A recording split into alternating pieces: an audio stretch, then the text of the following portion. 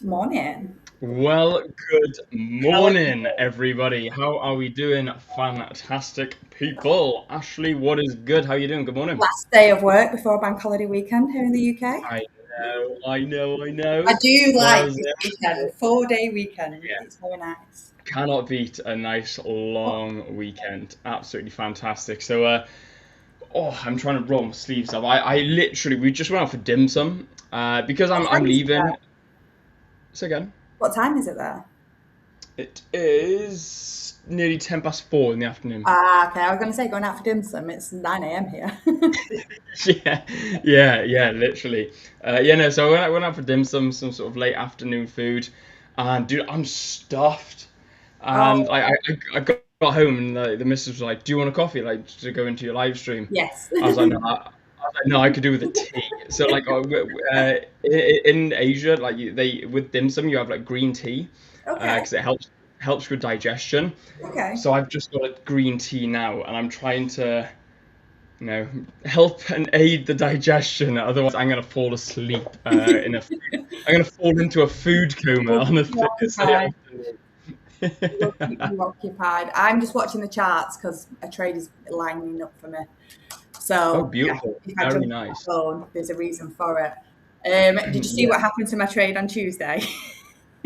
I know. Literally, as soon as you left stream, it wicked you, and I was like, "Oh Well, no!" do you know what the worst? Do you know what the worst thing was though? So every day after in the evening, I just look back on my trade. So what happened last weekend that I didn't take into account in the UK? Oh, daylight savings. So I didn't change my Asia range. So Oh no. it didn't sweep Asia. So when I looked back, it's you can literally just see it barcoded in Asia. It didn't sweep it. Oh And I no. realised how it has to sweep Asia.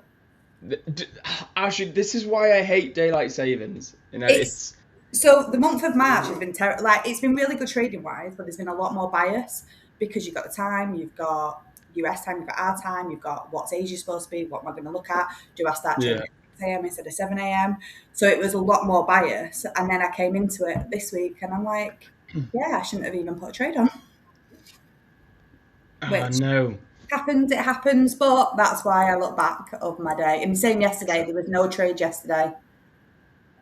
No trade from me. We swept, but we didn't pull back to a position that I liked till after 10 a.m.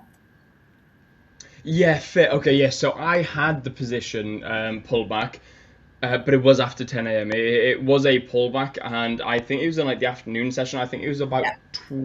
No, it wasn't. It was one. one-ish. Nice pullback at one into a nice. Yeah, I Yeah, think it was about just after 1:30. I think it was about like quarter to two.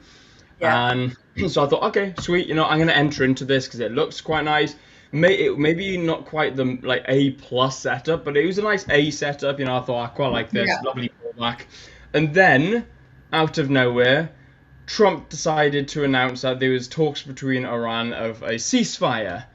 And of course, I went from $150 up straight into a $400 Oh, it stop loss. happens. It happens. And I I was get like, there when he oh. sneezes and that happens. It was so frustrating because I was like, for goodness sake, it's just typical, Do you know what's so annoying? It looked like it was lining up quite nicely as well for you. It was lining up really nicely, and in fact LJ actually got in on a very similar trade, but Okay. he got in about 20 minutes ish earlier than me. Mm. And I said to him, I was like, dude, like I want to see a sell on Euro, but like you're so much earlier than I am. And then in the end, it validated for me, and I thought, oh, sweet, LJ, I'm in with you. You're And then in, but then you was out quite quickly. we both just looked at each other. We were like, oh no. So I right just then, joined the podcast. There we yeah, go. thank Yeah, you very much, Trump. it Well, happens. hello. Who's your furry little helper? My dog. So this is Hector.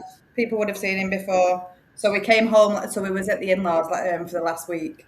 So we came home late last night from over half to go back to work. So this one will be stuck by my side now because there's no one else in the house. Right, let's What have a look. breed is it? Golden Lab, is it? Is it a Golden Lab? Yeah, it's a cross between a red and a golden lab. I was going to say it looked a bit red to Yeah, be Golden Lab. it goes a bit dark in the summer. Yeah, Somebody yeah, said they got tapped out, but they re-entered. Did you get back in? I'll let you answer yeah. that question while my trade is setting up. So I'm just going to set some limits. Also, I'll tell you what I'll do. I'll actually bring up my chart and answer LJ's question. Bro, no, I didn't. I didn't get in because I was actually out of the markets. Why didn't I realise it was LJ that was typing?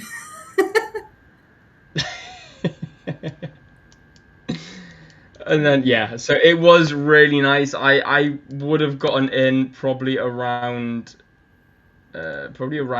here somewhere.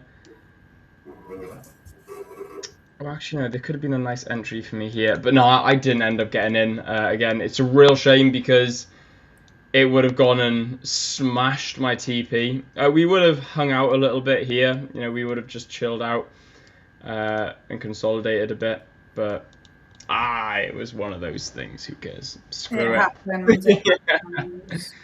I need it Is to. I need it to push up a tiny bit more on you before I can set a limit.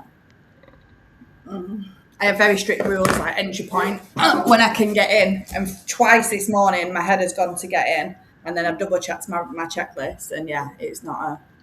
So I've got probably about 2 yeah. minutes before I set up. Do you want me to share my screen? Yeah, I was gonna say, yeah, let's have a look what you're looking at, because I haven't actually looked at this at the charts yet, so it'll be Let me yeah. know. I don't know what my screen has just done. Can I you? tell you what, while you get a screen share up, I'm just gonna have a quick catch up with chat, see who's here this morning. Craig, hi, how you doing, Craig? What is good, my friend? Perdi me cuenta por casa nada, pensa que mala dovele I'm variant. glad you read that and not me. Nobody wants to hear that in a Manchester accent. I am so I am sorry if I have butchered that. You did it a lot better than I did. I would have done. No. I don't know what that means. I'm praying that Can you that's translate not. that for us? That we've not just read something Yeah, out we shouldn't if have. anyone cares to translate and just make sure that I haven't like cussed in whatever language that is. I It am looks just. it looks like I don't think it's Spanish. It looks almost like Portuguese, maybe. I think it was Portuguese. Yeah. Yeah, I thought because it looks like Spanish, but not quite Spanish, and that's pretty much Portuguese now. I'm going to offend a lot of Portuguese and Brazilians there. I'm pretty sure. Right, I'm just letting my limit. Oh man. A second. When is the streams on Friday? We need a stream on Friday. No, we don't. No, Friday day off. Can we have a day off? Yeah. Friday day off is beautiful. Do you stream every day? Well, No. I Monday to Thursday.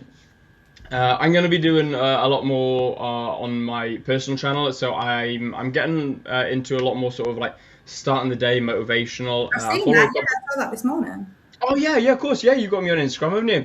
In our friends. We are friends. Yeah, friends. We are Instagram friends.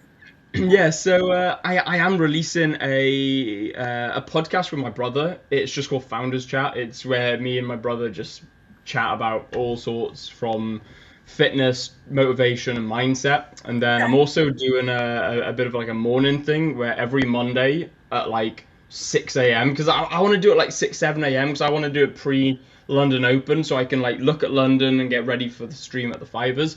But I'm basically going to do like a half an hour live stream segment where you just start your day with goal setting, acknowledgement, positive affirmations, and just sort of start your day in the correct way. So I am going to be doing something a little bit more along those lines. And then, the podcast sort of chat live stream thing. We haven't quite finalized everything yet, but that may be on a Friday, so that would make it a 5-day work week for me. So we'll see. I'm enjoying just working from a laptop on a Friday that I can go to like the coffee shop. Yeah, so I can just sort of like bash the keyboard a little bit without having to present. That's quite nice, but I work 7 days a week anyway, so what's an extra hour or two? Just what does it matter? Yeah. Limits are set. I can go off my phone now. There we go. Done. I don't know if you can see my screen. I'm sharing. Can you move it across?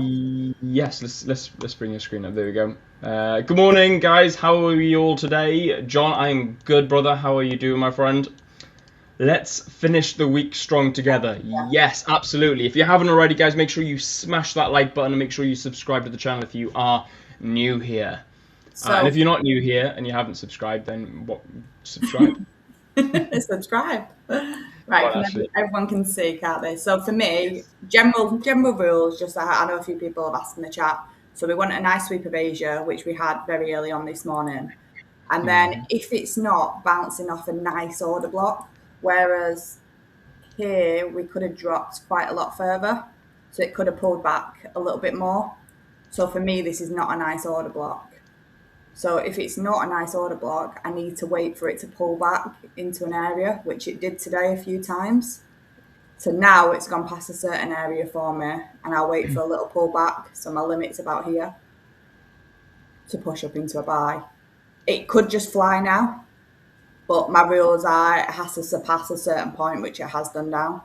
So I'm waiting for a little bit of a pullback to push up. So we'll see. We'll see. What Asia indicator are you using?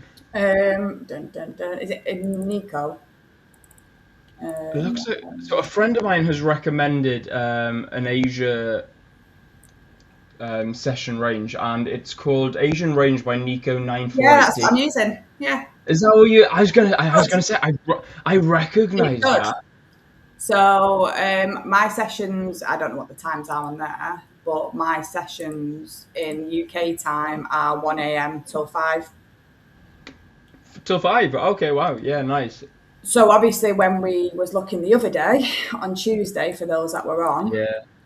so they didn't sweep. So because obviously I'd not changed it, it'd been at 2 a.m. Oh So no. by 2 a.m. started up here. So it had. So the two So a.m. there was sweat. my range. So it had swept incorrectly for me. So this is Oh, why it's important to obviously take a step back and reevaluate, especially when there's been a change of it just completely slipped my mind. But yeah, so I shouldn't have been in the trade. And then yesterday, we didn't sweep till after around about 7ish. We pulled back, but not as far as I wanted to, which thankfully I'm glad mm. for because I would have gotten a sell. It would have been a loss. Yeah, yeah. Then pulled back into an area, but it's outside my time anyway. Let's just uninstall whatever that is. Oh, I get the exact same notification. It'll pop up now telling you to uninstall something, and then Oh, it doesn't show you what to actually uninstall. It's so just going frustrating. to ignore it like I do all the time. So Yeah, yeah, we're in. We've got a limit set. We're in a buy limit at the moment, so we'll see if we pull back. Because this is beauty. quite, I am liking the lineup of this trade, so we can see quite a big order block for myself here. I will let my personal run, so Yeah, I'll keep my funded to a 1 to 2 on all accounts. Any phase ones that I'm in, I'll let them run as well. But if there's any the ones that I've got live, I'll just take a 1 to 2. So yeah, yeah, nice. that's me today. But I don't know if it's already. I don't know if it's going to pull back. If it does, it does. If it doesn't, it doesn't. We will see. But I've got another 40 minutes. So Yeah, I'm not sure on euro. I'm not sure yet. It's ranging a little bit for me. yeah, it is. Somebody just So thought I waited for this pullback into my fib golden zone. Okay, somebody's in an EU long. beauty. What's your stop loss on that EU long? Raphael, you and I trade very similarly, my friend. So Raphael and I get into very similar trades, Okay. uh, which is quite cool. And I love that he talks about his fib golden zone because I do the exact same. I have a golden zone on fib, and it's between the 6 and 7. Okay. Um, but for me, Raphael, do you say you're long? Wait for this pull. I'm also long EU. Okay, I think I see where you're going to be putting your fib on EU, but we need to break the highs, in my opinion. You're not liking it, I am. It's just my rules, so we'll see. We'll I, see what happens. yeah, I'm not convinced. I'd love to be convinced because I'd jump in with you. It happens. We'll see what happens now. Yeah, I got my stop at 115.13.5.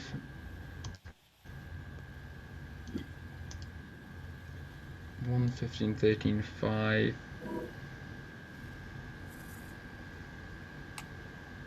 Okay, nice. So just a couple of pips under the low, the daily low. I rate that. Yeah, See what that's really nice. happens. We'll see what happens. Where's your stop, Ash?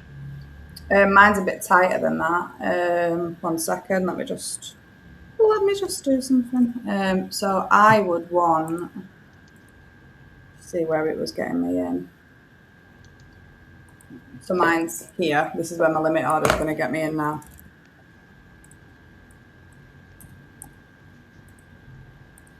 There. But is it just going to smash straight through? Or Okay. we'll see. How many? Yeah, Oh, we've nice. got 2.5 I minutes mean, left. I mean, I don't hate it. I love the idea behind it. I think it's a nice trade. I'm just it's not ready for me yet. Not ready for you. It's Yeah, set up for my rules. So for me, exactly. Yeah, exactly I that. love I love sales. This strategy, sales are my best friend. Oh, So that's whenever interesting. it's a buy, I'm a bit Really, that's really interesting because like I've spoken to a few people and they talk about how they prefer buying and selling, and I've yeah thought to myself and I've come up with this idea that there is such thing as a left and right-handed trader, and yeah what I mean by that it's there's a when you write with your left hand maybe it's a bit more squiggly because you're right-handed. Vice versa, if you write with your left hand, it's a bit more squiggly if you write with your right hand. correct Same goes when you're trading. If you're a bull trader, like a buy trader, you find buy setups a lot more often, and you find them a little more easier than yeah you do sell setups. it's And crazy. I Isn't it? haven't really looked into that too much, but do you think there's something in that? Oh, there's definitely something in that. I think you are more comfortable in a certain way, That's really and I am interesting. definitely more comfortable in a sell than I am a buy. Why do you reckon that is? I don't know. I don't. I I think was I gonna probably say, do you reckon there's reason when I behind was it? Or? first starting, and I think there was a lot more emotion to it. I Hmm. think there was probably a lot more wins associated to a sell than there was to a buy. So I probably somewhere in my brain associates a buy with a loss and a sell with a win. So in my head, it's just I feel like I just feel like a sell. Yeah, it works a lot more for me. And to be fair, when I back tested, sells come out on top than buys do. That's so And interesting. I've done the last 2 years of back testing. Yeah, I just don't like buys. Wow. That is really like genuinely interesting. Like so, as a data driven person, I love data. Hate maths, hate numbers, hate boring work. But when it And you're comes not the to the trade, same. no, I yes and no. I suppose I've become a little bit more ambidextrous, should we say? So Okay. I'm a bit more prone to buy. I certainly used to be a bit more prone to buys. I used to enjoy longing more. Not only that, especially with gold being so bullish end of last year, I earned like 7% over the course of 2 months on gold just through longing. Whereas every time I looked at the sells, I just wasn't quite as comfortable selling as I was longing. Okay. Uh, is there reason? I suppose there's more reasoning behind that in gold than there was anything else. Maybe it's because like for me to short, it's the idea of something being weaker, and I get maybe it's that. yeah. I don't know. I Maybe think mine's just wins and losses association. yeah. I don't know. I suppose I'm a little bit more right-handed than I am left. I'm a bit more buy bias than I am sell bias. I know. I definitely throw a sell. Ah, that's really interesting. So let's see if this candle holds now, because I did say I'd look to push off. I'm hoping so. I'm hoping it We'll holds see. for you and it breaks the highs and then I can get in. You We'll would have see. hit TP by then as well. So you would have hit TP. I would have So been validated. where would you look to get in? I want to. Okay, so in fact, let me just bring my. I'll When bring you my bring your screen. chart up, so we don't have to look at my chart anymore. Let me just get rid of this. There we go. So I would be looking at something along the lines of this. I'd love to see this hold. If this can hold, something along the lines of this. Yeah, I get that. I get that. Yeah, I'll put it down that's to the 1 hour. yeah. I'd like to see that. If we can see that, I think there'd be some really nice opportunities to buy. Mm-hmm. Stop loss, a little bit like Raphael. Stop loss would be just below these lows, and then I mean we've got Asia highs up here, which should be 3.5 hour. Can we? I mean, there's potential. They're selling. If I was going, I don't know where I'd put my personal to. Let's have a look. Maybe a bit further. Maybe around here. Maybe TP1 around here. What's your TP1 looking at? I mean, that's still 2R. It's around about 15753, Okay. which is, I mean, it's still a 2R, which is really nice. See, I'd be looking to drag my personal to, if this pulls off, 15471, and that will give me 4%. 15. Because obviously I've got in it a lot earlier than a lot of people. Bang on there. Okay, yeah, okay, I see that. I like that.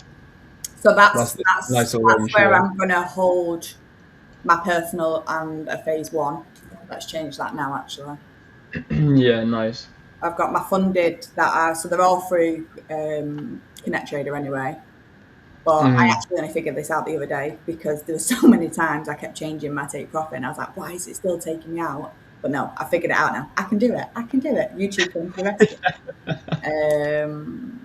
I'll let you get back to the chat. Let's see.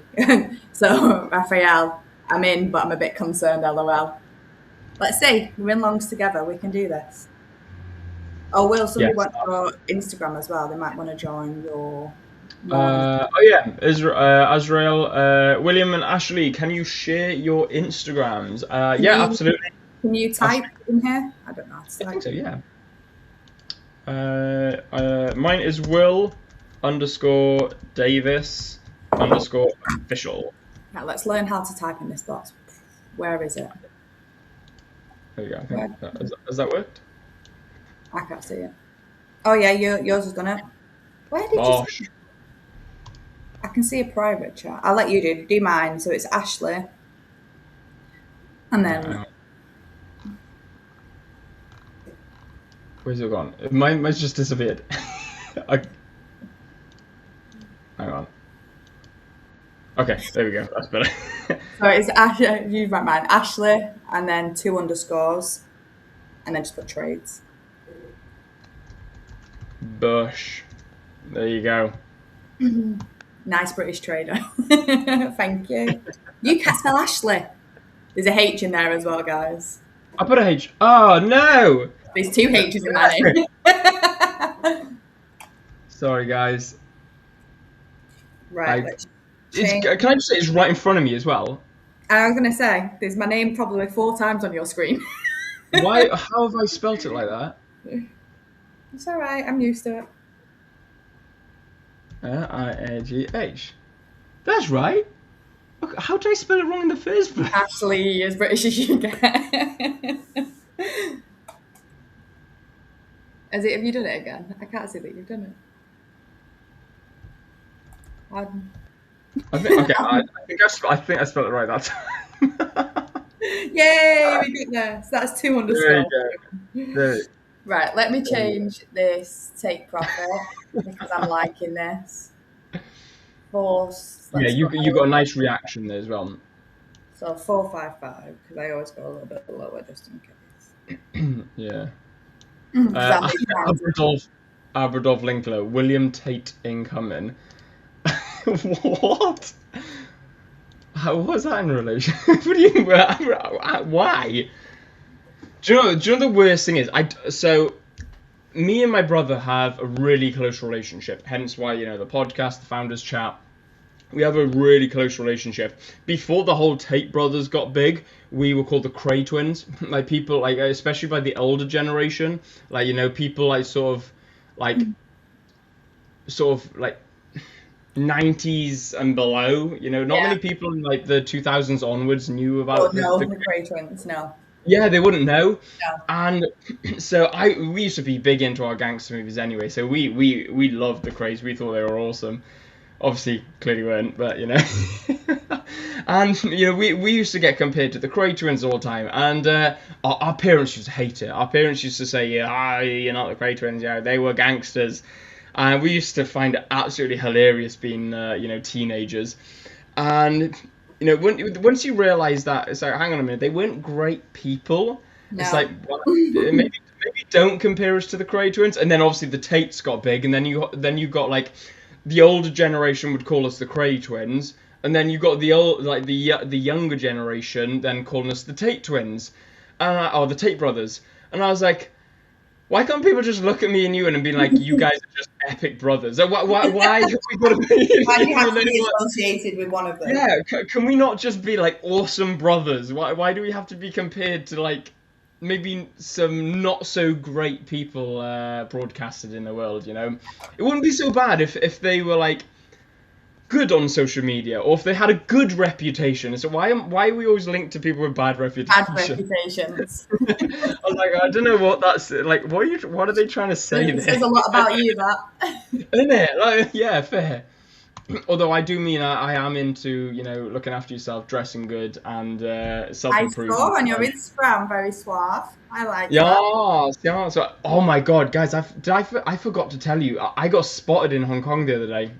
I saw on your thing Yeah. yesterday. Oh my God, that was absolutely. But I've had You feel people like take. celebrity. Yeah, I was like, it made my day. Like it fried my brain. I was like, what is going on? Like I have had people take photos with me when it comes to events. You know, people have gone up to me at events and gone, well, you know, I watch you on Instagram, I watch you on the live stream at the Fivers or whatever. You know, I loved your speech or I loved your seminar. It was great. Can I have a selfie with you or can we take a picture together? I'm like, yeah, 100%. Yeah, that's amazing. You know, absolutely. You know, etc. We'll have a chat. Used to that. I'm used to being on camera. I'm used to recording myself. I'm used to being on live stream. I'm used to people like messaging me on Instagram being like, bro, awesome live stream. Like, that's awesome. Like, you're sick. I'm used to stuff like that. Never in my life. Make my day better. Just FYI, all of you. Never in my life have I had someone come up to me and say, oh my God, Will, can I please take a photo with you? I was like, when I get over there, I hope I bump into you in the street. Honestly, I was like, what? I was like, yeah. And like, so her friend actually said to my partner, she was, they spoke, you know, Cantonese to each other. But basically, what she said to my partner was, do you mind if I take a picture with your husband? And I was like, see, what did she say to you? And she basically kind of, would it be okay if they took a photo with you? I was like, somebody what? thinks famous. Yeah, I was like, what is going on? And they were like, yeah, Will, oh, you know. And I was like, okay, cool. So yeah, took a photo, and she videoed the photo. She videoed these girls taking a photo with me, and I thought that is the best thing ever because if I ever told anyone this, they wouldn't believe me. They would not believe it whatsoever. I saw your video. I saw it. Honestly, it made my day.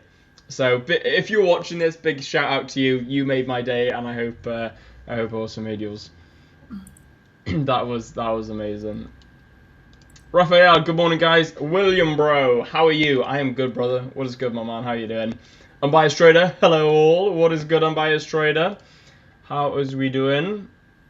Raphael, we're doing all right now. We're doing all right.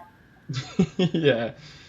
But now I'm a bit concerned. Some insight on gold. Stay confident, brother. Stay confident. I'm happy I was able to see a range market currently, just like everyone. Hi, friends. Thank you for all gathering. What is good, my man? How are you doing?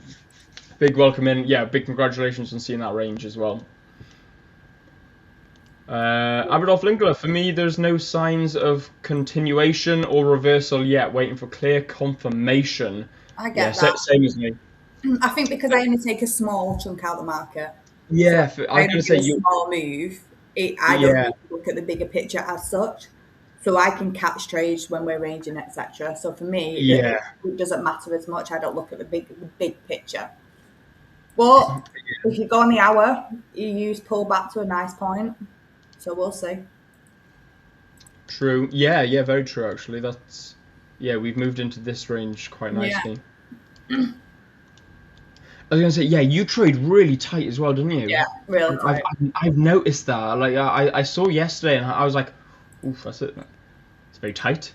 Very tight. Sorry, it was Monday or Tuesday. Tuesday, yeah. Sorry, yeah.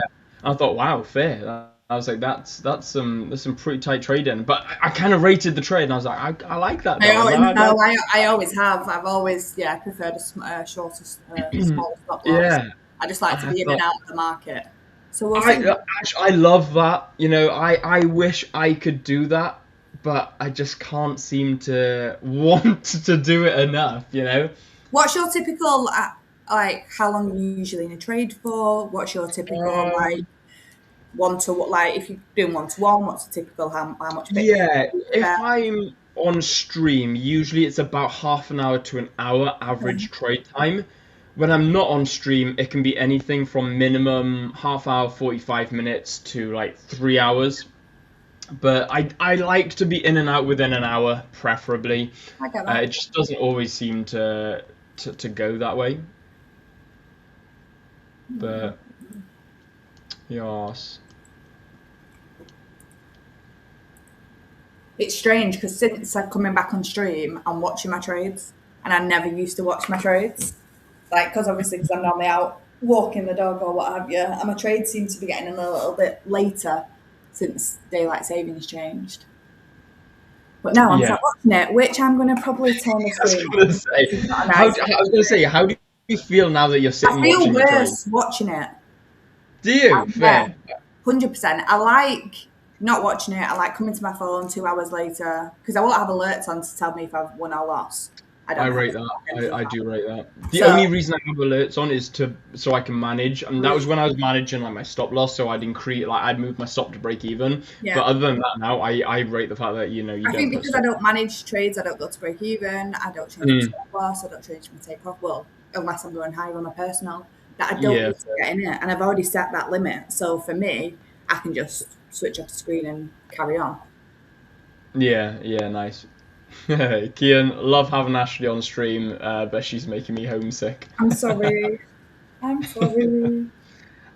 That's I've got a nice. very strong Manchester accent. Yeah. I was gonna say, to be fair, like, so when I was in the UK, I'd meet someone from Manchester, and like they wouldn't be super strong with their accent, and I'd never really notice a strong accent. Since now moving to Hong Kong and being able to, because I can now differentiate between Mandarin and Cantonese. Okay. And which I before Chinese was Chinese, doesn't Yeah. matter whether it's Mandarin, Cantonese, Which Korean, is awful for us to say, but we are. all Asian languages to me was just Chinese. And until I met my partner, and she was Cantonese, and that's why I started learning to like, differentiate. And since moving to Hong Kong, I'm like, oh my god, wow, that's Mandarin, that's Cantonese, and like since like my partner's sort of explained the difference and sort of like helped me notice on what's going on, the UK accent has become stronger.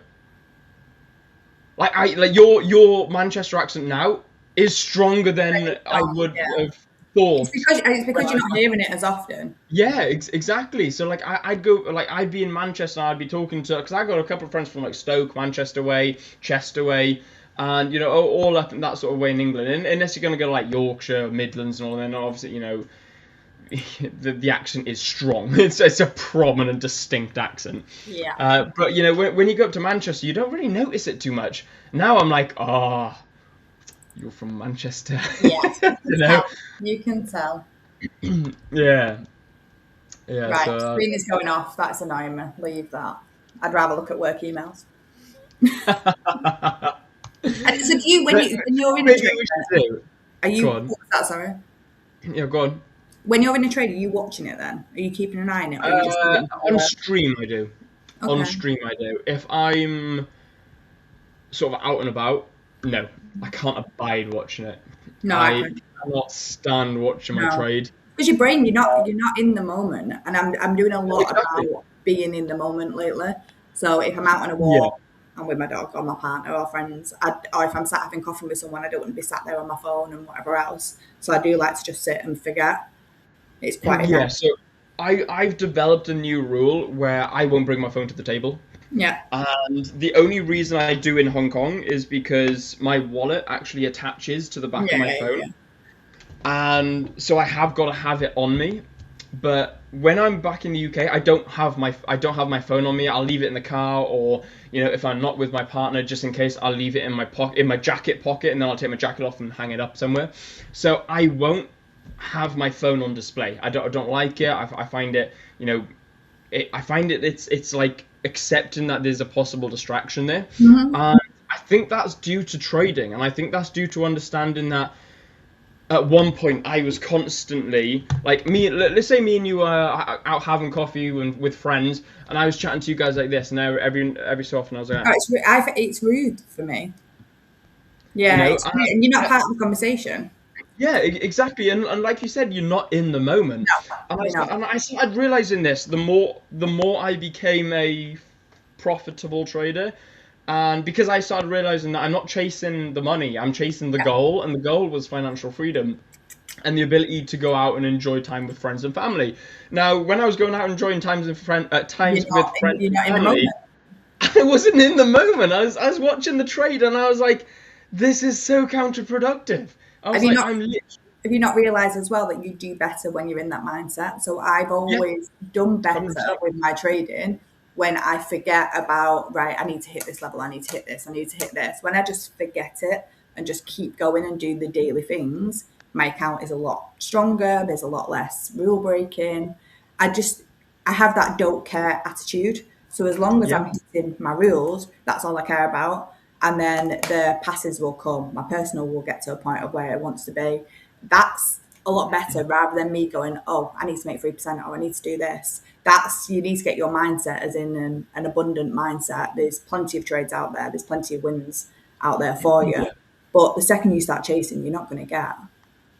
100%.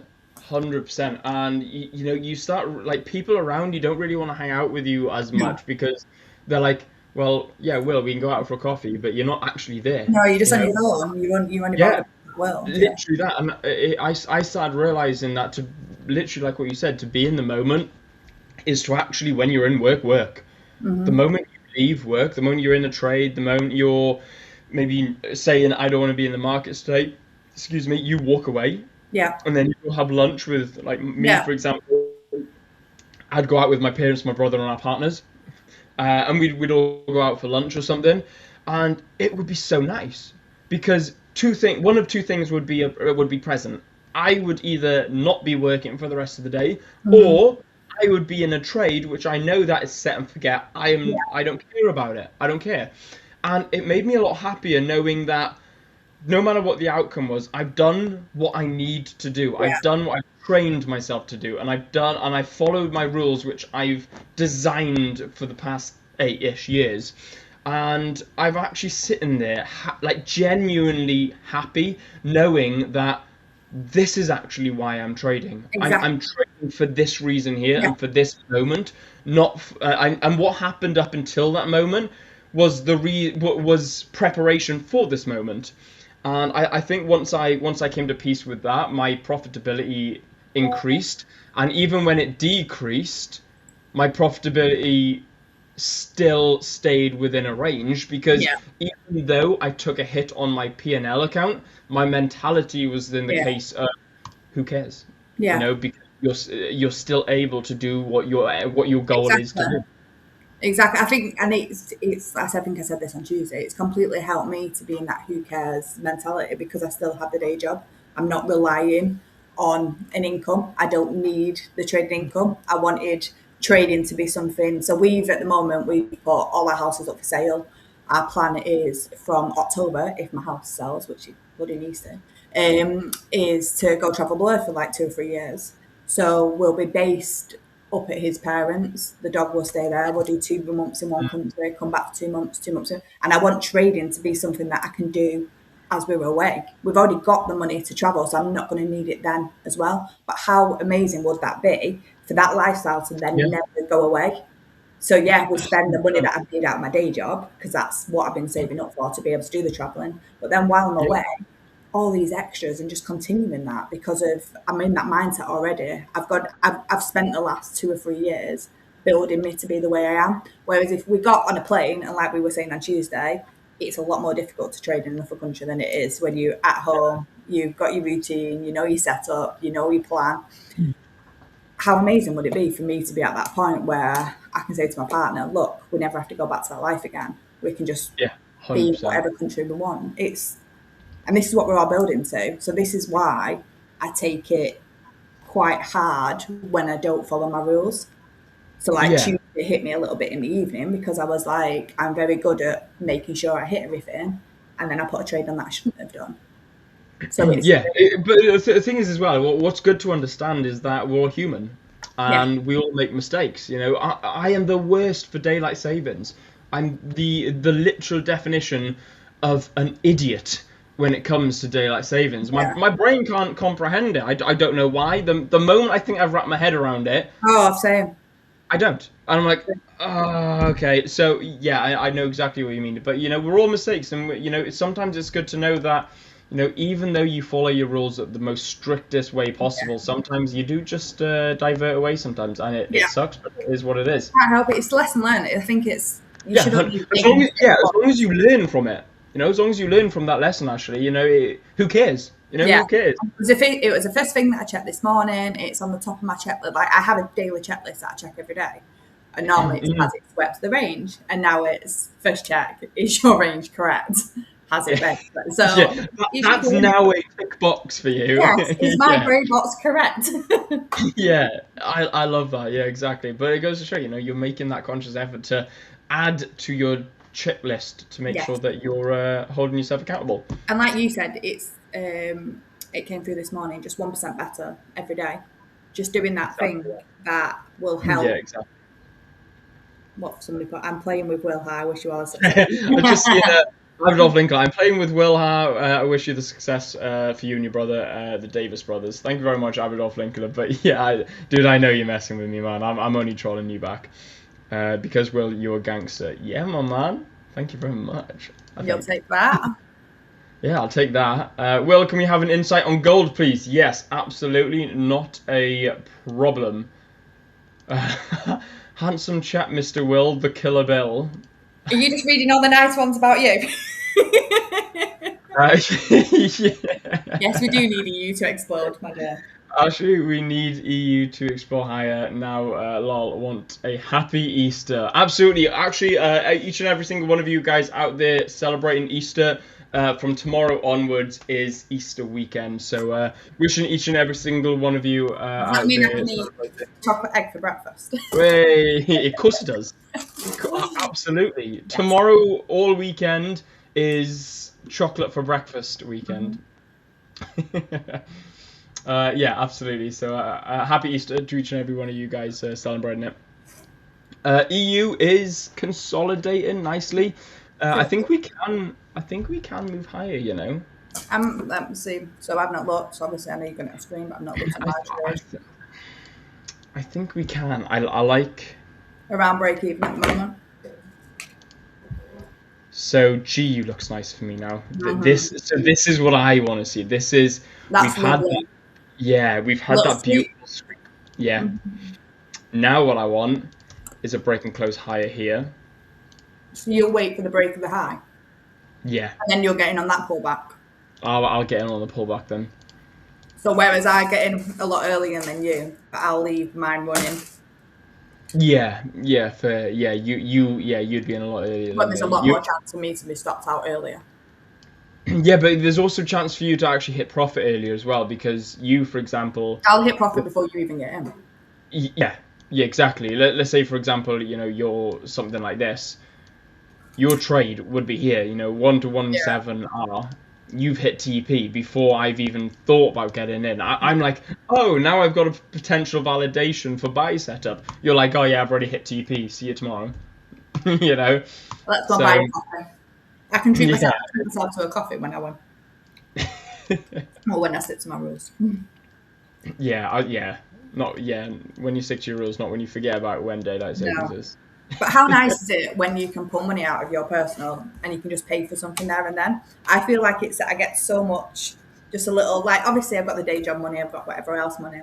But when I pull my little bit of money out of my personal on like a weekly or a monthly basis, because I have it, I don't know how you use your personal, but I have my personal, then a few funded accounts.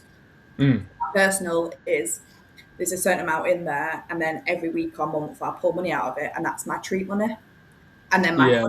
my funded money goes on top of that. So that's what builds it, not my personal building it. So I put half in savings, a bit into my personal, and a bit obviously for the tax man, because obviously he needs his cut.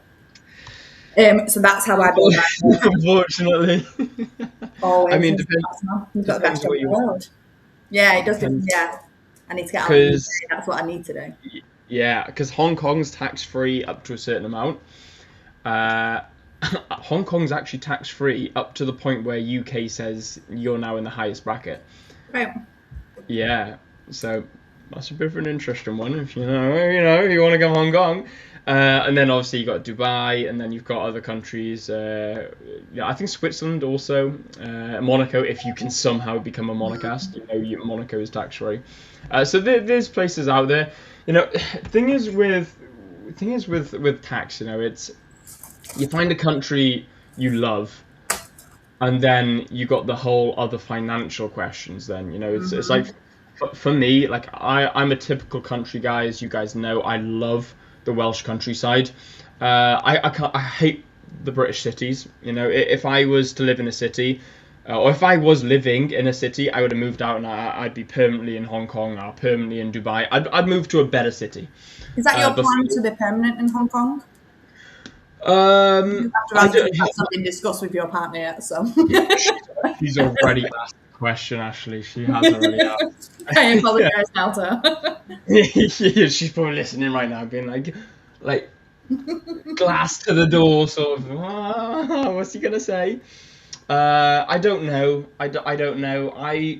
If I'm not going to be permanent resident in the UK, I can't see myself being a permanent resident anywhere until I have kids.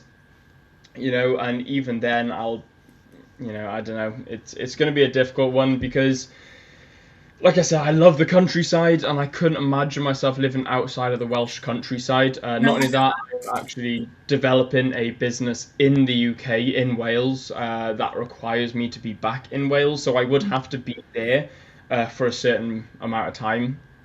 Anyway, I fancy a bit of Dubai, but probably only for a couple of weeks, maybe a month. I It's don't know if I just do fancy, because we've been discussing obviously after travelling where we're going to settle, and no yeah. one's off the list. They're all on there, but I do think it won't be the UK. So if I anybody have wants thought to I chat to me, have thought Thailand because I know the goddess trades we're forex. debating Thailand. So because that's the first 2 month stint that we're doing, and I think that's Yeah. where I want to end up. Mm. Imagine waking up at the beach every day, having the most simple life. Well, that's what I mean, and that's basically what I do in Wales. So I'm from Pembrokeshire, which is it's a coastal Lovely. town. You need to Yeah, let me, you need yeah, to let me know when you're back because it's not quite that far from there. We'll go on yeah. a Fair. we'll go on No, a that's coffee date with no phones. yeah, yeah, yeah, absolutely. Yeah, so I literally I'm 5 minutes. I'm like a 10-minute walk from the beach. So I got the beach, I got the fields, I got the woods. I've got everything around Everything. me. So to try and find so and I've had this discussion previously with you guys on stream a few months ago before moving to Hong Kong. I don't know where I would move. Like I fancy France because I love the French Alps, and but then it's like the tax in France is absolutely astronomical. And then, but however, you have got skiing in the winter, you've got golf and mountain biking in the summer, but then you've got no beaches. But then I wouldn't want to go to the south of France. Or would I? I don't know. Probably not, because again, it's just not quite rolling hills enough. But then No, you've got Italy, and then you've got Italy. You've got Tuscany and all I need countryside. that. I'm Yeah, out all the time for 100%. the dog. I need countryside. We're lucky because at the Yeah, side of our house is just a big forest. So we just go for hikes all the time. And then I yeah, know we live near the city centre, but within a 20-minute drive, I'm up in the hills. Lake District's not far, like Wales isn't far. Got yeah, Speaks isn't exactly. far. And obviously the in-laws live in Scarborough, so we're 2 minutes from the Okay. beach. It's just Yeah. absolutely stunning. So when we move up there, it'll be beach walks every day with the dog. Yeah. So What more could you want? I just want a simple life. I'm past the stage of needing to be going out every weekend. I'd rather have a nice little glass of red wine at home after a meal than I would. And then, yeah, I think your priorities change, don't you? And I think especially in the I think, trading world, you yeah, realise a lot more is possible. Yeah, So I you realise it fully won't agree with be that. when it is. A lot of people say it's an age thing, but I think it's more of a career thing, and I think Hmm. your surroundings help you understand that. Hmm. Because I was a big party guy, you know, I was out. I can see Me, that. I can see me, that. 3 or 4 beers a night at a pub was just an average night. And then 3 days a week, like I think it was Wednesday, Friday, and Saturday, would just be all out party. And I was like that from like 17, 18, all the way till like 20 ish. And then, you know, once I started getting better at trading, started shifting my mindset, you know, I started sorting myself out. I got onto the doors so I could still go out but not drink. Not Uh, properly. Yeah. yeah, so I started earning money on the weekends doing being a bouncer, and then it gave me time in the weekday to do my trading. And then I started gaining real profitability, started shifting my mindset, started understanding that what do I really want, and what I really wanted was to just enjoy my life and Yeah. enjoy myself and do what I want to do. And now, okay, I'll probably go out once a quarter. I'll probably go out, and I mean like out. I mean like proper going out drinking, partying. I'll probably do it once every 4 months, sort of ish.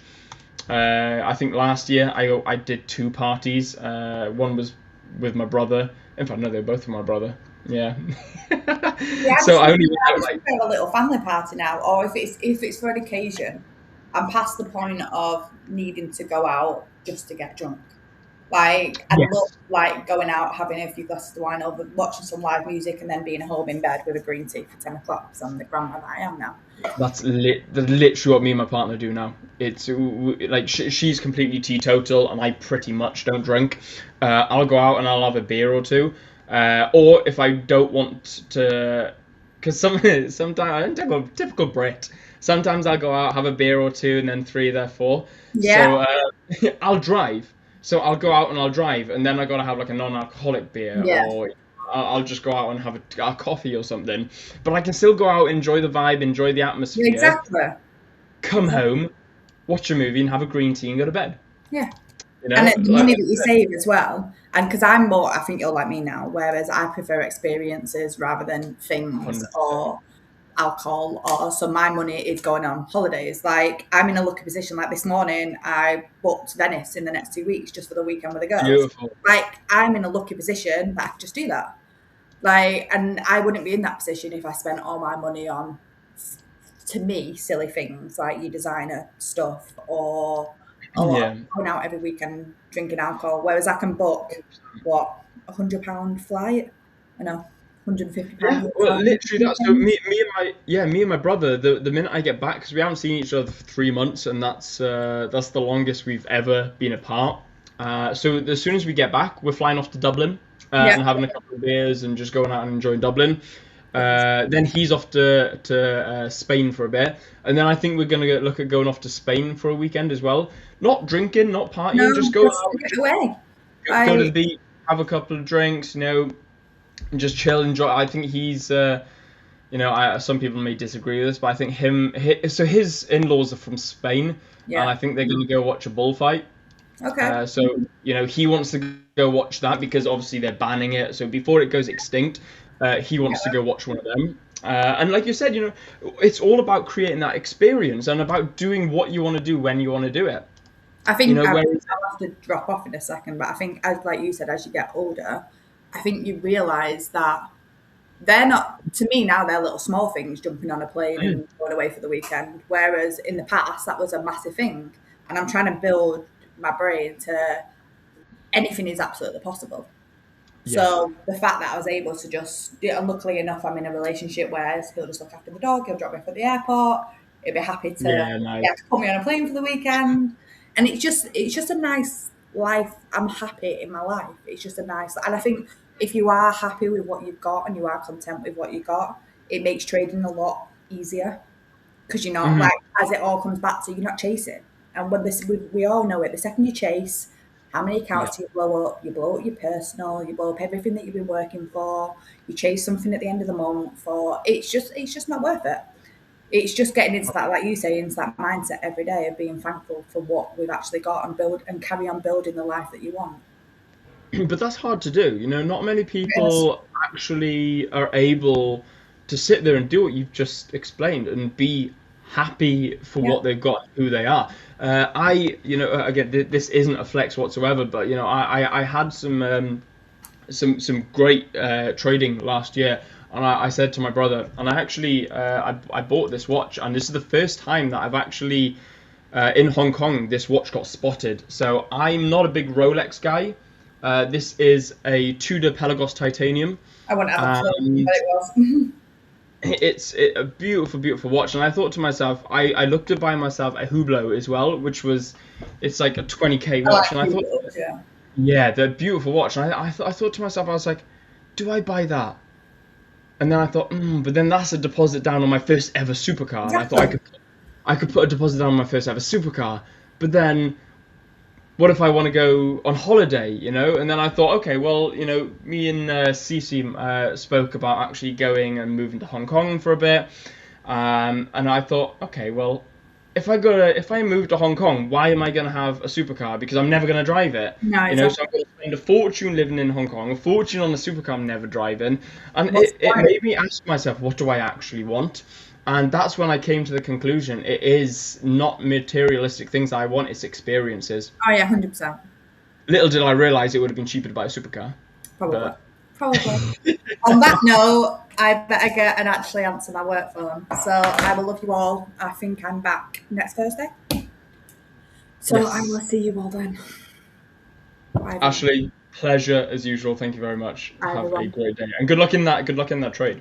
Should we have a look what it's doing? Let's have a quick look. You're So still it's consolidating. still consolidating around break even. So see what it does. Absolutely. It's wanting to push up. So who was it that's in the same? Is it Raphael? Yeah. Yeah, right. Yeah, Raphael's in the same. Let's see. But yeah, if it happens, it happens. If it's meant to be, it's meant to be. And I'll see you on the other side of it, Will, because you'll get in when I get on. Absolutely. Yeah, yeah, absolutely. Yeah. I'll leave a bit of money on the table just for you, all right? Too kind, Ashley. You're too Have you kind. just read that last comment? It's not. It's just two British people being friends.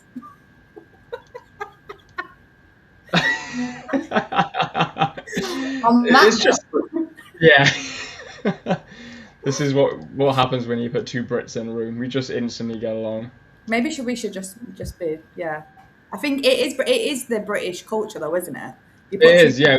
Yeah. and I feel like you just completely bounce off each other in a different way than you would do with somebody else. Yeah, yeah, yeah. I think it depends when someone brings the vibe up as well. It's so much easier. Like it's good to have a laugh with someone. It's good to be good to be funny with someone. Have a good laugh, have a good banter, chat good stuff as well. But especially what's more important is when you're aligned with your views. Yeah, Ashley, you were talking about traveling with your husband, going out and doing all these experiences. That's literally no different to what I'm doing with my partner exactly. now. That's what life's about. And when you got someone so passionate about that talking to you, it's almost impossible not to match that energy. On that note, see you later. Have a great day. Have a Take good care. one. See you in a bit. Bye bye. Bye. And then they were one. All by myself. I don't wanna be. Anyway, let's have a bit of a catch up with chat. How's it all going, guys? Let's have a Trump about to come in like Jason at Crystal Lake, dude. I know, bro. I'm scared to place a trade today, man. It's Trump is choosing violence every day. Let's have a look, because I know we got news out today. So this is UK to. Oh no, we've not got. Okay, we got unemployment claims. Let me just. I'll share this tab. Can you guys? Yes, you can. You can see this, okay? So 2 a.m. we had Trump speaking. Don't care. It was 2 a.m. So 7 a.m. we had the Swissy CPI, and then 1:30 now. So this is 1:30 UK time, by the way. So GMT +1 now. This is unemployment claims for the dollar at 1:30 p.m. GMT plus 1. So, well, that'd be 2:30 GM. No, 12:30 GMT. See what I mean, guys? I hate daylight savings. We've gone forward now, I think. Yeah. Oh dear. Yes. Yeah. Obviously GMT plus 1. So yeah, it would be 12:30 GMT. So 1:30 GMT plus 1 USD unemployment claims. So truth be told, as far as I'm concerned, it is safe trading for another what 3-ish hours. Yeah, 3.5 hours. But until then, Trump could also come out with some God knows what garbage. So, guys, just make sure you're lowering your risk and just be super safe and be super careful out there. Yo, What's good, Richard? How you doing, brother? good and you. Yeah, Internet's back again. awesome stuff. So here we are. Sorry for being late, mate. That's right, bro. No, honestly, don't worry. Chat's been chatting, and yeah, it's been pretty cool. So some great conversation here in chat. William and Ashley, I do apologise. This was quite some time ago, Azrael. So apologies. Ashley won't be able to answer this, but she will be back in next week. So feel free to ask her again. But how do we deal with a losing streak? Super good question. Honestly, the best thing you can do is lower your risk, potentially stop trading altogether, move over to a demo account, and then just try and get your edge back, lower your risk, and stay consistent according to your rules. That's the best thing you can do, and just trust the process. The markets are secular, so the markets move in cycles. And sometimes that cycle just isn't what your strategy can cope with, unfortunately. So that's literally how I deal with it. I make sure that I journal. I'll move over onto a demo account if I'm finding that I'm lowering my risk and still taking huge chunks out of my account. I'll just completely stop trading that account, move over to a demo until I can find an edge back again. That's and just ride out the storm, Right, like they say, a good sailor is made through rough weathers, not through smooth. So best thing you can do is just ride the waves, endure that rough weather, and then come out the other end. Indeed. What's your favorite excuse to eat chocolate? I don't need a reason. Yeah, I don't need a reason either. My stuff is struggling. My Yeah, no worries, man. I'll trading view is not opening, so I'm just trying to get that sorted, and then once that's sorted, I can share something. Yeah, no problem, mate. I'll chill here for a bit with you until LJ gets in. Yeah, it keeps showing that like it's. Yeah, no, I know what you mean. I had that yesterday. It was so annoying. Elvin, no way William Davis will move to Hong Kong since the Wi-Fi is not supported enough. Oh, Elvin, bro, I know. Tell me about it. In all fairness, because we're only here temporarily, the rent in Hong Kong is ridiculously expensive, and because I'm here temporary on a short-term contract, the rent is like doubled. So in all fairness, if I was here permanently, I'd have my own private space. I'd have a bigger apartment, nicer views, and some better Wi-Fi. So in all fairness, the Wi-Fi would be better, but yeah, 100%. I've got severe Wi-Fi trauma when it comes to living in Hong Kong. Trauma. Everyone will be like, "Oh, bro, how's Hong Kong? How's Hong Kong?" I'm like, "Yeah, man, it was absolutely awesome. Yeah, it was absolutely fantastic. Yeah, it was great. Wi-Fi, though, however, was absolutely dire." Yeah, everything's positive, but the work for Wi-Fi. I love St. Ives. Yeah, man, St. Ives is nice. Wow. Oh, okay. I didn't fully read that. Jamming. Tax-wise and political-wise, don't go to France. Well, tourism only, in my opinion. Dude, honestly, I know what you mean. It's just France holds a very close spot in my heart. It does. I'll be honest with you. For the French Alps in particular. So Ashley was chatting about, be going to an airport, booking flights was a big thing for her. Previously. Now she's understanding that everything's possible and it's like almost normalized. Same goes for me. I'm traveling around a lot now, and it's kind of made that nostalgia of being in an airport obsolete. It's I don't get that nostalgia anymore, which is which is really sad, man. Like me and my brother used to get so excited when we booked a place, or we booked a skiing holiday with a family to France, and we'd get to go off and pack all of our ski gear and pack our snowboards or our skis in, go to the airport at like 3 o'clock in the morning, and we'd get into the airport, and that airport smell, that airport feeling would just, that nostalgia is just overwhelming, and to me it's almost disappeared. However, skiing and the Alps still holds that for me, and France in particular. Like I've skied all over. Like I've skied the Milky Way, the Italian, the French, the Swiss, Austrian. I've skied a lot of Europe, and the French Alps to me holds a real close spot. Like ever since I was younger, I said that I would move to France one day, become a skiing instructor. Now, I mean, I was really young then, so now I'd probably just move to France and trade and ski in the on the weekend. But yeah, so I know what you mean. Tax-wise, no. Politically, no.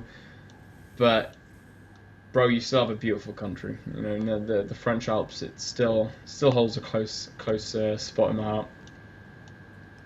I've never been skiing.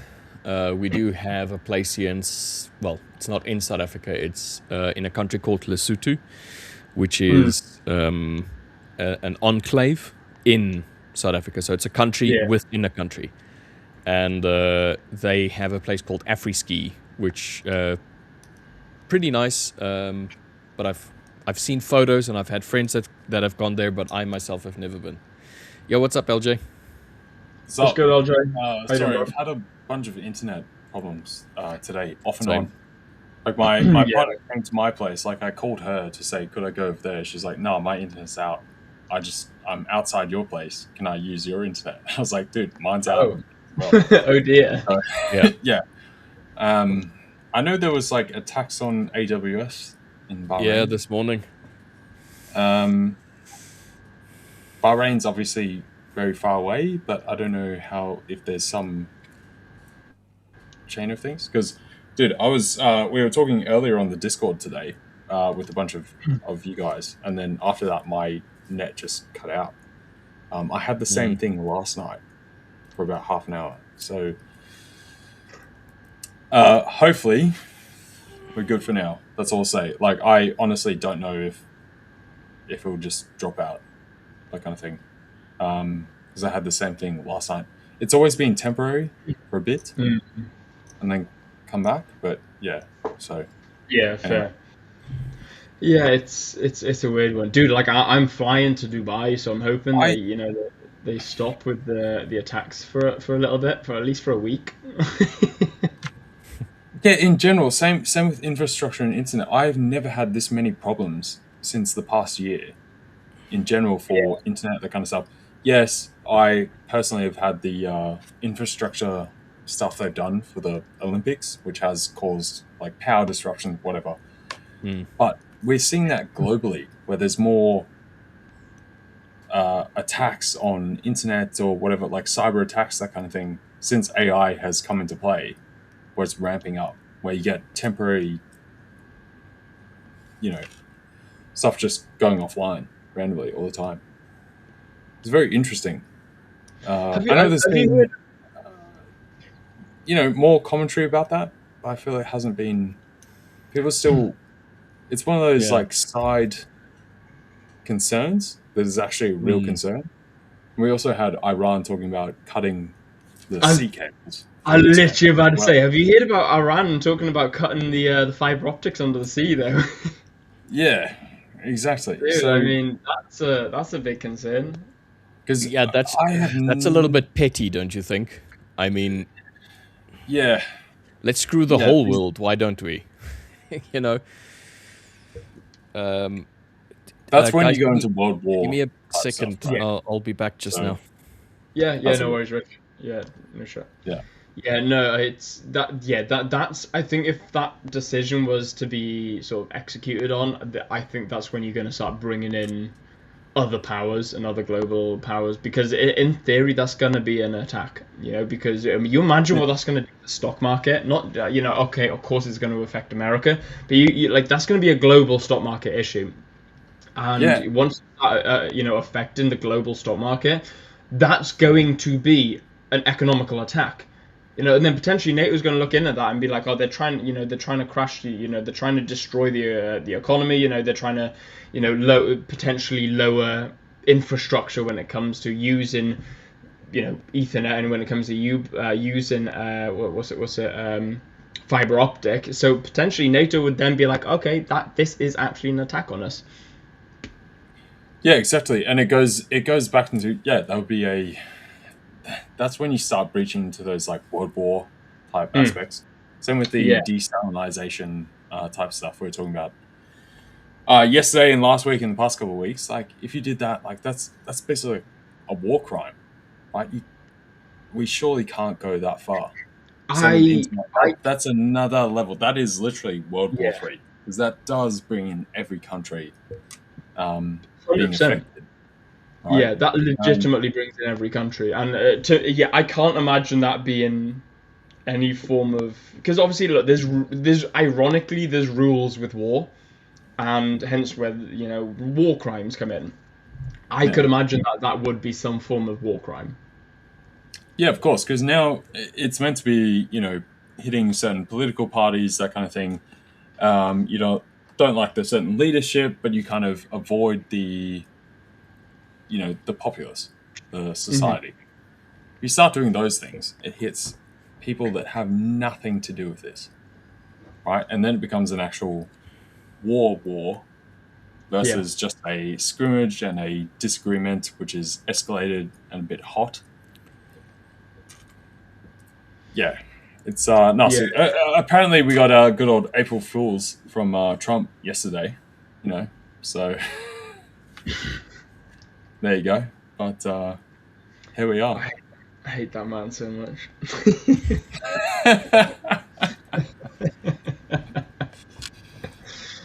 Oh Oh, dear, the man. whole thing, I hate. To be honest, I'm getting very tired of this. Yeah, I think you've hit the I'm just nail on the head exhausted. there. Agreed. And just hide from it. Like I think the first time in probably my entire history of trading, last night I sat there and genuinely sighed, like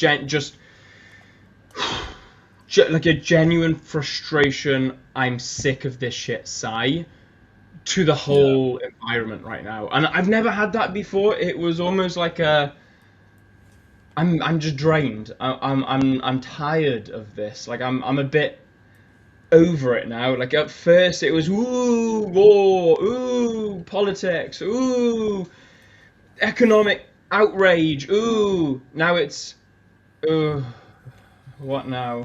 you what know next? Yeah, give us the next Becoming a bit. headline. Come on, can we just Yeah. skip forward, please? Like, yeah, you know, literally that. Yeah. bloody hell. Becoming a little bit desensitized to it all. Where it's just Yeah, Yeah, like, the whole market is right. We're not having the yeah, same reactions to certain headlines as they come in. We saw this on Friday. The main concern is when we start not connecting to positive headlines. Like we did see the start of that on the Friday, where we yeah, did see like some negative, some positive, didn't react to the positive, and then kicked on with the negative. Right.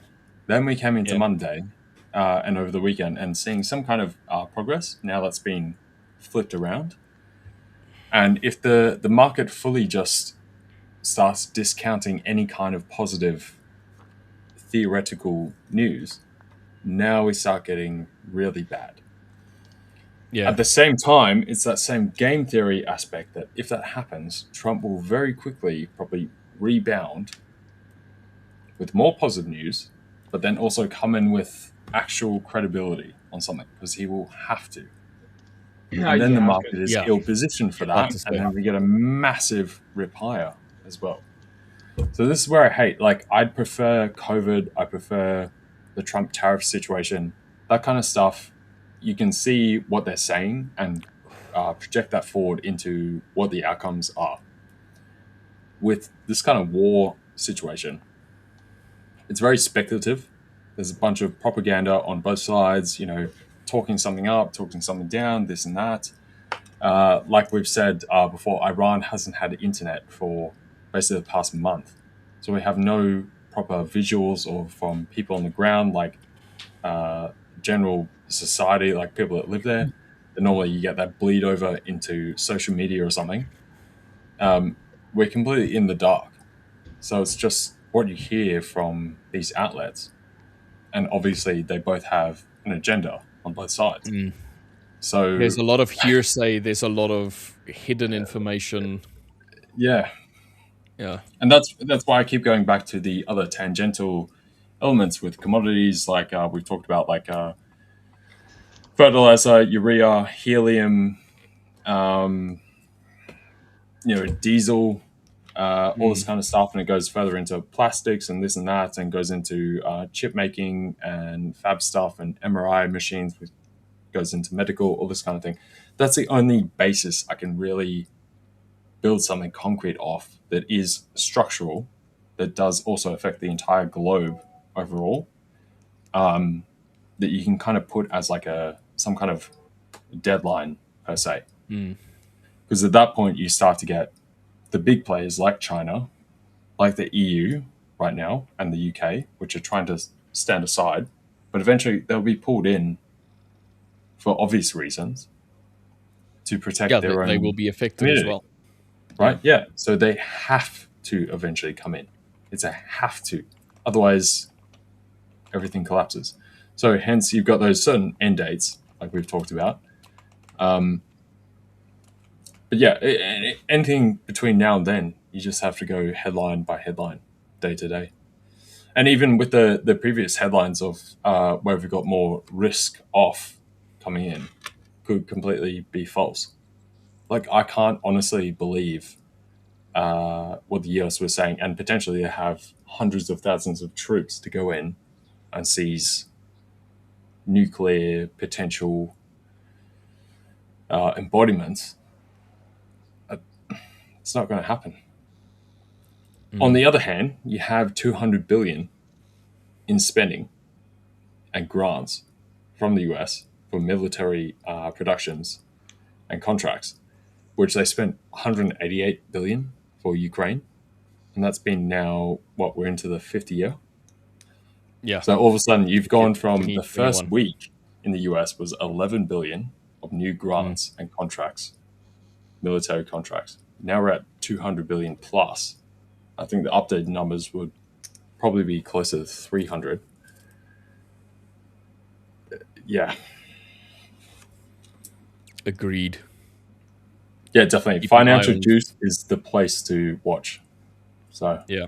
Just keep an eye out there, because Trump has a tendency of, when he wakes up, to start either having Chat tweets tweeted on his behalf, or he himself sits there and tweets them. I do you know how I imagine it. I literally envisage Trump sitting at the foot of his bed, giggling while he's typing on X. the thing is, the other hard thing is, some of the tweets that he tweets are from him. Others are from people he gets to tweet it. Yeah. It's not Yeah. it's not just someone else, like his partners. Sometimes he does tweet himself. And so it's always hard to know as well if it's actually him or someone he's told to do, like, voice to text, that they're right next to him and they've just, typed it up like a typist, or potentially someone that is on like a scheduled thing that in 6 hours you need to put something out within this prospect, and you just type it up however you want and just make it sound good, and that's fine. Right? There's a lack of clarity there, but also clarity at the same time. But it's hard to not see only which that, is which. there's a disjoint. It's disjointed information. The one moment it's like, it's almost as if someone's having a temper tantrum, and then the next moment it's as if, okay, I've calmed down and I can think clearly and I'm saying what I actually wanted to say earlier. It's that disjointedness, it's that juxtaposition. The one side, it's like, yeah, this is crazy information, and then it's a little bit all over the place. The sentence structure is a little bit strange. The emphasis are in very specific words, capitalized and all of that kind of like stuff, or maybe underlined. And then the next moment, it's a little bit more concise, a little bit better formulated. Sentence structure is a bit better. And it's just like, not the same. So, yeah, a little weird. Yeah. Trump Baroness making millions with his father's tweets, the little weasel. Yeah. I mean, look, in all fairness, wouldn't you? Like, if your dad was a raging lunatic in charge of a country, I'd be thinking, well, no, not in this case. I would say it. no. He's got enough money. He's going to inherit enough money, right? The entire point of public service is you entertain the public and service the public, right? And do that. Like, if you got that much money, this is not even like you've got $5 million. Like, we're talking billions of dollars plus. Yeah. Like, when is enough, right? I can see someone having 5 mil, and given the current things, you might do a little bit extra because you want to get to like 20 or 30 to be really comfortable. But like, that's when you get pressed up against that moral quandary of like, okay, do I do this or not? And I think to go and do it at that point, when you have all the opportunity in front of you, I would also see it as like if you're worth your salt, you just go and do it yourself. You don't need to have insider rubbish. Then you're just frauding. Dude, it's like, just straight up greed. It's all it is. Enough is never enough. Just straight up. You want more and more and more because it's a status thing. It's status. Exactly. I am the richest president. I have the richest family. My father is this. My father is that. It's just that egotistical. Exactly. Growing up with a silver spoon in your mouth kind of like thing. And then you still want to prove yourself. But, Daddy, I need the information. Tell me whether or not it's going to go up. Let me put in a buy 20 minutes before it goes up. Yeah, so I can see why they would do that, potentially in that manner. But from what Will was saying, wouldn't you do that? No, of course not. I think no, because I have a spine, mate. I have a backbone and morals. Exactly. That's why I wouldn't do that. So they're like disconnected from everyone else, which is weird because obviously the Republicans and Trump kind of won on the back of being connected with the average, Joe Blow, right? I mean, they acted as if they were. They said just the right that's thing what they want on at the right time because they knew that the Joe Schmo is going to be the one that's going to get him reelected. It's a marketing. And the mainstream in the South, obviously, how the US calculates their votes is a little bit weird. Obviously, it made sense back in the day when they invented this. Doesn't make sense now with certain states because you have clustering over time, 100 years later, right? So yeah, fair. That voting system doesn't work these days anymore. But anyway, guys, now that you're both here, I'm gonna love you and leave you and shoot off. So I shall see you in a couple hours' time.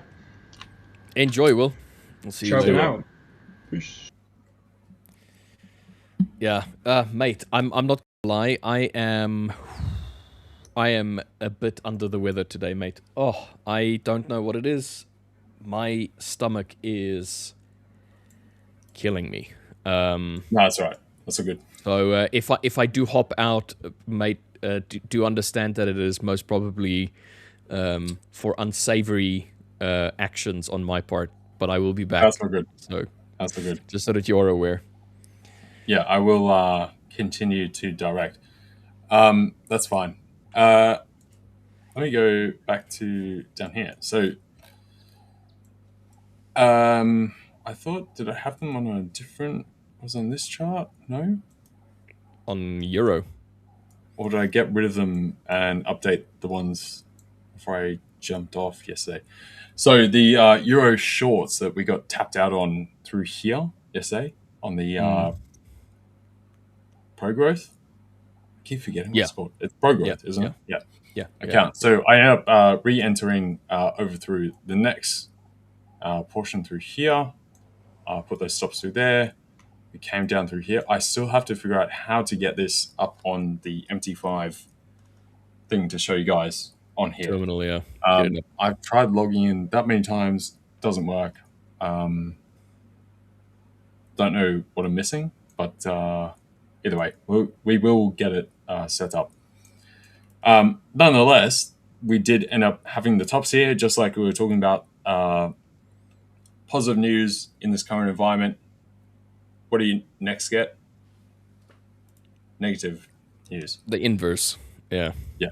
So we had the drop, like the general drop. There were some side tangential comments. We also broke that low through there, eventually came down. So I cleaned up that. That put us back to flat plus a small amount of profit. I think it was like 0.8%.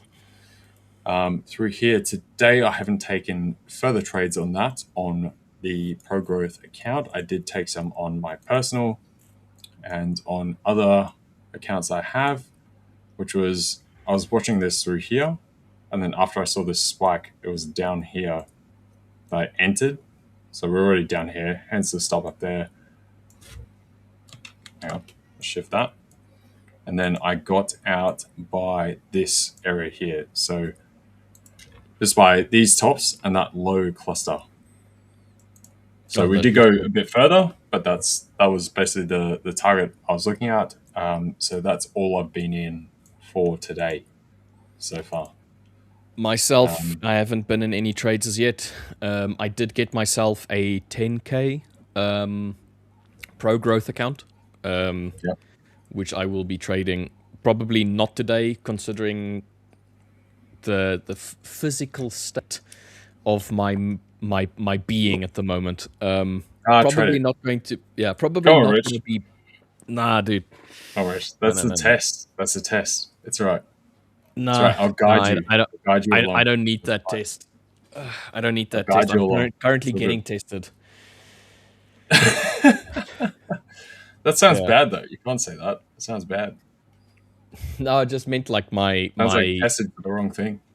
Yeah, my resolve is being tested at the moment. My ability to stay awake and not want to curl up on a couch. Yes, being very dramatic, but very. Yeah, no, that's fair. I'm very uncomfortable. Let's put it like this right now. That's so good. Anyway, that's fine. What else do we have? So NASDAQ, obviously, as well. Big fall through yesterday. So this was the options level up through this here. morning. Yeah, we've now come down. Today's the second. Obviously, that was yesterday. We had this big push higher. Came right above. We've now come back down into this. And now we're sitting around here. This was off of Trump's conversation that he had this morning. Yeah, exactly. Through Asia. So it was late US, about midday Asia here, about 12 midday my time. So I'm sure some of you guys would have been asleep during that. So hopefully you didn't get knocked out. But yeah. I gotta say, right now with that, as far as the market positioning, NASA's going to sell off even further, mate. I'm not sure what to do.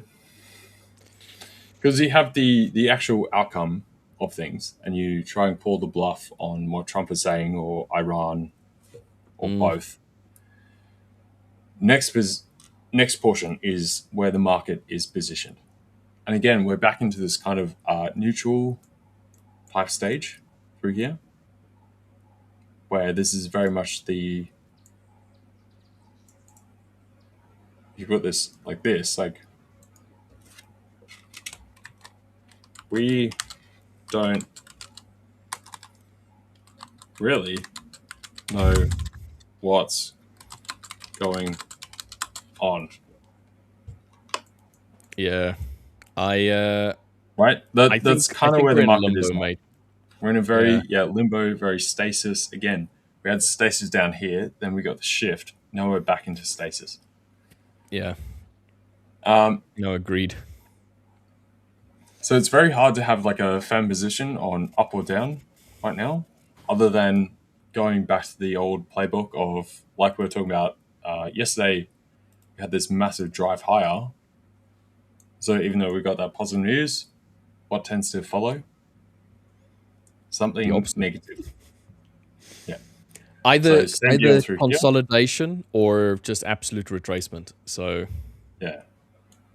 And we do have some of these levels that we've met for euro dollar. So potentially we do get the drive back higher. But I can't say I'm massively confident in this. We have had pretty respected levels, just like that prior high we pushed up. We came down, tested that again. That's also the underside of that long-term trend line. Came right up. We hit back into that old level I marked out. Then we had that headline, crash down lower, and now we've come back into the prior tops through here and that cluster of trading before we broke higher right now. So we are trading technically fairly nicely. I can probably remove this big triangle, which is in the way of everything. I think we've established what that was.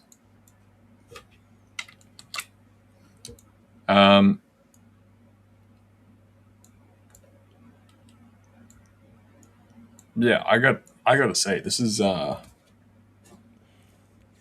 think we're lining up for tomorrow, mate, to be tough. dead honest with you. Yeah, I think it's a wait till NFP tomorrow. And further commentary from Trump Yeah. or The Pete tangerine Hegseth terrorist. or someone else or whatever to see where we end up. Unless Very this is difficult. that absolute slowdown for Easter weekend as well. Not 'Cause, I really. mean, So I mean, sort of, but not really. So the other thing I was talking about, say with the NASDAQ and the S&P, this is something I mentioned in the Discord. So on top of this big run that we had is not to be fooled because we also had the end of month into the new month flows from like pension funds, retirement funds, that kind of stuff, which have a fiduciary responsibility to rebalance books and push all this money into the market. So we did see massive inflows from them coming into the market with this as well. And it happened to be at the right time. You also have to ask that someone around Trump said, do this at this time because you're already going to get these flows coming in and it'll, it's like it's like gasoline on the fire. yeah, Basically, it's and just accelerate things up. evoking more reaction, yeah. Yeah. So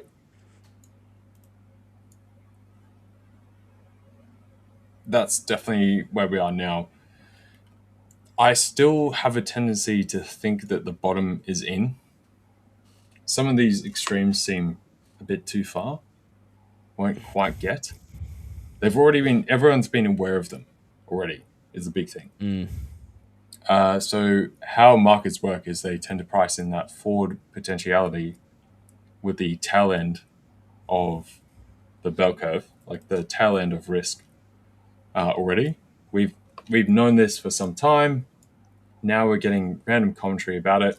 You tend to get the basing of markets coming in before that when we're at peak fear, peak expectation, and then we sort of settle back from there. So even though we get these talks now up here, everyone knew this all the way through this past period for the past week and a half, 2 weeks, as like an actual possibility. Going from potential to real possibility to actual chatter about it, hit the lows, recovered, and now they're like, oh yeah, we're going to do it. Yeah. Right? So it's very tough. Let me just catch up on chat as well. So we had a bunch coming through here. I see Pocket Powered Mohawk is going to keep his name for the next 12 days. Yeah, he is. Yeah.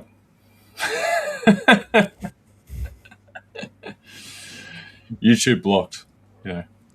Yeah, I think you can change it once every 2 weeks, kind of like thing. Yeah.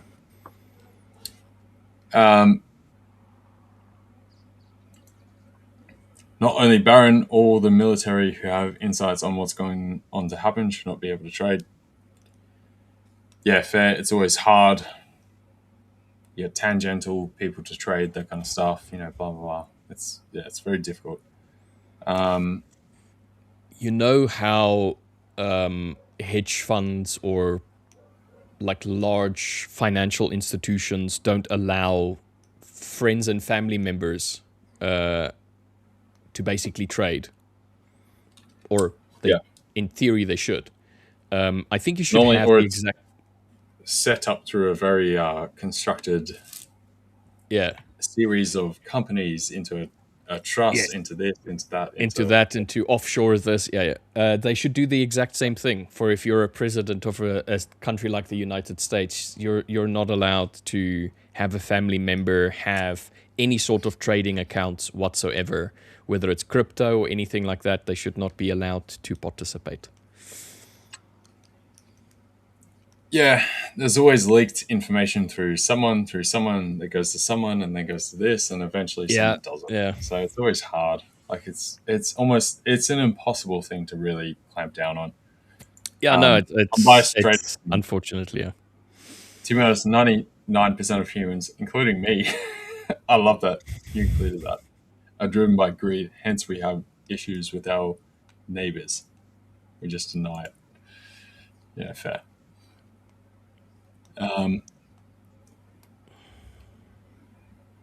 So I'm scrolling down. We got so many things. Okay, so LJ, looks like Brent and crude oil WTI keeps going up. What do you think crude oil could breach 115?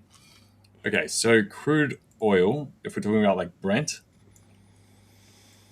there's definitely the potential. Obviously, there always has been for this whole situation. Let's go out to the longer time frame. Now, the thing is, the only way I think we'll breach these tops is if we do get the boots on the ground type situation.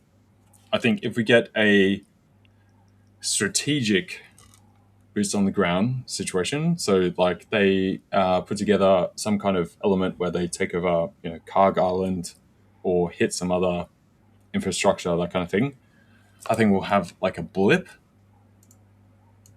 right? But then probably a crash down because now we're done. Right? It's like the final burst. Now, there were other things with potentially putting hundreds of thousands of soldiers on the ground. Honestly, I can't see that realistically happening.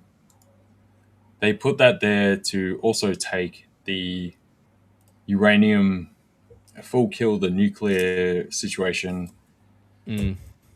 Whether that's still real, not real. Apparently, we've been doing this for 25, 30 years. I can't honestly expect that for 30 years they haven't figured out how to make nuclear weapons already, could even have them. Like, we figured this out in the 40s, 50s, 60s. Iranians are very intelligent, very sophisticated society of people. Like, again, it seems one of those scapegoat type things. It's super hard. It's really hard. But either way, if that happens for whatever reason, regardless of the truth, if they go and do that, So through here, if they go and plant that up, we're going to 140 plus, right? 140, 150 plus, and eventually 200. Now, it's not quite the same as where people are comparing it to the 70s, etc., oil shock, that kind of stuff. For the comparable comparison, oil would have to go up $1,000, right? We are not as dependent on oil today as we were back then. Very different, right? That's the first thing. Furthermore, central banks have much more tools and financial engineering than they did back then. So it's not going to be quite the same. And I think there's always this thing where people don't quite realize it. It's like they're making assumptions and projections, but haven't looked at the things that need to be in place to actually allow that to happen. So if you saw that happen, all these other things would come into play, which would then pull us back down. So sort of like COVID, where we had the extreme element, dipped, came back up very aggressively. So I think anytime we did have something like this, we would also see that eventually return very quickly. Now, we might not return to like $80, but we might come back to 90s. But as far as the movement, people would see 140, 150, 180 plus, and all of a sudden, massive collapse like that. So we've got this really weird, as well as the portion of market participants. It's almost like with tech and AI right now, we've got a lot of, lack of a better term, boomer participants in holding or managing a lot of money for certain firms, and even like they don't quite get how tech works. They view the valuations from traditional outlets, outfits, ways of evaluating certain things. Doesn't quite add up. Even Warren Buffett has said this himself with tech, and he hasn't been in it, and eventually got into stuff like Apple, that kind of thing. But even then, he's like, yeah, I should have gone into this way earlier, but I just didn't understand. And so the same thing with AI right now. A lot of those participants that are at those senior management executive levels controlling capital are eventually going to be going out. And new players will go, dude, are you kidding? This is where we're going. All right. Yeah. Push that in right now. Capital in. So we're in a combined thing of a weird transition of societal generations plus the current market events plus a technology expansion, which has been much faster than typical and much faster than most people can catch up on. So you got this weird cascade of like, it's not just one and two, it's like a multi-dimensional cascade into all of them into like this weird washing machine all over. But I got to say, within the chaos, I think we go up overall. I think that's the only way that you can bet either way. It makes sense if everything works out. If it doesn't work out, whatever you put money into doesn't matter. Now, obviously, that's a long-term kind of view. But the weird thing is right now, everything day to day is also being looked at in the same lens of that long-term view in real time, which we haven't traditionally had in past sectors, where each day, each week, each month is also has like this glimpse of like a 5 or 3, 5, 10-year view in the backdrop. Whereas normally it'd just be now and we're focused on what companies are good and that's it and who cares. So it's a very different trading style and environment overall. And then that goes into debt profiles of governments with treasuries, into corporate bonds, into IPOs. We've seen the shift in that, into indices, pension funds, all this kind of stuff. Like it affects everything. And at the same time, a lot of people are very confused. And it comes back to that old manager versus new manager type aspect. Yeah. So anyway, bit of I a wanted to, ramble, but hopefully yeah, food for thought, put it that way. yeah. I wanted to say that with regards to the change, let's rather say, in technology, the momentum of it, how quickly it's happening. It's not just how quickly we're going forward, it's how quickly we are diverting away from old, tried, tested things. So being this heavy push for AI as an example, you're de-investing in a lot of stuff on, let's say, the left-hand side that were good gainers, that was, good steady flows and whatnot, and you're moving everything from there very quickly. And then you're putting it into AI, and I'm using AI as an example, where you're forcing it so quickly into it. So you're de-investing on the one side very, very quickly. And that's why you're seeing, like, for argument's sake, what was the company? Is it Micron? In what terms? For the chips, the RAM chips. I think it's Micron. I was going to say which one. Like we've got a couple. Yeah, I think it's RAM the, specifically. yeah, the RAM one specifically. Micron Technologies, the semiconductor company. So they completely closed. Samsung? Aren't they the two? I don't know. They completely closed their consumer side RAM facilities. The ones that supply consumers like yourself and myself with computers and crap like that, with RAM stuff. And they completely pumped everything into AI. Or at least they said that they were gonna do that. So handshake, contractual agreements. And then what happened? They're bankrupt now. Because the money is being moved so quickly into AI, but there's no money coming back from it yet. It's still that balancing act. So heavy push for it to grow, very little coming back from it as of right now. So there's a crap ton of investment with very little that's actually, very little that's coming back to them. Like the consumer side of stuff is completely closed down. Completely. I don't know if they're bankrupt though. No, I meant the consumer side of stuff. That's completely bankrupt. There's Of no course, influx of new money yeah. coming in there. Yeah, that's what I meant. But not the company they itself. don't care about that. Yeah. So But they make that's the way problem. more money selling to AI from the margins, right? So They consumers, who cares? You guys aren't getting a they new do. PC.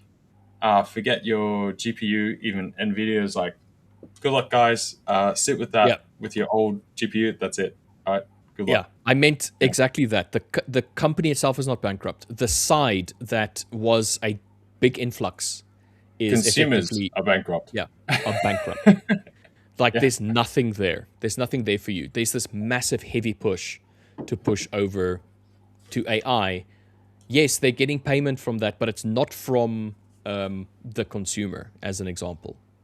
It's not. They're not getting paid because people are using ChatGPT 5 with your subscription thing, or Pro, or whatever the hell you call it.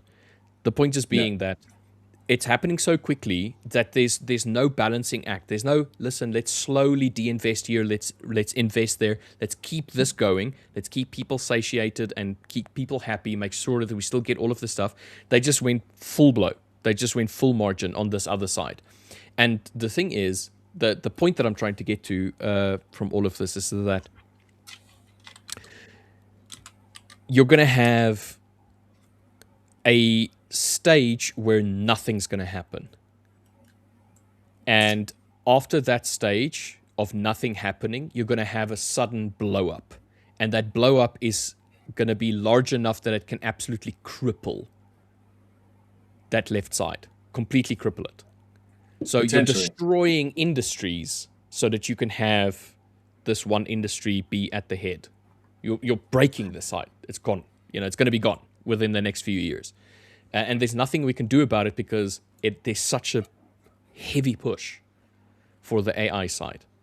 And it's here to stay. So it's kind of like that thing if we spoke about previously. Get in it and be in it. Don't try and kick against it because you're going to lose. I don't know where I was going with that whole thing, mate. Well, I think what you were saying is like, because potentially, so I think that's also why they can't collapse everything that's going on. So I was talking about this in the Discord as well today. Like everyone's focusing on oil, right? Oil, very important, obviously. It's the major input prices to every single country in history. And we mapped out this potentially of some kind of thing where I was saying we could go up here, back down, boom, done. We were just talking about this just before. But I think it's mainly the tangentials that will be the big problem, which is where you get into plastics, urea, fertilizer, nat gas, ethanol, all this kind of stuff, which bleeds into other products, which are essential for everyday activity. Oil can eventually be rerouted. There's enough oil, the supply is disrupted. It's not like the supply will just go out. There's other players that can take up that supply. It might just take a little bit longer around Africa or wherever it's going, but it will come through. Other components won't come through. We don't have the infrastructure. We don't have the bits and pieces to actually put that together. That's where it becomes a problem overall. So everyone's still focused on oil, but to be honest, it's like I was talking about yesterday with like corn, with Dirk. Like this ends up being ultimately much more important. It goes into livestock, into feed, into all this other kind of stuff.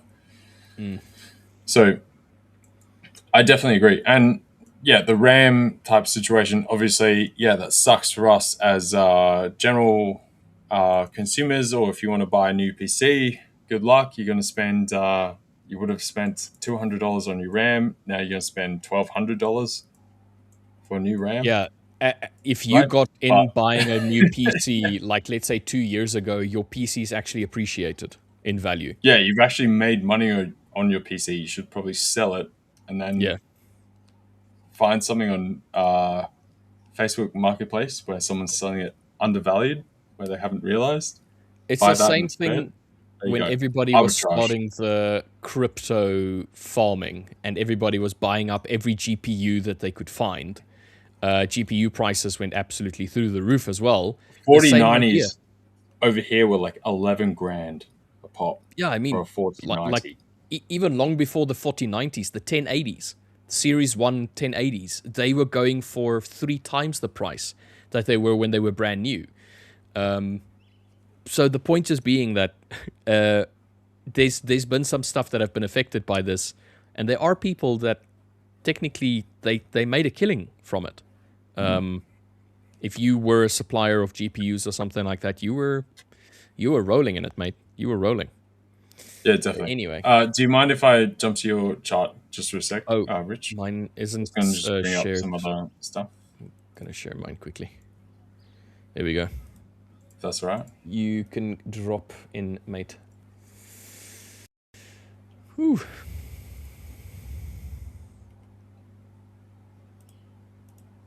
Oh, Richard Wells got deleted. There you go. What? You're back. How we doing? Yo, How we what's doing, up, man? dude? Good to see you, bro. Good to see you, mate.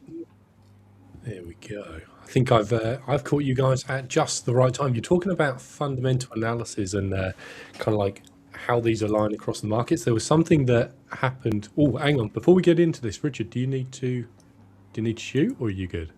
Yeah, I'm going to go and lay down, guys. I feel like a train has hit me, so I'll. That's good, mate.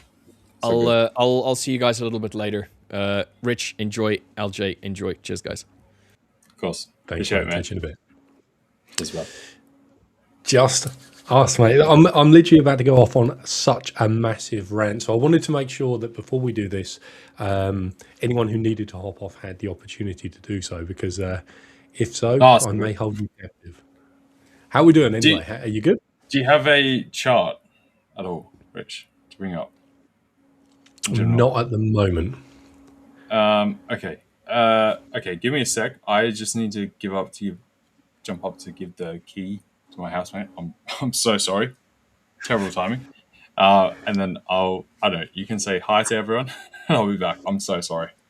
No, Really you're good, annoying. mate. You're good. Yeah. Give me a sec. So what I'll do is I'll actually lean into this, and I wanted to talk about the month we've got now is the community month at the Fivers. So inside the Fivers Discord, this month is going to be community month, and we have an opportunity to basically really celebrate the community.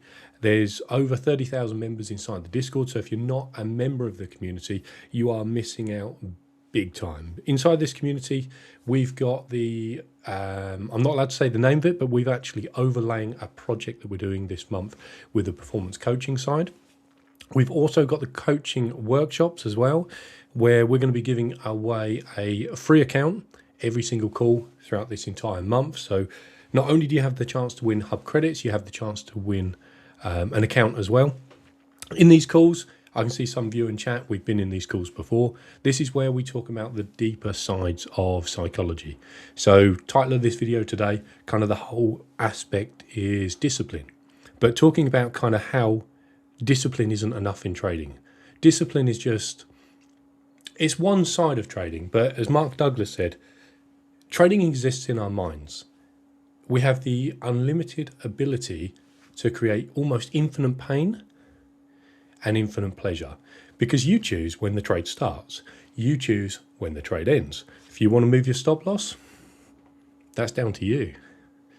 If you want to average into a loss, average into a win, if you want to risk more on a trade. So as traders, we have like this platform that we can be infinitely creative on. The problem is this kind of creativity doesn't help us as traders. It doesn't help us long term to be able to get to a point where we know what's working, because if we're turning up every day and we're trading based on how we feel, one day you could feel very aggressive, one day you could feel very passive, and we get these opportunities where maybe we don't lean into the market in the way that we should. And all this kind of, we go into this in a lot more detail in the coaching workshop. So today we've got a coaching workshop at 3:45 UK time. So it's in about 4.5 hours from now. And Yes. LJ, you're also giving away accounts in your workshops that you do? Tomorrow. Yeah. Tomorrow. Brilliant. Friday. Okay, so this isn't just Yes. unique to the coaching workshops. All the workshops that we do with inside the community for the entire month, we're going to be giving away accounts as well. So tomorrow you'll be able to catch LJ, you'll be able to catch Akram in their calls. Today, later on today, we've got a coaching workshop. We've got one tomorrow. So massive celebration month for the community. We've got competitions, we've got giveaway prizes. It's a really big thing. I wish I was allowed to share what we're doing in the performance coaching side, but we're not allowed to share that. But it is going to become live. If Why you not? follow the announcements. Why not, Rich? Come on, why not? Okay, if I share Sorry, what it just is, put you on the. Come on, Rich, share it. Come on. I can give you the timeline. So towards the Give a teaser, like a teaser. all right. Let's get people in. Yeah. Give So a teaser.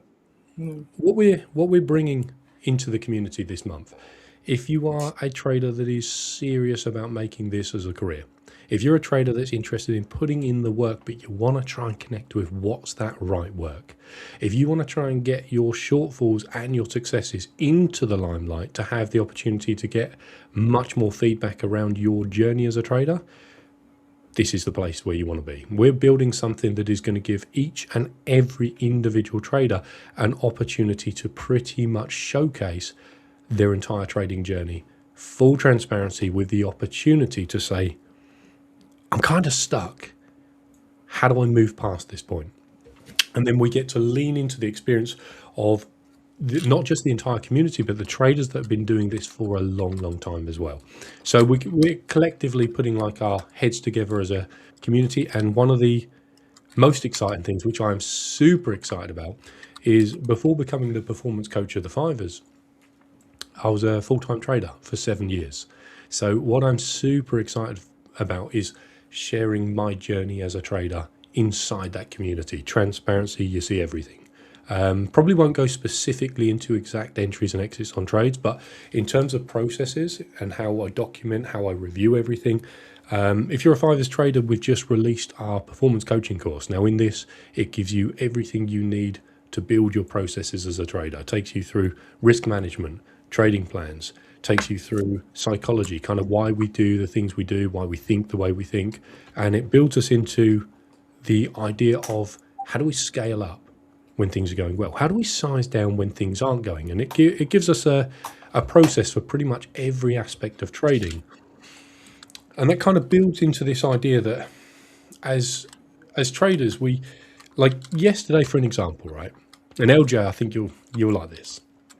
Now I'm looking at yesterday, and Trump has, or the previous day, we have this news come out that basically there might be the opportunity for a little bit of an agreement, and the markets rally. Like this seems to be like, okay, let's get your money in the indices. Looking at the Germany 40, it absolutely skyrocketed. And I looked at this and I thought, okay, the market has priced in that almost this is like set in stone. And I was thinking, okay, now let's play through at this point from yesterday. So looking at the DAX, it was like, okay, DAX has rallied, anticipating that maybe there can be an agreement. What's the news that could come out and affirm this agreement? And I was like, well, Trump could come along and he could say, okay, yeah, terms are okay, they're acceptable, we're happy with this. And I believe that the market had already priced in 80% of that bullish movement. Now, I was like, okay, now what would happen if Trump didn't say anything? Or what would happen if he goes, no, excuse me, those terms aren't acceptable, etc., etc. The market, in my mind, I was looking for a 400 to 600 point rally to the downside. Now, what that done is put me in a position where I had a bias of which way I thought the market could move, and I felt there was much more aggressive movement to the downside. LJ, could you? I see you got the DAX on the screen at the moment, so we're looking at that rally. Right now. Yeah. So it was looking at this rally, and I was saying, okay, we've headed up higher, but I believe that based on all the news that's out there, there is a 80% chance that we will tank 5 times more than the 20% chance we could rally. Now, this is the problem. The news came out and the market didn't move. Not really. It legged down just a little bit, but there was a part of me that was looking at this thinking, well, it's not really pulled back enough. Now, I had this idea that if I shorted, I could hold this overnight. Wider stops, so like a positional play, when you're sort of using fundamentals. But the problem I had with this is if you put on a position and it moves against you, you're reliant solely on emotions. And it's like, oh no, I'm down $20. Oh, I'm down $40. Now I'm down $100. And at what point do you say, you know what, that news never came, or it never had the impact that I anticipated? So the whole kind of premise with trading is that we want to take all these ideas, all these things in our minds, and we want to build processes and rules around them to give ourselves mental frameworks that we just have to follow. Now, you can do this as a discretionary trader, a little bit more challenging, but if you're a trader in a chapter at the moment where you're not profitable, where you haven't got your first funded account, maybe you haven't got your first payout. Now, I'm talking about the majority of traders, they haven't reached this point. One of the best things that helped me when I was going through that chapter in my journey is taking every single aspect of my trading and building it into a simple yes, no, rules-based system. So it was something that I looked at and said, okay, I've got to stop randomly opening position sizes on trades. And I have to bring a set of rules. If this trade goes to my stop loss, I must mitigate it at $50 risk. So I started to build this idea that every trade that was a loss had to be $50. It could never be any more. And that alone increased my confidence by 20% as a trader. Now, it didn't make me profitable, but it stopped me from getting into a trade and averaging in and blowing up an account. This is something that we see a lot with traders. They will have an idea, oh, the market could go down. And if it doesn't go down, they will hang on to a trade because they're effectively paralyzed. They are mentally compromised by that chimp brain, and they're in a position of like, well, I don't know what to do. Maybe I'll just sell some more, and maybe I'll sell some more. And this is the kind of premise of how a lot of traders end up losing a huge amount. You get into a trade thinking, I'll probably make $50. And now you're down 300, and you never kind of fully anticipated or prepared yourself mentally. Now, as the trade moves against you, now you're down $1,000. At that point, it is like, well, I can't close this because the loss is too big. So we hold on. Now we're down $1,500. I wish I'd have closed at 1,000. Maybe I'll hold it, and if it comes back to 1,000 down, then I'll close it. Now we're down 3,000. And we see this time and time again, and it's one of the catalysts where a trader doesn't create a set of framework or rules around their risk management. And what happens is the accounts will just snowball. And once it exceeds that kind of mental threshold, now, as traders, it's a really good exercise to recognize what's my mental threshold. So if you imagine you're trading your account right now and you said, okay, I'm down $50 on a trade. How do I feel? Now, your body is going to give you really good feedback on this. If you think, $50, no problem. Maybe it's because you got a bigger account. If you're down $50 on a 5K account, that's 1%. Now you increase it. You say, okay, what if I'm down $150? And you'll start to notice this emotional temperature gauge. You'll start to notice that your emotions get higher and higher and higher. And it reaches a point where, what if I was down $500? And you freak out. No, that's too much. I can't be down $1,000. It's, or $500. It's way too much for me. So we want to get to a point where we recognize that number. Now that number is a key pivoting point. When you reach that mentally, you are objectively starting to break down as a trader. Now our job is to constantly follow our plan. If we take a loss that's bigger than that number that we can deal with, and as traders we have to train ourselves to increase this number. So it could be $5. I've spoke to traders that couldn't handle losing $2 per trade. The idea of just being wrong, the fear of that trade going against them and hitting their stop loss, $2 was just, it was too much. But that wasn't about the dollar amount, it was about the fear of being wrong.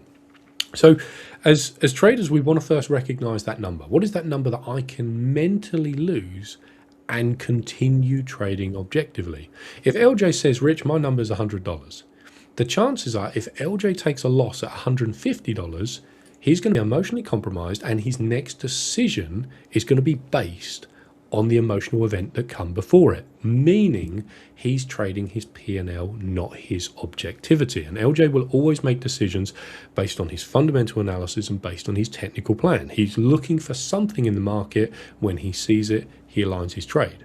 Now, if LJ changed his parameters and said, right, I don't care what I see in the market, but I just want to keep selling this thing because I need to make my money back, that now means that LJ's entered into a realm of complete 50-50. There's no edge there. And if anything, there's probably less of an edge because LJ would probably be willing to hold that next trade to $1,000 drawdown, but only close at a couple $100 when he made his money back. So that's like a massive, if we can recognize as traders, there are these moments in our trading where we let objectivity fall out of the window. We say, okay, how do we create a set of rules that I never become the captive of that? Now, sorry, LJ, I'm just using you as an example. I know the figures will be different. No, that's fine. That's fine. Really fine. As a bit of a I'm framework. just drawing my rubbish drawings on the chart. I'll show you. Which might be a bit rough. It's probably later. So the idea is we say, okay, what is that number for me? And I'm going to set a hard stop loss rule. Now, a trader can do whatever they want. They can average in, they can dollar cost average, they can martingale, but you have a financial level that you say, at this number, I have to stop because I'm going to become a totally lower IQ trader. When we become emotionally compromised, our ability to logically think goes out the window massively. Now, I know psychology isn't a sexy topic in trading, but if you don't create rules around your risk management, you naturally become emotionally compromised in the next trade thereafter. And so it's not the big loss necessarily that destroys traders. It's the revenge trading afterwards of trying to make that money back. Now, this is something that we can just create a rule. Okay, my number is $50. Anything bigger than 50, I freak out. I'm gonna trade at $50 risk. And you just get used to when my stop loss gets hit, I lose $50. So that's how we frame risk management, and we bring a rule around it. Then the other side is, okay, I need to identify that I'm only taking trades that fit my trading plan. And again, we see a large percentage of traders that don't have a trading plan. Now, a really good way of knowing if you have a trading plan is to be able to recite it in 60 seconds or less to a trader that doesn't trade, or a person that doesn't trade. So for an example, Rich, do you have a trading plan? Sure. I should be able to explain to you my trading plan or my strategy inside of 60 seconds. And if there's a whole lot of waffle and a whole lot of ramble, it's an indication that maybe there's a bunch of rules in there that I'm just not familiar with, or I'm winging it, or I'm kind of making it up. So if I was able to say, it's super simple. I trade the hourly chart. I only look at the hourly chart. I trade all the major pairs, excluding USD JPY. I look for 1 hour 12 months, break of structures, and I look for price to return to a level. When it does, I front run that level with a limit order. My stop loss is on the structure low, and I look for the market to reject for 1-to-1. My win rate is 63%, and I have a 1-to-1 risk reward. And based on my data, I can trade at X amount of risk. So it's just something that, as traders, we've got to know our plan. Now, the plan is just to give us an intention. I can almost guarantee you, if I woke up and LJ woke up and we looked at the market and we didn't really have a plan, we just vaguely drifted and just kept scattering orders in the market, the likelihood of us making profit significantly drops. But the likelihood of us making significant profit massively drops as well. The benefit of having a plan is you have an intention that you know is correct. You say, this is my best practice. Doesn't matter if the trade loses, you know what you're intending to do. Now you've managed risk. So we've created rules around a strategy, we've created rules around risk management, and then we frame that as, by following my plan is the highest chance I have to go for it. Sorry, mate. Oh, he's gone. So, and then we frame it by following my plan is the highest chance I have of achieving a proven profitable track record. And when we deviate from that and we increase our risk, or we skip trades, or we add into losers, or we refuse to accept our stop loss, what we find is we create a deviation from the equity curve that we should have got to the equity curve that we've now produced. Now, this is the killer of traders, because if a trader comes to me and says, hey, Rich, I'm stuck, and I say, and it's always the same, I say, what are you stuck with? They say, oh, I've had this account for 3 months and I'm not making money. So the trader very often measures the P&L as a direct correlation of how well they're doing. And so we look at that P&L, so let's change that. So we've got some trades at 0.01s. We've got some trades at 5 lots. So why would you go from 0.01s to 5 lots? And it's always the same kind of response. Well, you know, okay, I took a couple of trades that I shouldn't have taken, and then I got revengeful, and I just thought, if I can make this money. And it's very clear that the trader, they don't have a plan that they're able to stick to. So one of the videos in module 1 of the performance course, which you can check out either through your hub or on the Fivers website, it talks about finding a strategy that resonates with you. I can't stick to LJ's plan. LJ probably couldn't stick to my plan. They're different plans with different people. We interact with the market in slightly different ways. And it's important to find a way that you can trade your plan. Okay, walking in someone else's shoes is probably a bad example because LJ and I are the same height. We probably have similar sized feet. So it's like, but someone else. What size shoe are you then? 13. 14 for me. Hey. Oh, you got me. You got me. Yeah, 14. So that's the up to, in the UK, up to a 12 is where you could kind of go into a shoe shop and you could buy a 12. When you go, I was going to say, it's not actually a good thing because normally you go to buy shoes, and there's no shoes that will fit you. Like it's not actually a good thing. You're like, oh damn, that's a really nice shoe. Oh, it just Like, well, comes they're in normally in the 11, UK. 12? They stop at Is about that it? 12. Really? So Yeah. trying to get a 13 or a 14 is like incredibly difficult. Yeah, because we use UK sizes here, not US. So we're the same as you. Yeah. Wait, isn't a 14 US a 13 UK? Or am I wrong? Yeah. So US is basically like 1 to 1.5 lower than the UK standard. So Okay. even like a 13 UK will sometimes be like 11.5 US. It's meant Right. to be 12, but it's often 11.5 because of how they measure things. It's like Mm, one size plus a little, right? sure. Sure. So yeah. Okay. Okay. Anyway, I'm Well, not going to go into fashion as shoe sizes, that kind of stuff. But either way, yeah, dude, I'm not the person to have the conversation with fashion with you. yeah, I'm not that guy. So we're going to hard that's pivot right. and we're going to turn our attention towards chat. I see a comment in here and I'd love to pull Indeed. it up and address it. So this is what we do in the Discord calls. Nothing is off limits. If you want to have a respectful conversation with us, let's start chatting about it in chat. I'm not going to come on and just preach to you about psychology. I would rather talk about our pain points in trading and actually what we're experiencing as a trader. Comment here has caught my eyes. So from this point on, anything that you want to chat to us about in chat, we can have a conversation with it. And this one I have got to pull up immediately. Comment in chat says, I saw that you guys are scammers.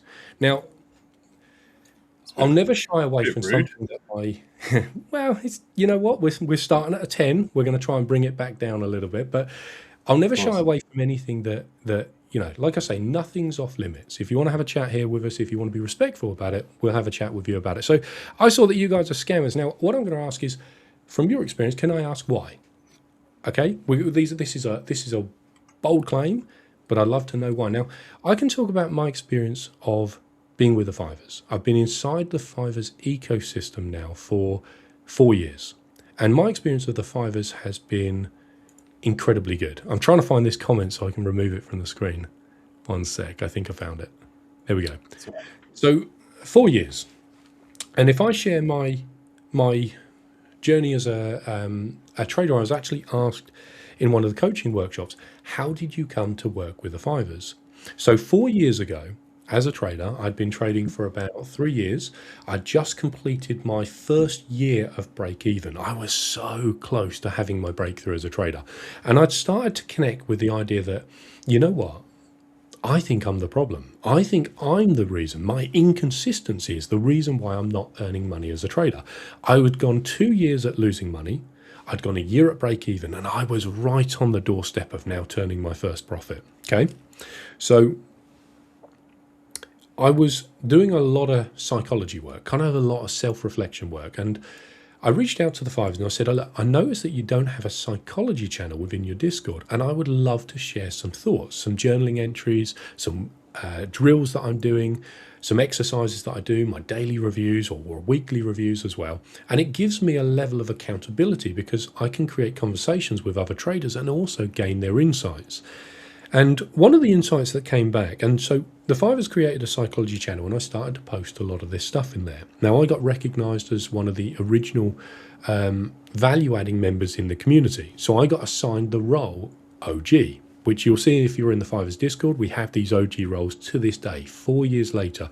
And this is where we recognize that traders are contributing a lot of value within the community, okay? So I got given one of these roles along with several other highly creditable traders in there.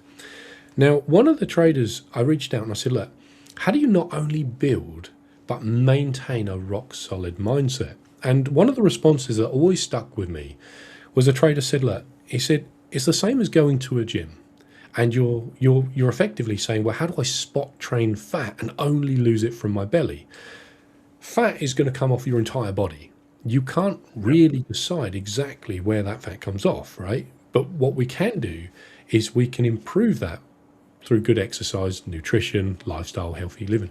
Now, the trader suggested that psychology and improving your psychology is a byproduct of improving the other areas of your life.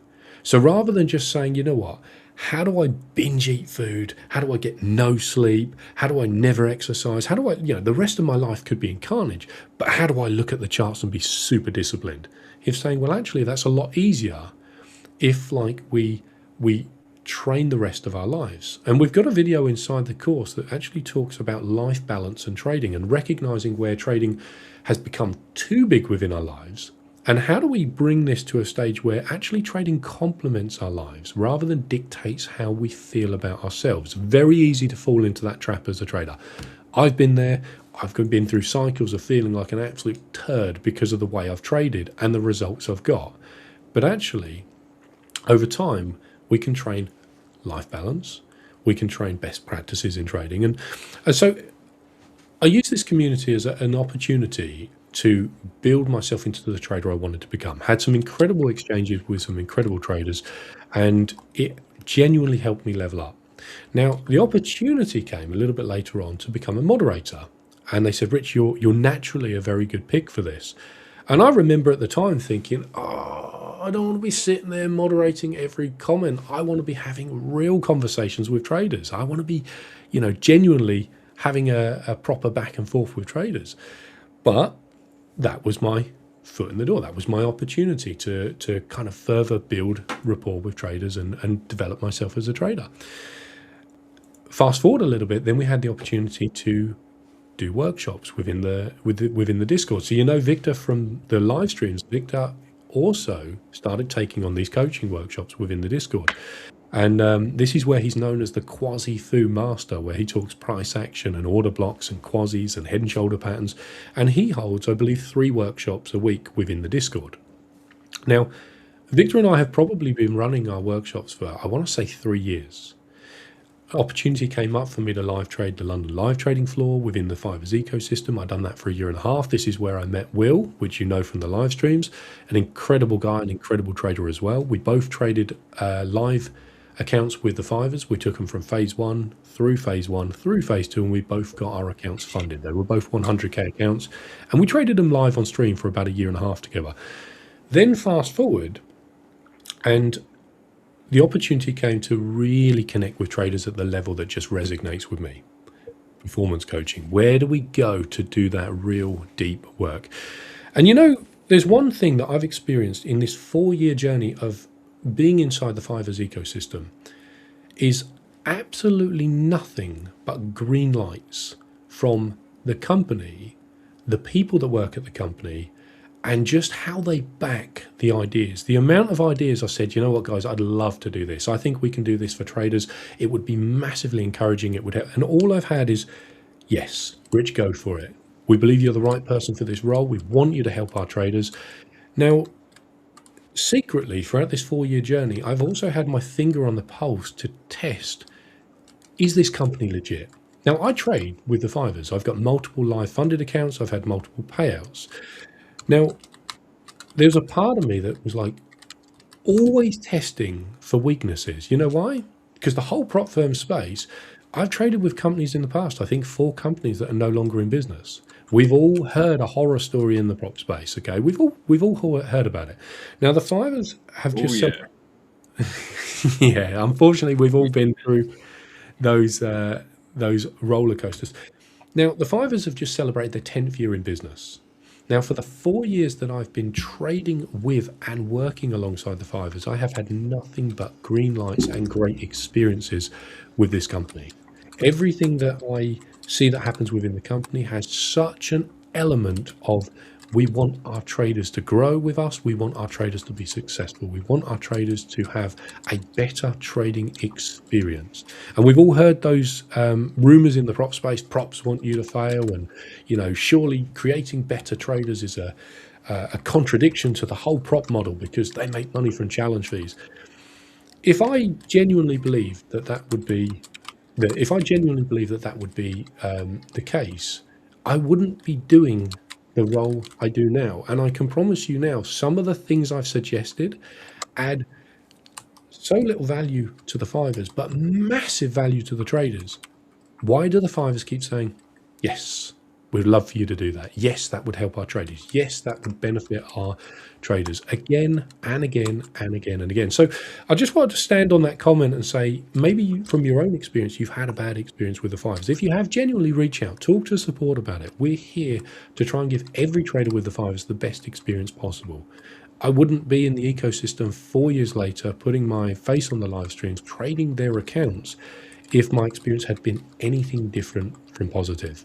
And it just goes from strength to strength to strength to strength. So I genuinely lean into that when a trader says, look, kind of that's not my experience. Why? Let's talk to us about it, and we'll see if we can. Maybe the live streams isn't the best place for it, but there are a lot of traders that have very positive experiences within the Fivers ecosystem, and yeah, we can lean into that. But that's just my own experiences from it, and I genuinely am blessed to do what I do today. And the DMs I get from the traders that are getting funded for the first time, getting payouts for the first time, maybe they're not at the point where it is life-changing money, but they're turning a corner in their career.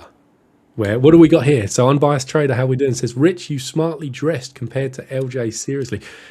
Mate, Unbiased Trader, you were here yesterday. I was very smartly dressed. I had the collar, the white shirt, everything. Today I'm in my chill mode. I got the cap on, right? That's my chill mode.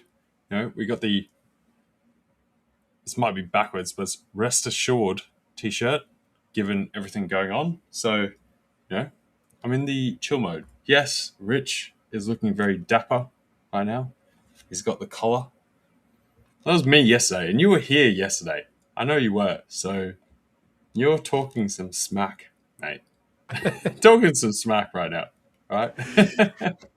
But nonetheless, to be fair, I am still waiting for my Fivers polo shirt to turn up, and I'm going to wear that. I know.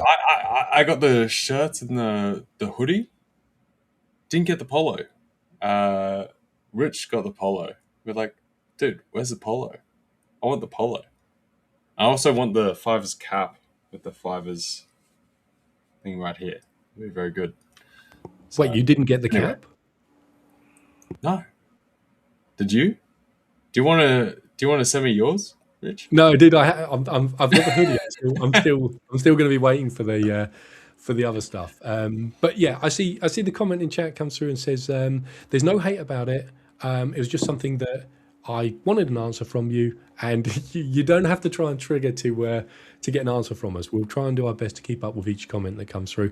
You just saw something online that says you're a scammer. I also saw something online that talks about how traders are just constantly making 20k payouts, and that's not the case from what I've experienced, from what I've seen from the traders that I work alongside.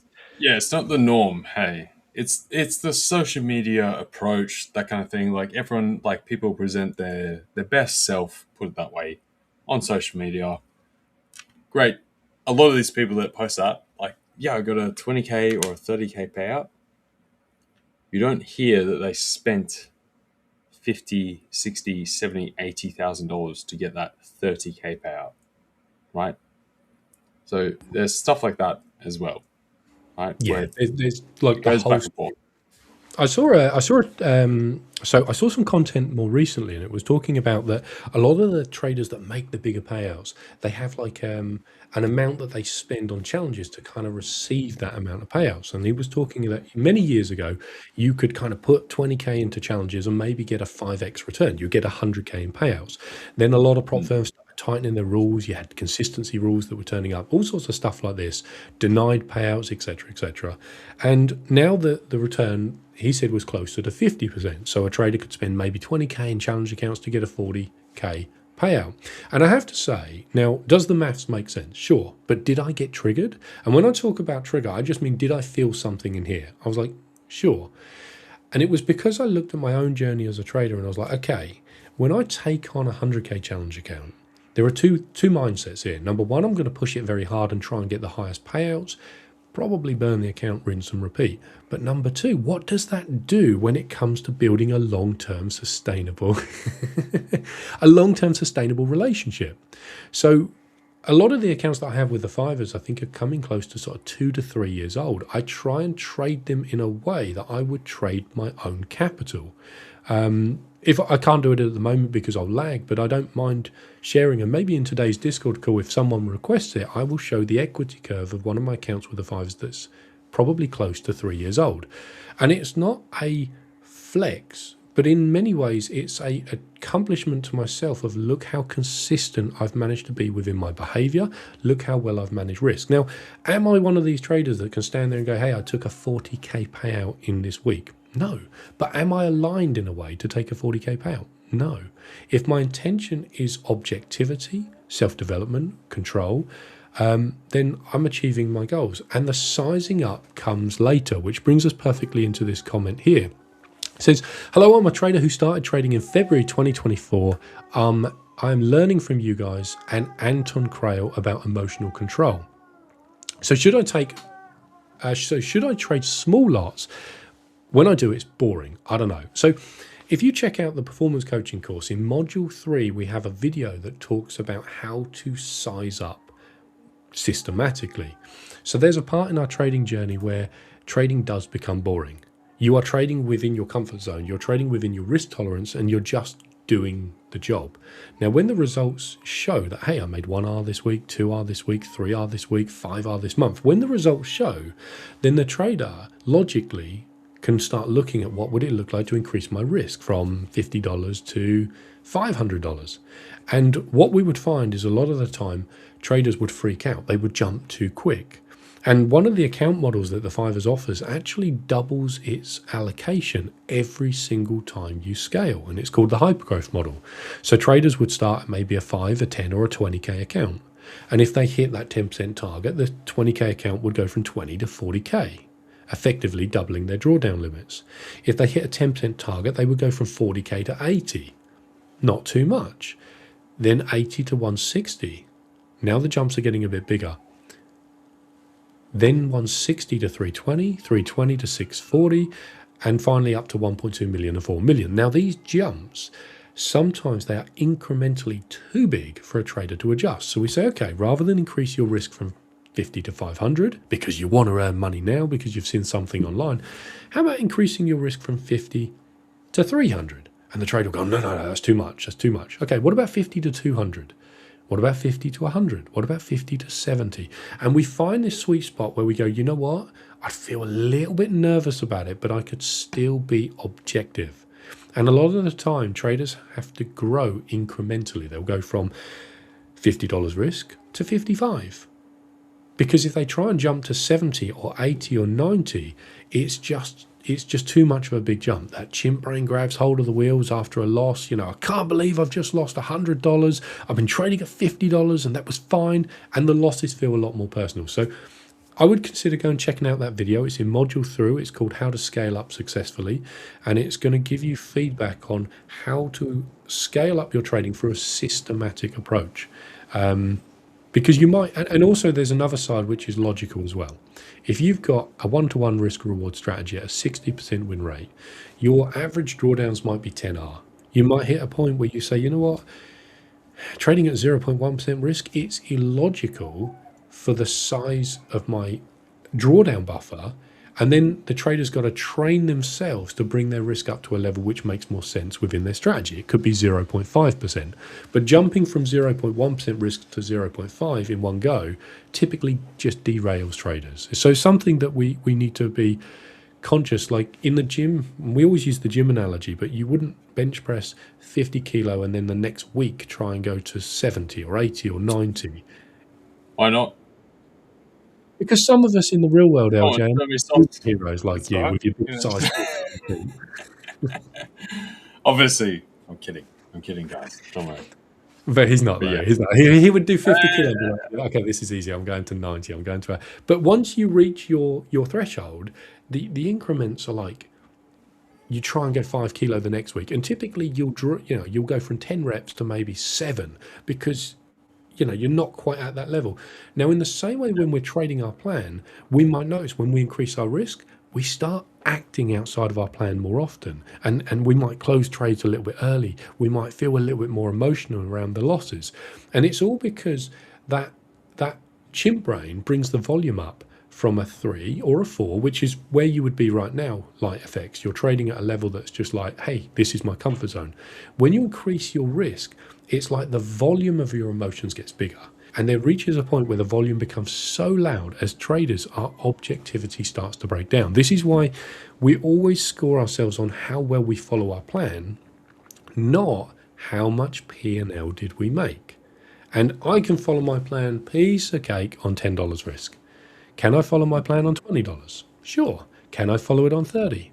Maybe I'm less objective. Now, if we had a way of scoring how well we followed our plan, we would know at what point the weight becomes too heavy and we start to crumble. Now, it doesn't mean to say as traders we can't train ourselves to get through this level. Now, this is the whole point of the performance coaching course, is to teach traders, if you're going to level up, how to do it correctly. And this is one thing I used to love that Alex would share. And he said, when you level up and you change lanes, you're like everything is different. The way it feels, the way you think, your reaction to like your brain is trained to a certain level, but leveling up takes a blueprint, and then you just repeat that process. And it's a little nod actually to a trader I knew 6 years ago, and he was talking about when you change lanes as a trader, you think you're just going to go from trading one lot to two lots. And he said the speed in those lanes, in the left lane, in the UK, it'll be the left lane, it might be 70 mile an hour. And you think, I'm just going to move into the next lane and maybe it'll be 80, but it's like 150, it's like an autobahn in Germany. It's like people are just coming at crazy speeds. So this is kind of... you go to the autobahn. Exactly. Yeah. It just, you blink and suddenly there's a car there. Now, it's the same with our emotions. We increase the risk and we go, well, piece of cake. Trading 0.5% risk on a 5K account on paper is the same as trading 0.5% risk on a 100K account. But mentally, 0.5% risk on a 100K account can do stuff in the real world. LJ, here's $500. Here's another 500. Here's another 500. All of a sudden, wow, I've got $1,500. Maybe I can go and do something with this. If I was... Well, you probably can't do too much in today's world with $1,500, but that's fair. Maybe not today. I can probably buy like a chicken sandwich, avocado or toast. But if we were trading a 5K account and I said to LJ, look, or a 10K account with 0.5% risk, and I'll say like, okay, LJ, here's like $50. Here's $50. He's like, dude, look, just let me get on with my work. Let me focus on my lane. And it's because the money at a certain level becomes meaningful. And this is both the problem but the solution. As traders, when the money becomes meaningful, we lose our objectivity, because now all of a sudden $1,000 could pay the rent. Or that's so interesting though. Like, have you always found that you lose that objectivity? For me, I will be the devil's advocate that the other way, when I get to that point, I'm clear. Like, now it's free air. I can see the future. I'm riding high. I'll be good. So that's my devil's advocate position. For some people, I at least exist feeling that way. I don't think that's normal, just like you were saying. But I think for some people, you get to that level and now you're good and you can just cruise. And other people might be the opposite, where you feel constricted because now it's very impactful, whereas before it wasn't per se. Whereas for me, it's always been the other way. Like the prior is impactful. The beyond that is free air. Like I'm a eagle soaring, open air, all good, chilling out, right? Like I'm the king of the kingdom, just in my own space, right? So that's just my devil's advocate position on that as well. But so I don't know if you have an opinion on that at all. So for traders to reach that level, you're talking about here's a ceiling, And you're actually talking about breaking through this ceiling. And a lot of traders will create their own ceiling and they will butt into it. And what you're talking about is actually you've been trading long enough that you've found a way that you can surpass this ceiling. And actually, it's very freeing. It's very liberating. You can just you can trade your plan. Obviously, you apply risk management. Now, interestingly enough, actually, I want to pull this comment up here. So LightFX says, nah, full margin. I've done that. Where is it? I've done that a few times though, my trading journey, but not anymore. So if you were to, one thing I used to do is I had this idea that the higher lots I could trade, the better I am as a trader, right? And it genuinely was actually a part of my journey. I was like, right, I'm trading at kind of like 7 lots, 10 lots, 15, little scalp, 18 lots. And I remember sort of being like, these are kind of my comfort zone, right? Now, there was this time that I tried to massively level up. And let's just say it was like going from a 70 kilo bench press to 110. I wasn't quite ready for it. And to this day, on a forex major pair, the largest size I've ever traded was 73 lots in one position. It was $8,000 risk. So I was trading with about an 11 pip stop loss. And my ability to hold my objectivity fell out the window. It massively dropped almost to zero. And it was interesting because I was like, okay, here's a valid trade for me. This trade that's now setting up is going to be the trade that I need to take. I'm going to place my 1 unit of risk. On this occasion, it's $8,000. The moment that limit order hit, my chimp brain went from calm and collected to volume level 100. And I literally couldn't think. I was so emotionally compromised by this racket in my brain of like, I can't believe you've just risked $8,000. Close the trade. Close the trade. And in the end, I sat there and I was like breathing through it. I was like, it's fine. This is a valid trade. You need to hold this trade. You need to be objective. And the problem was, this was quite early in my journey. I told a friend that day, this is $10,000 Tuesday. And the problem was I had told him it in the morning and I was just adamant I was going to close a trade at $10,000. And the trade wasn't objective at 10,000. It was just a number I had picked out of thin air. And hence my chimp brain was saying, you don't have a plan in this trade. This is not a part of what we agreed. And it was good because our emotions sometimes can be deceiving, but other times they're there to keep us out of danger. And it was screaming at me, Rich, this is not a part of your plan. You are breaking your rules. We made these rules together. Stop being an idiot. And I sat there and tried to convince my chimp brain, no, this is fine. And there was just internal chaos for 20 minutes until I closed the trade. And then eventually there was just peace. So I've definitely found that trading at a higher volume, to me, it wasn't liberating.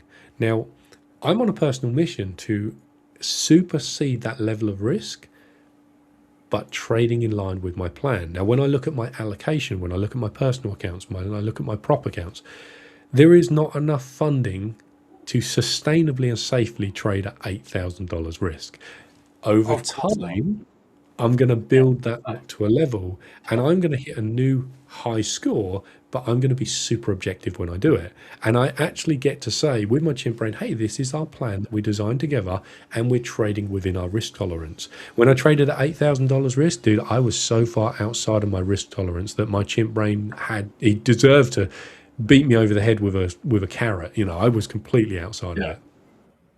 Well, like I was going to say, like, dude, then you get like slippage, entry order, differentiation. Like at those levels, you're at big money. It becomes further problems with that kind of stuff as well, not just the general entries. You won't get a zero spot entry with no spread, right? So it becomes different with that as well. So. Yeah, but not well. I mean, let's just say I didn't trade consistently and long enough at kind of like 50 plus lots to see that was a consistent problem. But I guess it would be. I mean, have you experienced that in your own execution? Yeah. Yes, it is definitely a problem. You will need to contact your broker and get particular swap lines or something else if you want to trade that heavy, or they'll ask you to break it up into fractional entries. Yeah. So you won't be able to go in at that heavy over time regularly at all. Yeah, it is difficulty. These are like good problems to have for a lot of future traders, but a lot of traders Exactly. now Yeah. they're trading at a size that is not problematic in terms of execution.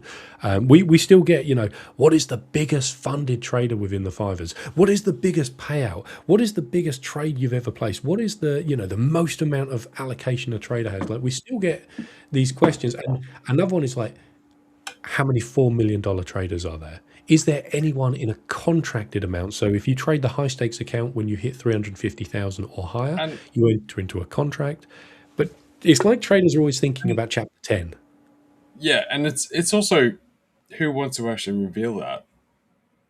Like, even if there are people, like, not everyone wants to reveal that to the wider public community, right? Yeah, that's a whole nother thing. That goes into personal stuff, that kind of thing as well. So there's always that aspect at the same time, right? Yeah, Of course. it's I think one of the liberating days as a trader is to realize what chapter you're in, and to say, you know what, hey, I'm in my chapter 4 and I'm thinking about chapter 9, but chapter 9's not relevant right now. What's relevant is what's that Yeah. step to get from chapter 4 to chapter 5. Like, what is that speed hump? What's that sticking point? LJ and I were talking recently, I hope you don't mind me sharing, about, hoping that big golden bus just comes along. And it's this moment Yeah. where luck and skill collide. And it's like there are traders that can literally fly from chapter 4 to chapter 6. There are other traders that have to go chapter 4.1, chapter 4.2. Now, I'm guilty of being that trader. I'm a very conservative trader. I'm very risk adverse. Now, that makes me feel good as a trader. Makes me keep accounts alive for absolutely ages. Makes me get small payouts. But does that get me to a life-changing chapter in my life? So a personal kind of conversation that I've been having with sort of a very close group of friends is, how do we change that chapter when it goes against the grain of how you naturally feel comfortable? I feel comfortable just trading at a certain level of risk. I feel comfortable knowing a loss literally means nothing relevant to my accounts. And I can be completely objective. But the problem is the payouts. They're $300, $700, $1,500. So you probably will never see me, until I address this, you'll never see me in a thumbnail that says funded trader gets $47,000. Maybe collectively, but in one payout, something would have to change. And it's about finding that right. LJ, we spoke about this for a little while, didn't we? And it was something that there's a lot to digest within that for traders. Yeah. I was just going to say, so exactly like you were saying, definitely that same thing. So this is a example of just what you're talking about with Dirk. I was like, dude, take it. And he went in on the gold long down here. It was actually, no, it was before that. I'm completely wrong. Hang on. Actually, this is the wrong time. This is a 5 minute. Sorry.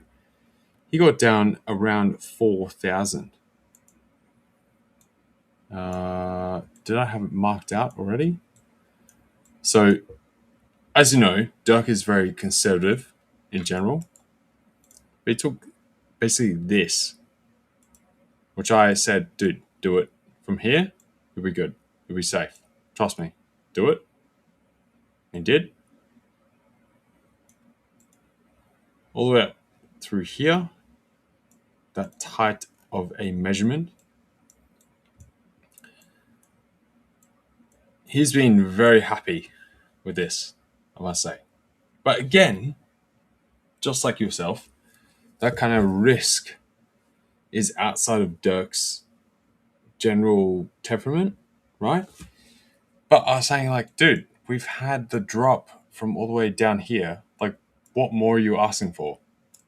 Like 3K, 4K, 2K, like 0? Like, this is what we've been looking for. You got it now. I highlighted that. We hit the exact point. Enter. do it. And he's still holding it. I think he took a partial profit through here, like we were talking about.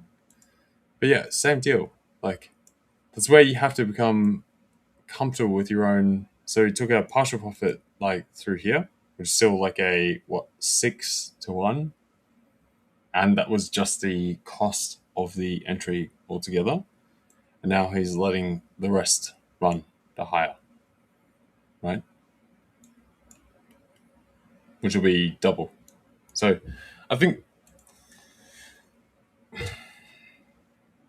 I don't know, it's hard because it's one of those things where we've talked about this before. It's like the kind of metacognition type thing, like thinking about how you think, and the same thing with trading. I think if you can get closer to that, you will do better. Like, why are you taking a fair value gap? Or you're just taking it because someone else said it's good? Is that it? Now you're reliant on other people. So if you start to break that down and breaking that macro stuff or other technical structures, you can take that as a framework, but rebuild it, test it to see that your own framework actually works. Because a lot of this stuff is just marketing, just like when we started with this. And you know this as well, Rich, which is the thing that I hate, where there's a bunch of marketing pushing people into fugazi type stuff. Whereas we here on stream try to give everyone like the real stuff, trade in real time. We'll go back and forth. If you guys can challenge us on other people's stuff, we'll talk about it, or vice versa, right? And then, I think that's the way to do it because, yeah, I don't know. I've had that many messages from you guys to start a course or something else, but I would have to update you guys on every single thing I know to make that good, or just straight up make a copy trader type aspect for it to be legit, and for you guys to actually carry over. I don't know. I seem to see that as a bit sketch. Like, I'd prefer to be here and tell you guys all the core mentalities, that kind of stuff, or like fundamentals of things of how to do it, and then give you guys all the skills and the optionality to build something for yourself. Go and build it, and then you be able to trade. Then you're good. And if you come back here and say, hey, I put this and this and this into implementation and did well, great. Like, that's what I'd prefer to see. Yeah, it's a really difficult environment overall. I don't know. But you not think like sometimes traders just want to see, they want to see other traders actually doing it and being successful. Do you remember, like, I was watching your Yeah, stream the of other day and course. you said, Yeah. let me know if you want me to take on this account and we'll use it on the stream. And I sat there and I was like, you know what? Respect to you. I traded live on stream for a year and a half with Will, and it hits different. It takes a different level of pressure. But I also understood that traders they want to see that, professionals, when they trade, we're down in the ditches, we're digging manually. You're getting dirt all over yourself. You sometimes get caked in mud. You get, you fall over sometimes. Your spade snaps. Trenches. It doesn't. Yeah, it's literally like when you like. Do you know what I'm more interested? The trader that gets a 20k payout. I'm more interested in the story behind. After the graft. Yeah. Literally that. Like, don't tell me about the tip of the iceberg that's out of the water. Tell me about the foundation that you stand on to achieve what you achieved. Because this is Exactly. where there's no bigger compliment than when a trader says to me, hey, Rich, I've checked out the course, or I'm working through the course. I'm using the tools that you built. I didn't resonate with this, but I built my own version. I would rather a trader says to me that they used an idea and built their own version rather than saying, I just copied your blueprint. It's Yeah. When we put the mirror up, we see different reflections. We want traders to find their own right answer. So the course is to create a space where traders go, huh, I never thought about that before. And actually, let me rethink about it. I'm going to speed run through chat, and I apologize because there is going to be some comments that I don't have chance to connect on. But I did say that if you chat to us in chat, we'll do our best to chat with you. So let's just reference a couple of these comments. Whisper Traders says a little while ago says, "Hey Rich, I love your mindset. How do I deal with when ego says now you've got this and it starts creeping back in again?" So we don't have time to go into this in the stream, but if you are about in 3 hours from now at 3:45 UK time, we've got a call with Inside the Fivers Discord. You are welcome to join that. You are welcome to have a conversation with us about it. Even if you just want to listen in, if you're in that call and you bring up this comment, we will do a deep dive into ego and trading, and we will go into the insights and kind of just sort of step through it. What exactly is ego? How is it showing up? Stuff like that. I see we've got another comment here saying it would be awesome to have like a dashboard of global per account view.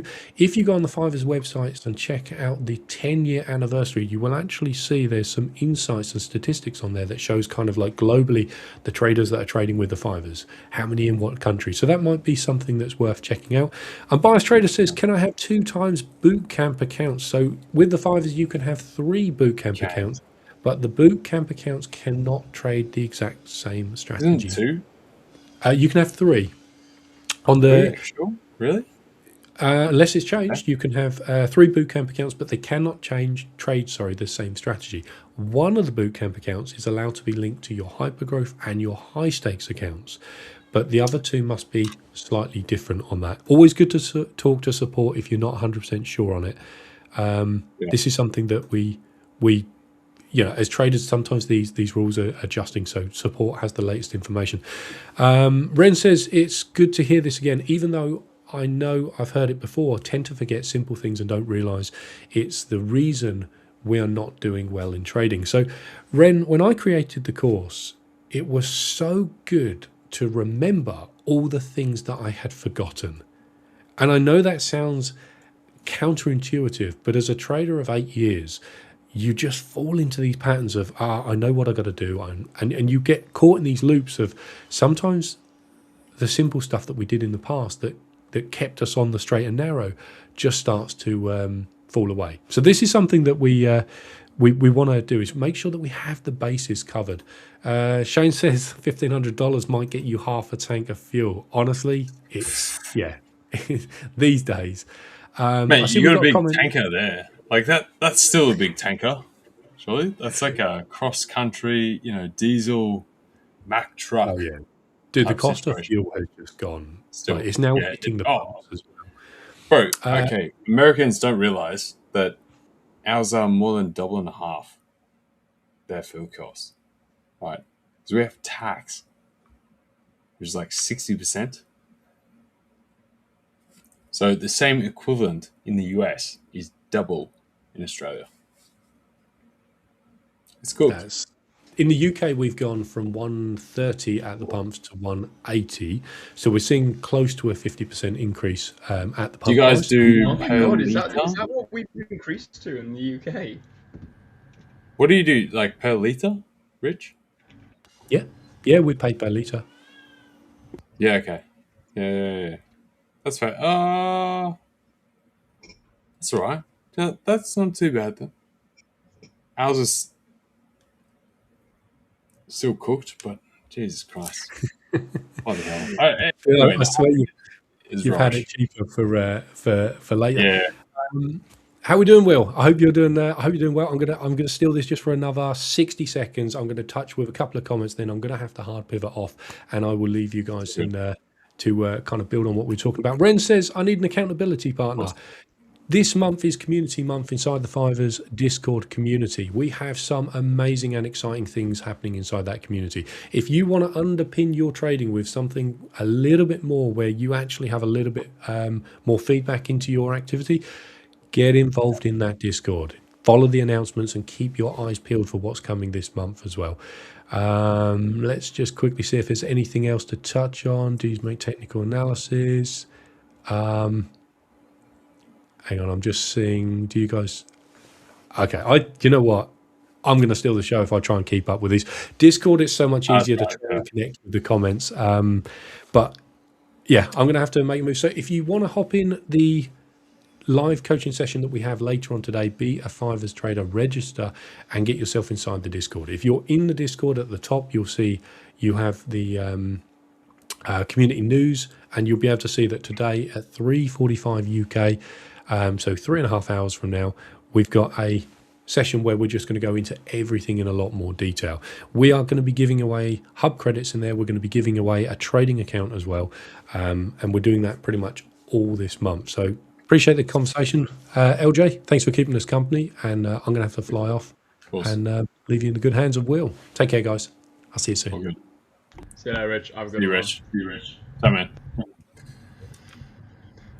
Yeah, so just before you continue, hi Will in general, but just to wrap up stuff. So should Fivers traders be concerned about payout delays? No.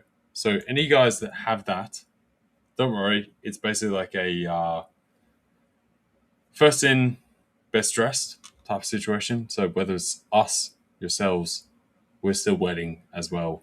It will get there. Just be patient, please. I think Rich has talked about this, Richard Butler, throughout the week. So just be patient. It will get there. No problem at all. So you'll be fine. Beyond that, how you doing, Will? Welcome back. Good. Thank you How we very much. going? I feel like I'm having a bit of a sugar low. You know, when you feel like you have a bit of like that energy crash. So I've got these tiny little like burger gummies. Trying to pick myself up a little bit. You know, when you just feel like that little bit of a sugar low. So I'm got a bit of sugar trying to pick me up. But yeah, I'm good. I'm good, man. No trade opportunity. Yeah. I like burger gummies. So they look like beef burgers or hamburgers. This is like calories, like sugar. Yeah, literally that. Oh, fair. Oh, yeah, just a bit of a sugar rush to get me going. That's prime. Yeah, what about yourself? What's news? No worries. All good, brother. Yeah, pretty good. I think basically the same as before you left. Like waiting to see where we get to take a position overall. Pretty unconfirmed right now. Like we have everything going on. I prefer to wait. Like whilst Rich was talking, I mapped out a bunch of these positions overall for the euro dollar, Aussie dollar, bunch else. I'm not confident on this either way, however. So I don't know. Yeah, Euro's a bit of a weird one. I don't like it as much. I preferred GU, but GU didn't give me anything either. Kind of hoping to see something happen, but again, it'll probably be over in the New York session now, which again, I cannot trade the New York session, which sucks. But I don't know. We'll just have to see how it goes. It seems to be dumping off at the moment. I want to see buys, but we'll just have to wait. Seeing Raphael, William, I got wrecked on my EU long, minus 130. Dude, that's super unlucky, man. But don't stress it. It is what it is. I was wanting to see something similar as well on EU, but we just didn't get it. Yeah, we just. Very candid. I'll be back. I really need to go to the bathroom right now. Like that's what I'm waiting for. I'm sorry. Very comfortable. Yeah, sorry guys. I'll be back. Like I've been waiting. Okay. Give me a sec. I'll be back. Go. Oh man. Yeah, so we're in this consolidation zone here. We had low of day just over here, which we've now swept again. So I don't think this is a sweep. I think this is a continuation potential. Like I said, unless we can keep on moving higher than this consolidation high and then move something like that. But I don't know. EU. bit of a weird one. GU's the exact same, guys. We had price sort of hold, then we had a sweep lower, we had a beautiful reaction, and then just dropped. So price is clearly continuing that sort of downwards trend.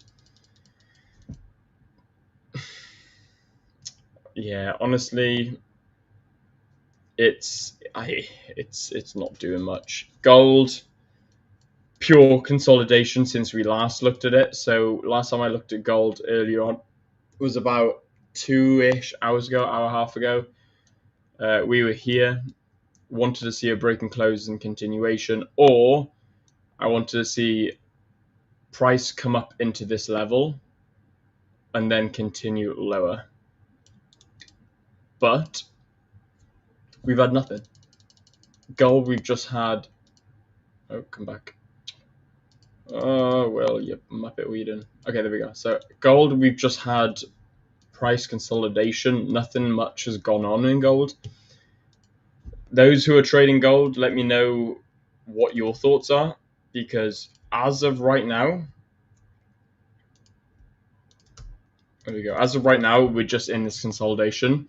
So our overall range is high and low, and then our internal range would be high and low. There we go. So ideally, I'd like to see something like this, or something like this, or even something like this. There's a few options on gold. There's a few different possibilities. In my honest opinion, I'd like to be seeing buys.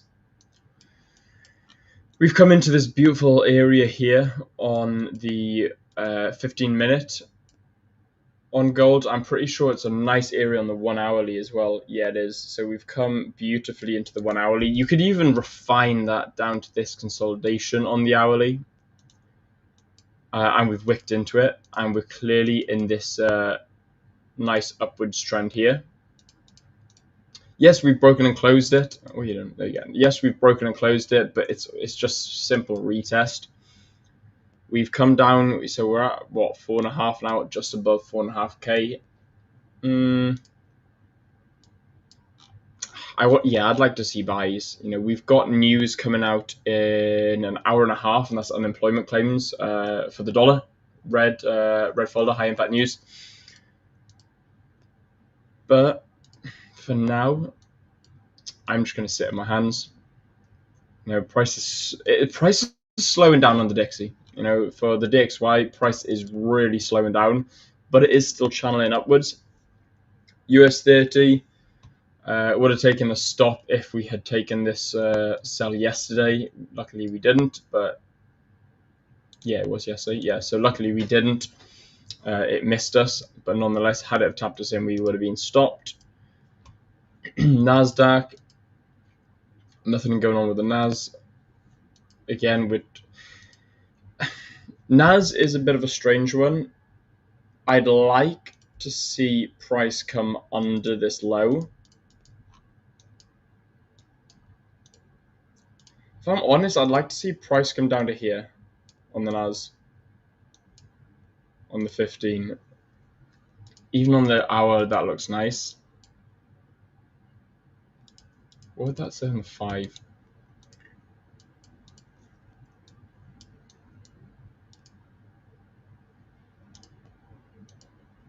Yeah, again, it's in that range, it's in that. So we got range low, we got range high up here.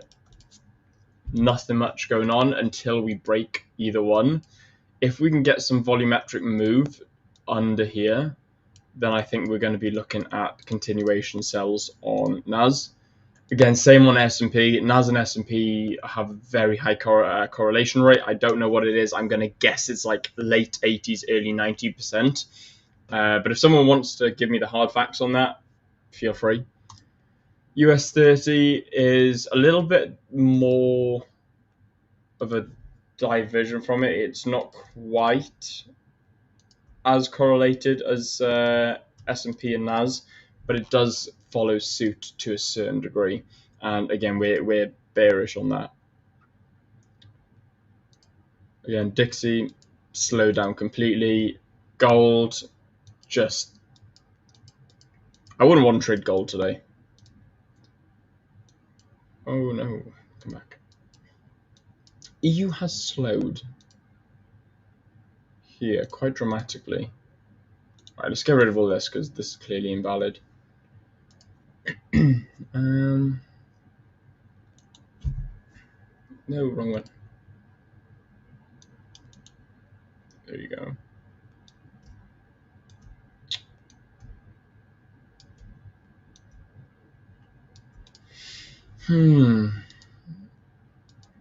Okay, euro doesn't look awful.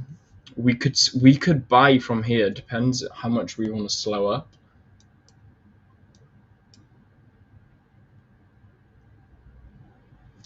Thing is, although now we have got this area here, so we got this slight consolidation, which we're now in. I don't like that as much though. Part of me thinks that EU could now come down to this zone.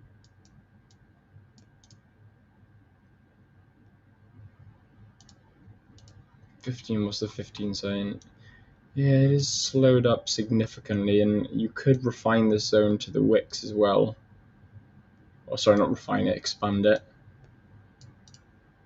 And we are slightly in it. If it's gonna go like buy up, and if it's gonna turn bullish, it's got to be from here, like right this point, like right at this price point. If it doesn't go from here, I can see it coming down to around 14,916 ish. What's GU doing? Yeah, GU is quite interesting because GU's interesting. I don't know.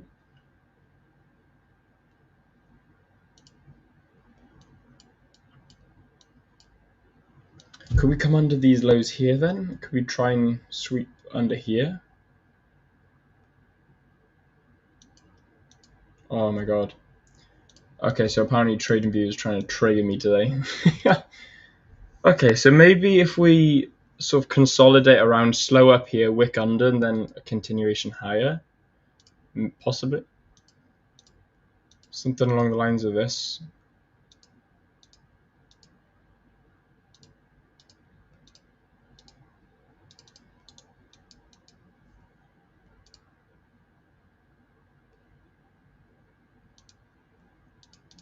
Maybe get something like that. That price move would be okay on pound. Does that look like I'm a 5?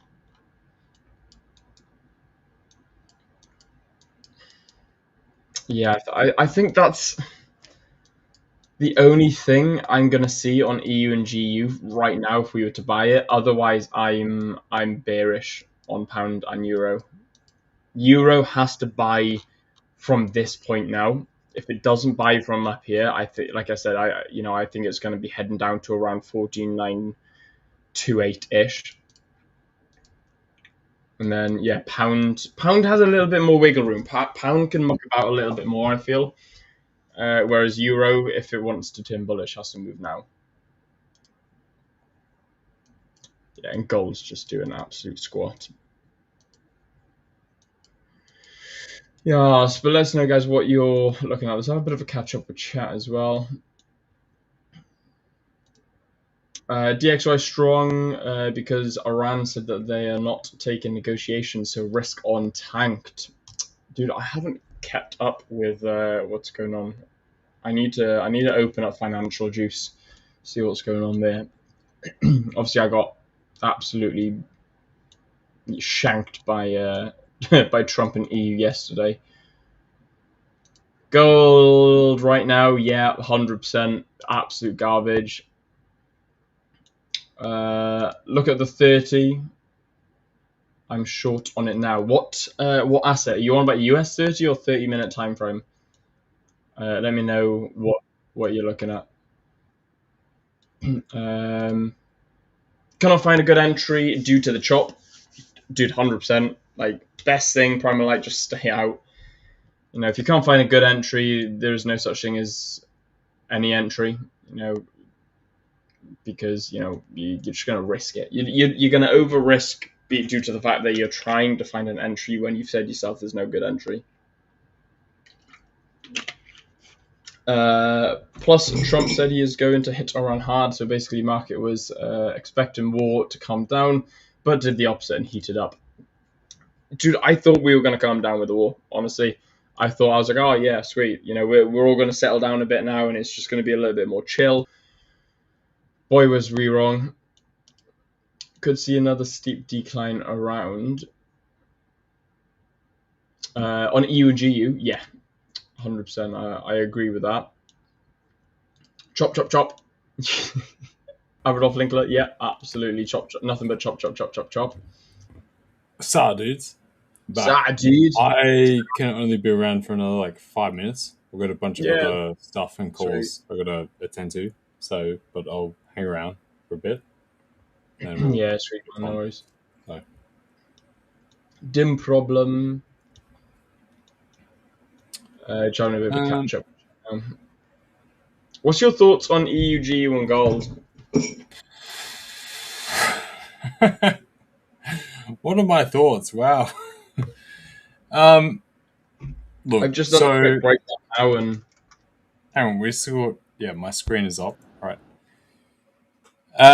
So it's kind of similar to last night, like where we get good news. We had this big push higher. Then obviously you go bad news is probably the next expectation. Right now we're in the middle consideration for either a push higher or a continuation lower.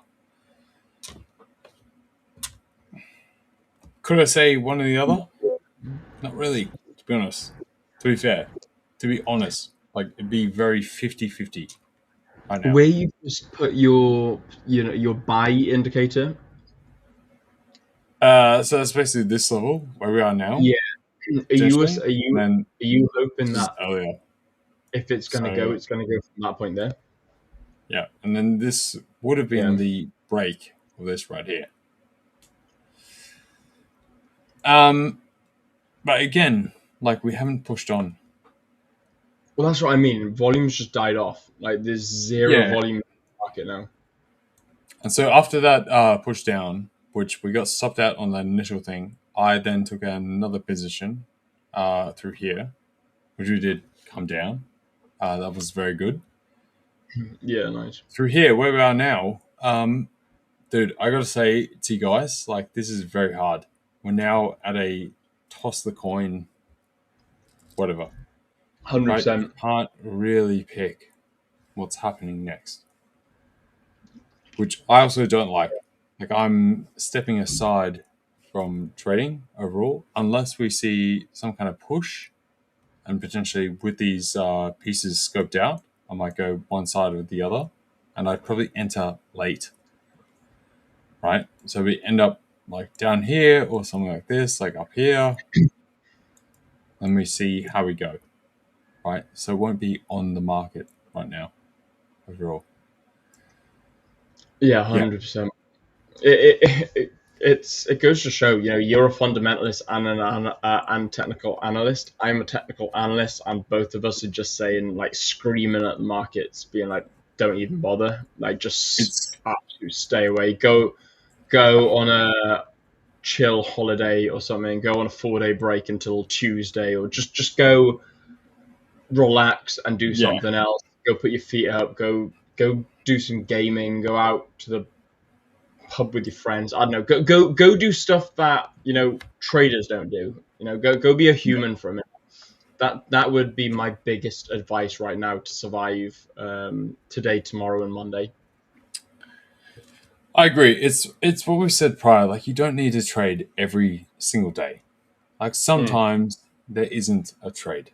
I know that, especially when you do this and you work for yourself per se, and it feels like if you didn't take a trade, you didn't really do work. But that's not how it goes, right? Yeah, fair. You have to take very selective trades at the right time and be effective in the market. You're not meant to be in the market at all times for no reason. So the same thing when we had this drive up through here, the next expectation is for us to actually go lower. And we did see that, right? Yeah. So we had the initial tops through here where we got the wicks. The trading positions that we took on the new account that they got tapped out. I then took the for the ones through here. I'll try and figure out how to get that onto, like I said, the web platform, so you guys can follow that with us right here. But either way, we've now seen that further drop down here. So again, it becomes very hard where objectively, in that sense, you might see that we go higher from here. But just like Trump has done in the past, we get this kind of a movement. He might even double down, go a bit further, get a false break, and then go higher after that. Yeah, literally. Dude, I'm so glad you got in as well yesterday, because I saw that move and then I got taken. And then I was just looking at it and I was like, do I get back in again? So I watched it for a little bit and I was like, I wanted to, but I just knew that Trump was on the war field. You know, he was on the battlefield at that point, and I was like, you know what? I'm tired. I'm ready for bed.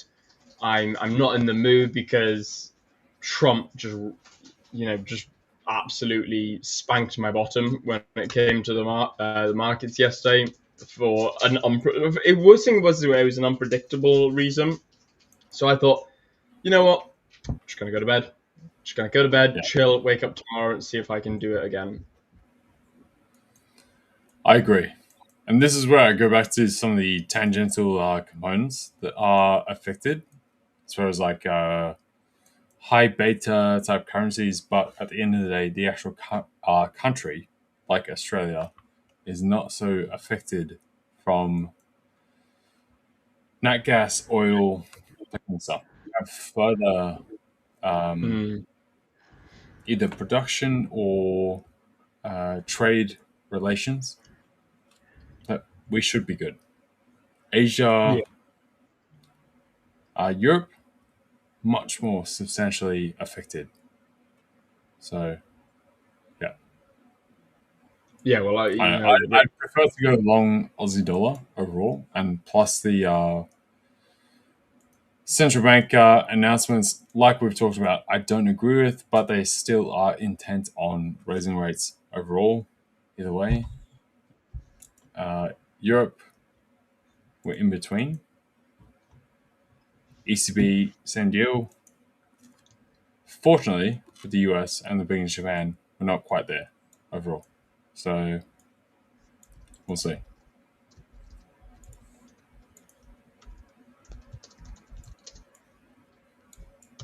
Yeah, no, literally. Well, Rich said about the fuel prices as well, just absolutely rocketing up to 180 from 130. Dude, that's nuts in itself. Like, okay, like for you, you're double and a half on US. Dude, for us to be up like nearly 50% is ridiculous. 100%. I might have to leave you, Will. Getting a nod on the side. So I might have to say bye to you guys. Yeah, I've been getting that for a while. Either way, I will see you guys tomorrow in the Discord. Myself and Akram will punch through everything from this week.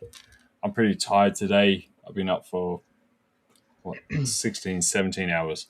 So tomorrow we'll run through everything. We've got the community week going on, or community month going through here. So look forward to seeing you guys tomorrow in the Discord, myself and Akram, and we have some extras for you in the duck race and plus. So see you guys tomorrow. Yeah, sweet. Peace LJ, out. see you later, brother. Get some sleep. Cheers, guys.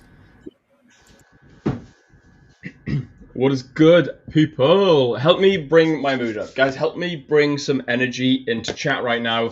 Come chat with me. Come get involved. You know, ask me some questions. Have a bit of a banter with me. I don't know why. I'm just feeling like on a bit of a, I feel like my head's a bit heavy. My arms are a bit heavy. I feel a bit tired. I got my bottle of water. I may go flick the kettle on in a second and pour myself a coffee just to try and wake myself up. So come have a chat with me, guys. Let me know what you guys are trading. Let me see if there's anything going on. Even if you got like any exotic pairs, like give me something interesting to do for the time being. We got about an hour till the guys get in. But for now, we had a comment around here earlier. I quite like that. Where is it? It was regarding the Friday trading.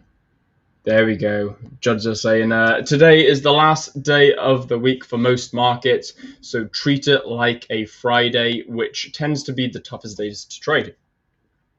I love this, man. 100%. Take a chill today. Don't stress too much. The markets are going to be very sort of placid. They're going to be very sort of just chilled out, relaxed, not a lot going on, low volume. Yes, we've got high impact news in an hour, bang on in an hour's time. But in the meantime, it's just going to be pretty crap trading. It is basically Friday hours today. It is Good Friday tomorrow.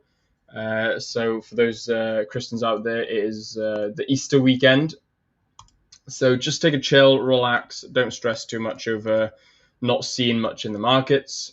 And yeah, just take a long weekend, you know, Friday, Saturday, Sunday, Monday weekend, back in work Tuesday. That sounds like a plan. Waiting for an EU to do something here.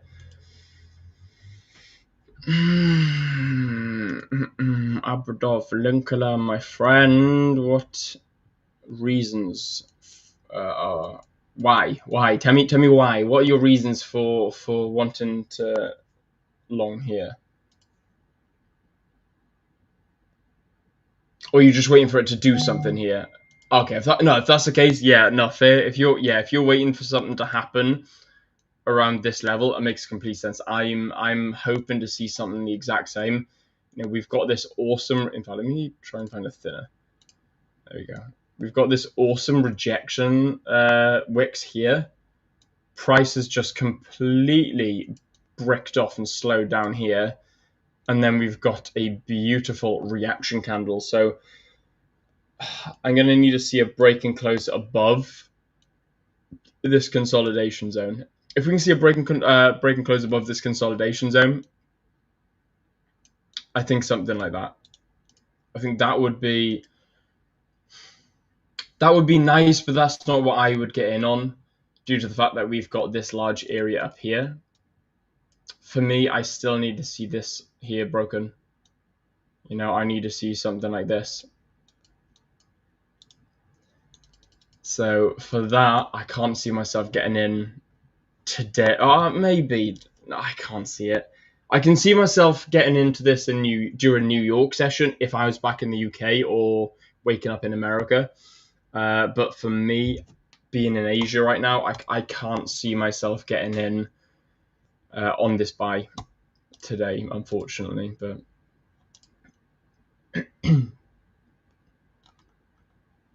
let's have a look. Oh, guys, some awesome questions coming in. Absolutely love this. Taffs forever, bro. You Welsh? Is that what that is? Is that you a Taff? For those of you who don't know, Taff is a nickname for a Welshman.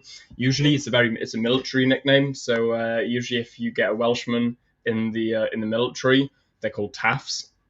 So, dude, that's sick. If you're a Taff, let me know. Taffs forever. Will, when did you start trading? How old were you? How old were you when you started trading? Oh, wow. I think I learned about trading at 16, 17. And then I was running a digital marketing agency, so I was doing social media marketing, website marketing, SEO, stuff like that.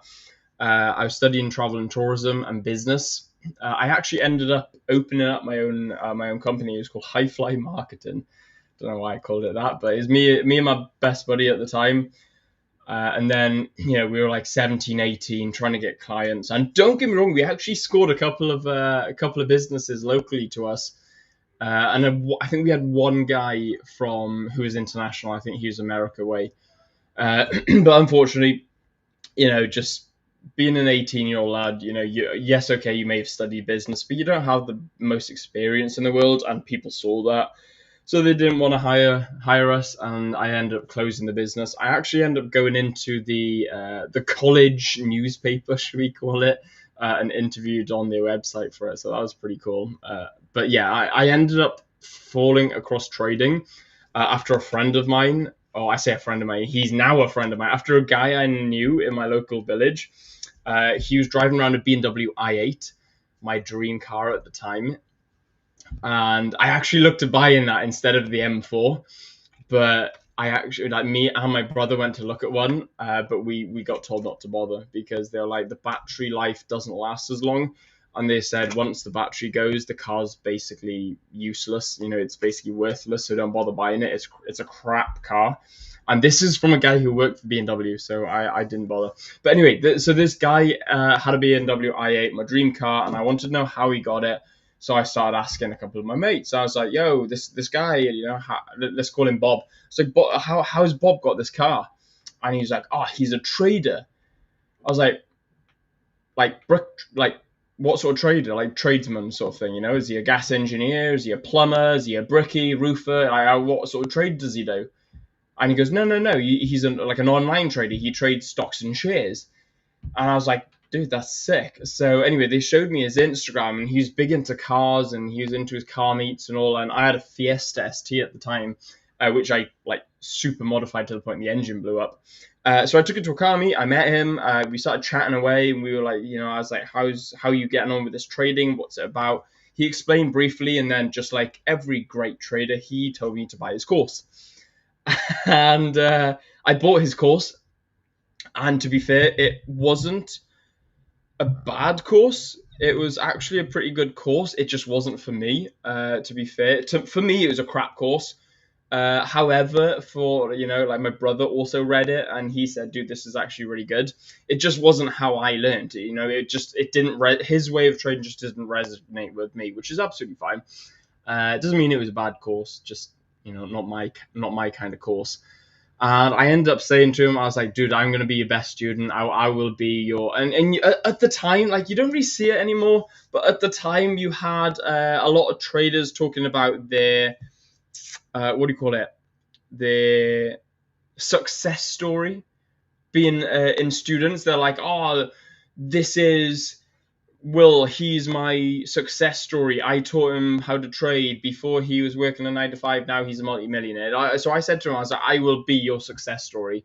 And he was like, yeah, cool. You got it, bro. And, just give him the generic things. It kind of wound me up because, I'm pretty good with body language most of the time, and I'm pretty good at understanding and reading people. And I thought to myself, I was like, this guy is just, stringing me on. He doesn't really care whatsoever. So I completely, ditched his course, ditched his Discord. I'm pretty sure I'm still in it to this day, but I just completely left it. I was like, I'm not in there, I'm ignoring it all. Just solely focused on myself, trying to teach myself, trying to understand the markets myself, putting in ungodly hours from 17, 18, 19, 20. And then from those sorts of age, I found one more course, which was brilliant. It actually helped me understand fibs. And price action and order flow. So that course was worth its weight in gold to me, even though it didn't make me profitable. But what it did do was open up a point of trading that I hadn't thought of. And yeah, but before I knew it, I was actually able to sustain myself in trading. Got myself a door license at what age was I when I got my door badge? Or my 24 now, about 3-4 years ago, 21-ish. Yeah, about 21, I got my door badge, and I was doing bouncing on the weekends, and then I'd also be working during the day. And the reason I say working, trading. The reason I decided to do that was before that, I was working on a family business, I just got my dual badge as well. I was boxing and I was fighting, and I was also learning trading. So I was literally like Monday, I was in the gym in the morning, then I was working, I was trading at lunch, or like learning to trade at lunch. Then I was in the boxing gym in the evening. Then I was sort of like learning more trading in the evening after training. I'd literally be like reading sort of articles while eating some food, just to try and like cram information in. And then it got to the point where I was like, I'm just burning the candle at both ends. I was like, I can't cope with this any longer. So I wanted something to give way, and it was either going to be my job at the family business, or it was going to be my trading. And I think my dad still, he doesn't judge me for it. He doesn't hate me for it at all. But I think my dad was a bit angry that I decided to give up the family business and give up working at the family business to pursue my career in trading. But luckily it worked. Discipline, consistency, and hard work does pay off. And in all fairness, he is proud of me now, but he wasn't at the time. He was fuming. And then before I knew it, I was I was pretty much at the point where I could go full-time trading. But I carried on working the door badge until beginning of last year. I think my door badge run out, and that's when I hung my badge up for the last time. I was just helping a mate on the pub, and a really quiet ex-RAF pub in my local area. And yeah, that was where I retired my door badge. So, and then ever since, I've just been full-time trading. I do have other side hustles, so I'm actually creating a business now with my entire family. But yeah, so it was a bit of a long journey for me. It shouldn't have taken so long. Had I have been able to give myself that advice to younger me, I would have said try and find a mentor. But I probably would have taken equally as long trying to find a good mentor as I did doing the on the journey that I was on. So the one thing I would never say, I'd never say though, and I'm glad that I didn't do this, was actually quit your job straight away. Now I know Richard Wells did this. Richard Wells actually he burnt the boats. He'll tell you about this. It's not my story to tell. Richard Wells went full-time trader straight off the back. And the man was amazing. He's done an awesome job of it. So in all fairness, my hugest respect goes out to Richard Wells. But what's going on? I personally couldn't do that because that would stress me out way too much. But Rich is an absolute legend when it comes to trading, so he manages to pull it off. I don't think I could have. Also, gold looks quite nice for a potential sell-off. In fact, you know what? This could be nice for a sell. I may.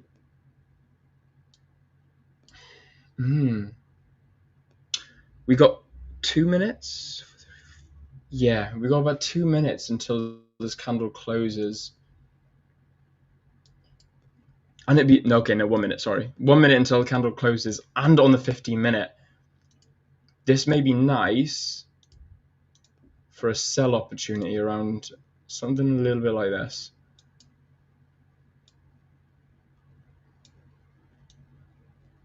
Could we get a pullback? Oh, if we could get a pullback for a 1 to 2. Oh, that'd be a beauty. Oh, I don't like how it's wicked. It's wicked into that area beautifully as well. Okay, we'll have to keep an eye on that. Let us know what you guys think, because that's really nice. Damn, Naz chickened out. Dude, yeah, Naz has been a funny one at the moment. Abdullah Linkler, Will, can you tell us how you felt through the transition of being unprofitable, a journey of a trader, the emotional journey? Bro, honestly, I was a full-grown man and I cried at night. The pressure I had knowing I had given up the family business, I'd walked away from it completely. I'd given up. I'd walked away because I was thinking about joining the Marines at the time. I told my my Royal Marines recruiter that I don't want to anymore. They were like, "Do you want to go reserves?" I was like, "No." I proper burnt the boats. I me and my ex-partner, we split up because I said, look, I got to solely focus on this. She wasn't the most supportive. She couldn't understand it, so we split up. But like, I lost a lot of friends and relationships and a lot of potential when it comes to work and my career. I was stressed. I was mega stressed. This is a nice. I'm gonna forward test this, guys. You guys know that I have a break and close strategy on gold. I'm gonna forward test that idea. I don't really like it. I'd prefer a pullback, but there's a nice 1 to 1.3 here. This would be my main one though. I like this. Anyway, so like I was saying, it was an emotional journey, man. It sucked. It was one of those where I questioned everything because no one believed in me and no one understood trading. I think the only person who understood trading was this guy that I told you about, and he was only like 3 years older than me. So he was a young lad as well, but he had his own group and he had his own little course going. He wasn't interested in me basically, and I think this is why I'm so obsessed with psychology now and finding a community. And this is what I love about the Fivers is the Fivers have a fantastic community full of awesome people and people who will support you no matter where you are in your journey, because I didn't have that. I didn't have that. I was 18, 19, whatever it was, 20, learning to trade, trying to get into trading, trying to make something of myself. And honestly, at the very beginning, I was trying to make myself a millionaire. And before I knew it, I realized I got entangled with the whole, signals, garbage like that. Once I got into the signals, I lost about 800 quid and I stepped away from the signals. That's when I found demo accounts, and I just loved those demo accounts, man. I rinsed and repeated those demo accounts, and that's, other than blowing prop firm accounts, that's the only money that I ever lost in the market. I was very lucky. I blew £800 on a personal account. The rest of the money that I blew was just prop challenges, which I earned back 100 times over. So I was unbelievably lucky that I had a pretty strong mindset anyway. But I had a massive amount of doubt in myself. I had doubt in myself. I had doubt in trading. I had doubt in the future of my career. And even now, sometimes I think, shit, man, what if I don't become what if I lose profitability? Like, could you imagine what I've left behind? Like, my brother now is running the family business, doing very well. He bought himself a Ford Mustang 5-liter V8 at 18 after he dropped out of university to do it as well. So he's doing super well. And I think to myself, like, how embarrassing would it be if I was to crawl back to the family business now and be like, guys, please, can I have like a job?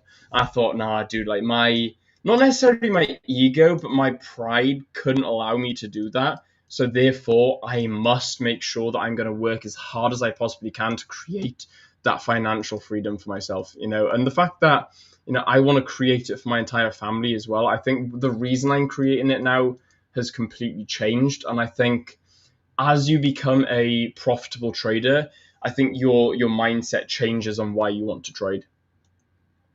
But let us know your journey as well, guys. Let us know why did you guys get into trading, and what was your thoughts when it came to the journey between unprofitability and profitability?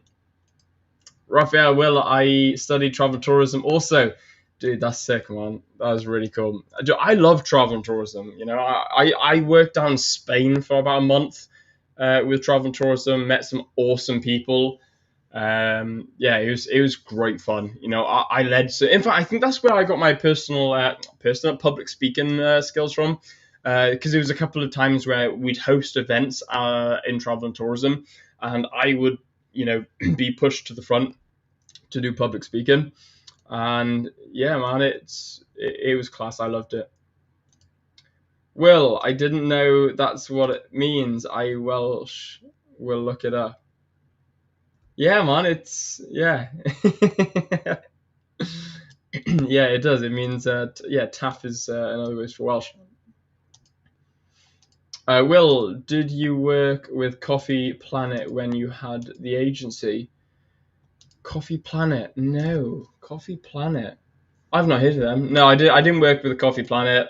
I worked with a couple of hemp agencies, like CBD stuff like that. I worked with a couple of like sporting agencies, like Go Sport and stuff like that. They were like an indoor range shooting place. So I worked with a couple of places like that. And then another one was real estate. I did get into a real estate with a guy in America. They were my three biggest things. The other ones were like little gimmicky ones, just tire kicking pretty much. But they were my three biggest ones. They lasted about a year, which I thought was pretty good. I thought I was going to buy myself a Lambo after that. I signed these clients up, and I was like, bro, like my mate Tom at the time, I was like, Tom, like, should we just when are we going to buy a Lamborghini each? Oh yeah, man, we thought we were the dog's bollocks, but little did we realize that we knew so little. But, thinking of entering a sell on US 30 here. Now let's see. Dude, let's have a look. Okay. I like the break and close under. Ooh, that is nice. Let's get a fib on this. Oh, you know what? Maybe not now.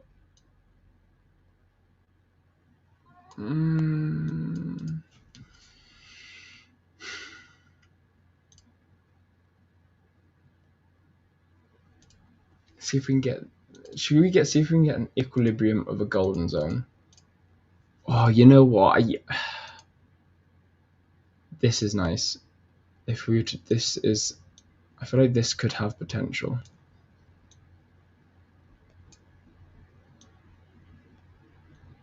1 to 2 though, maybe a bit steep. It may have to be a 1 to 1. I mean, let's go for 1 to 1. I just don't like this. Look at that. It's the only thing I don't like.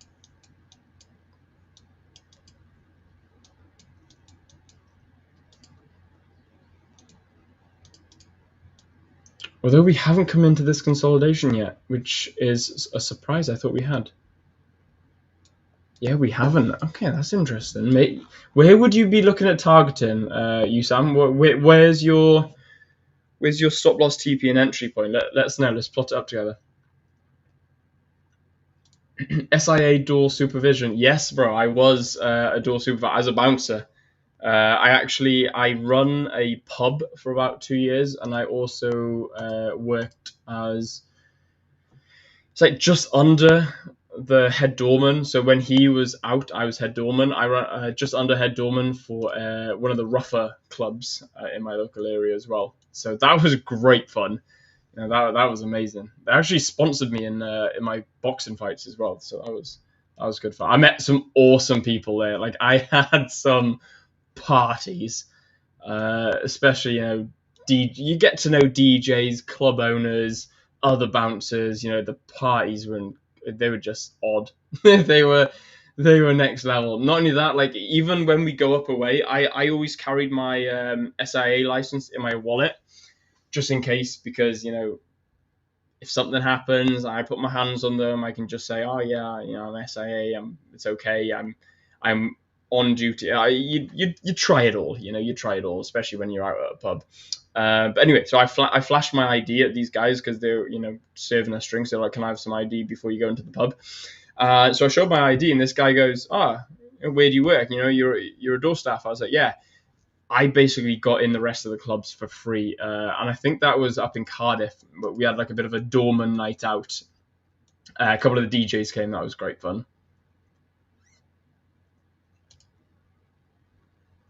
Will, what's your favorite A+ setup? My favorite, dude, that's a great question.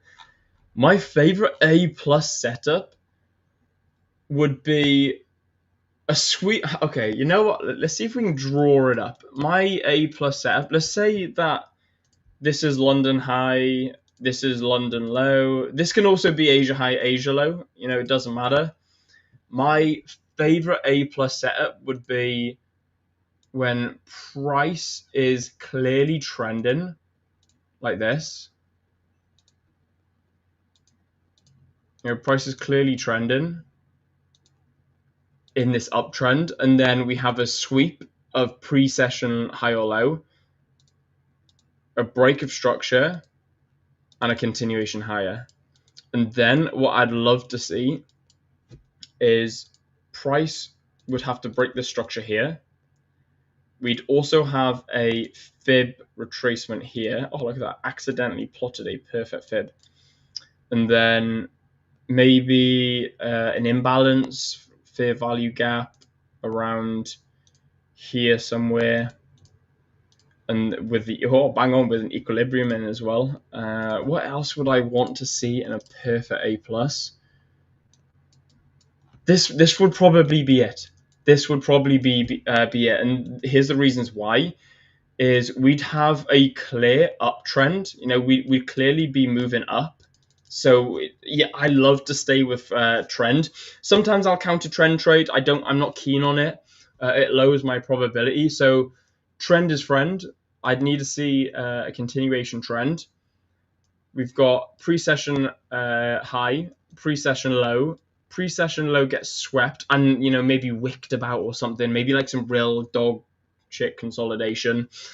A push above, a pullback. So there we've got this range here now.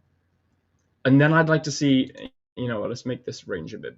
There we go. Let's make this high a bit bigger. Make it a bit more distinct. This is my ideal price action. I can make it up I can make it up as I go along. I can make it as nice as perfect as I want. So I'd have to have a really nice higher high to identify this break of structure here.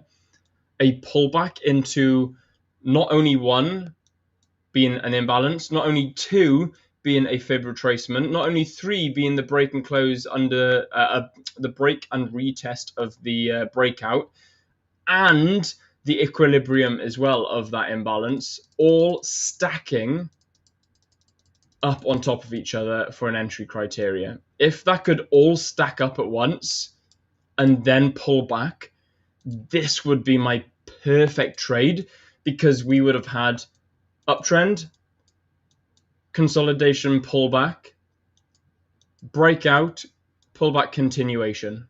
Bosh. That can also be a flip as well. So we were talking to Ashley earlier about being a right-handed, left-handed, buy bias, sell bias.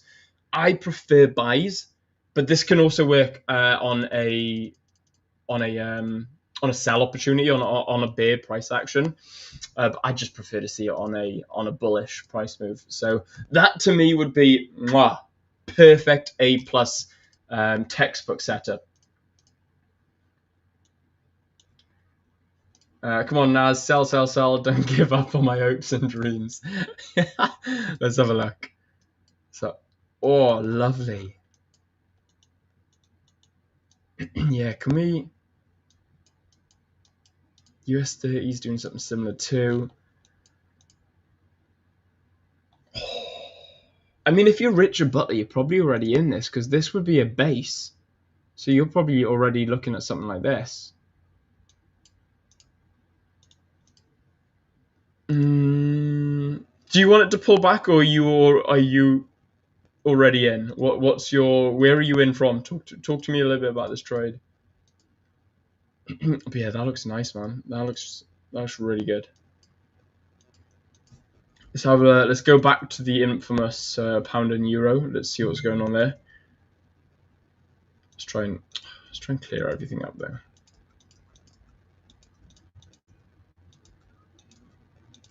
There we go. Okay, let's go on the 5 minute. Ew, man, what's what is that? What is that price action? Oh, a GU though. That looks quite nice, Hey, guys, let us know if anyone's trading GU. That looks sick. Will, your story is pretty awesome. Cheers, man. I appreciate that. It's been a bit of an odd one. Like, I could write a book with the weird side quest stories that I've gone on.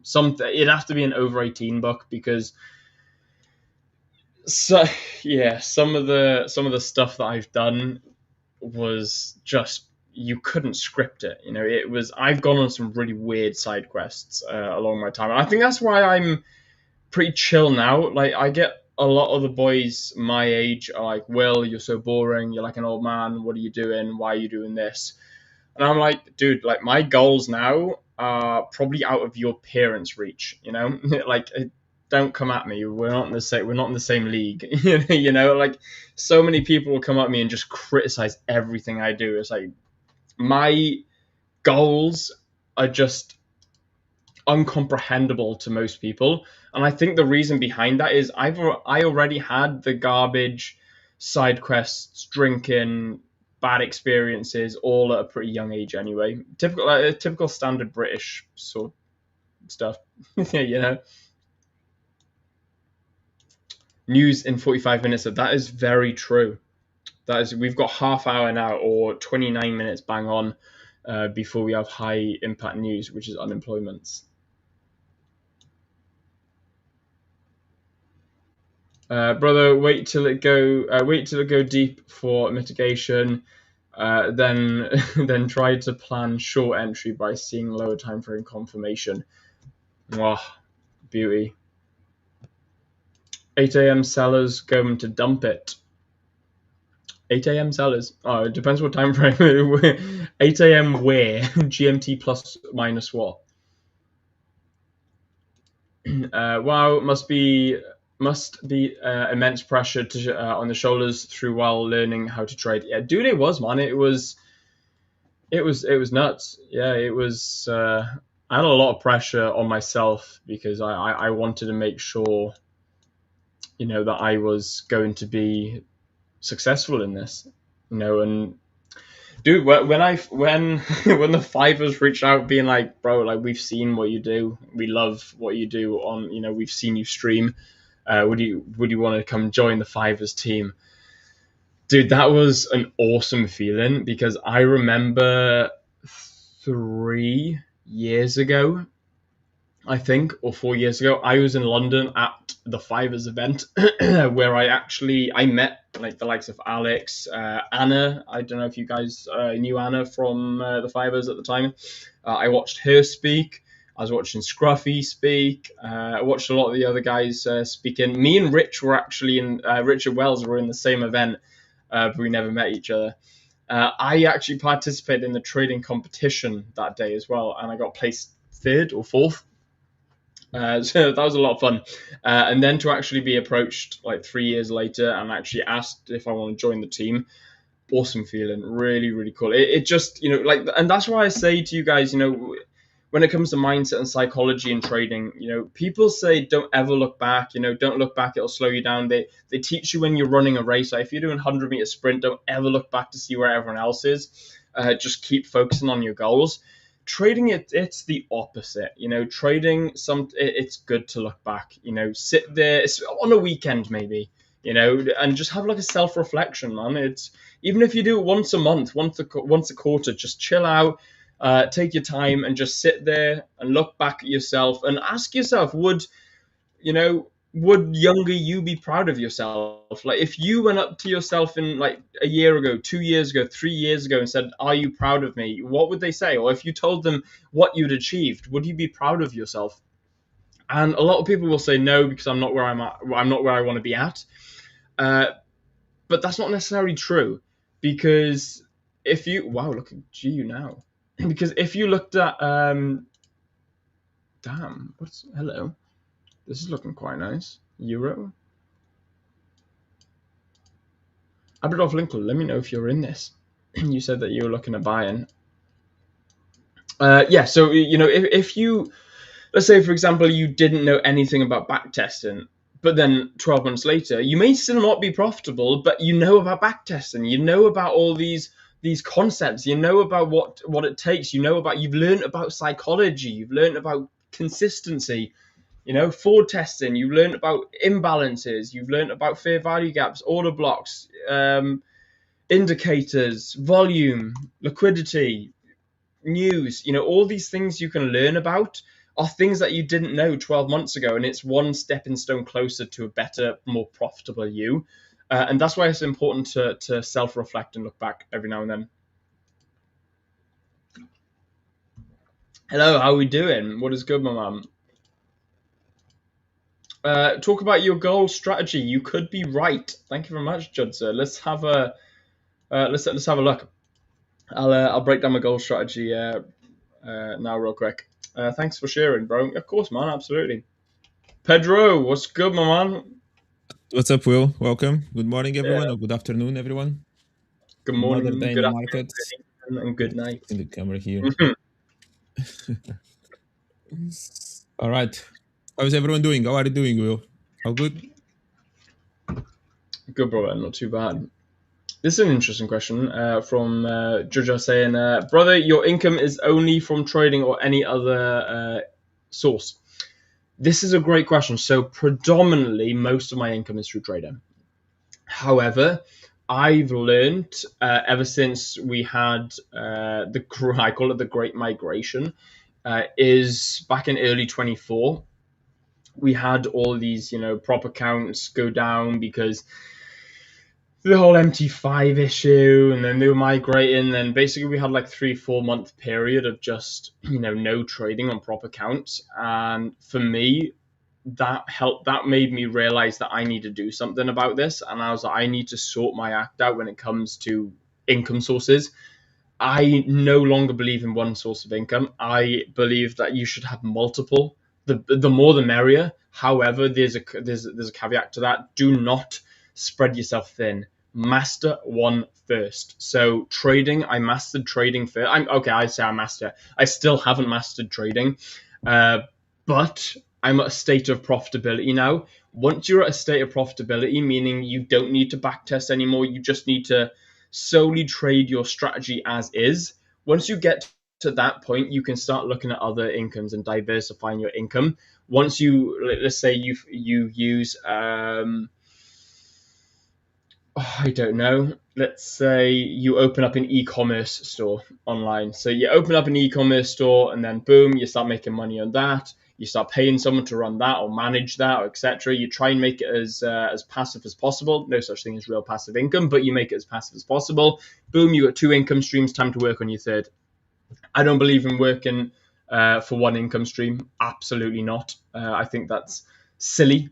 Because the one thing I want to make sure I do is if I lose one, I've still got several to keep me going. I don't want to be at a situation where I come to a crossroads thinking, well, I've lost one income because I'm going through a drawdown stage, and now I'm screwed, and I got to sell my car, and I'm going to be evicted because I can't pay my rent. The stress like that isn't worth the hassle. So yes, I've got multiple income sources, but trading is like pretty much the majority chunk of it. Yeah. That's always a good question. Yeah, that apparently, everyone that Twist here as a host on the Fivers at Twist are also earning some other money, not even if it is during with working for the Fivers. And the good thing is, again, when someone asks me the question, it's always about as well, are you doing into working different industries, kind of doing something completely different from trading, or is also still related to trading, the income that you're earning, or the second source of income that you're trading as well. Because again, if you are doing something else that demands a lot of your either energy or mental capacity, then maybe trading can't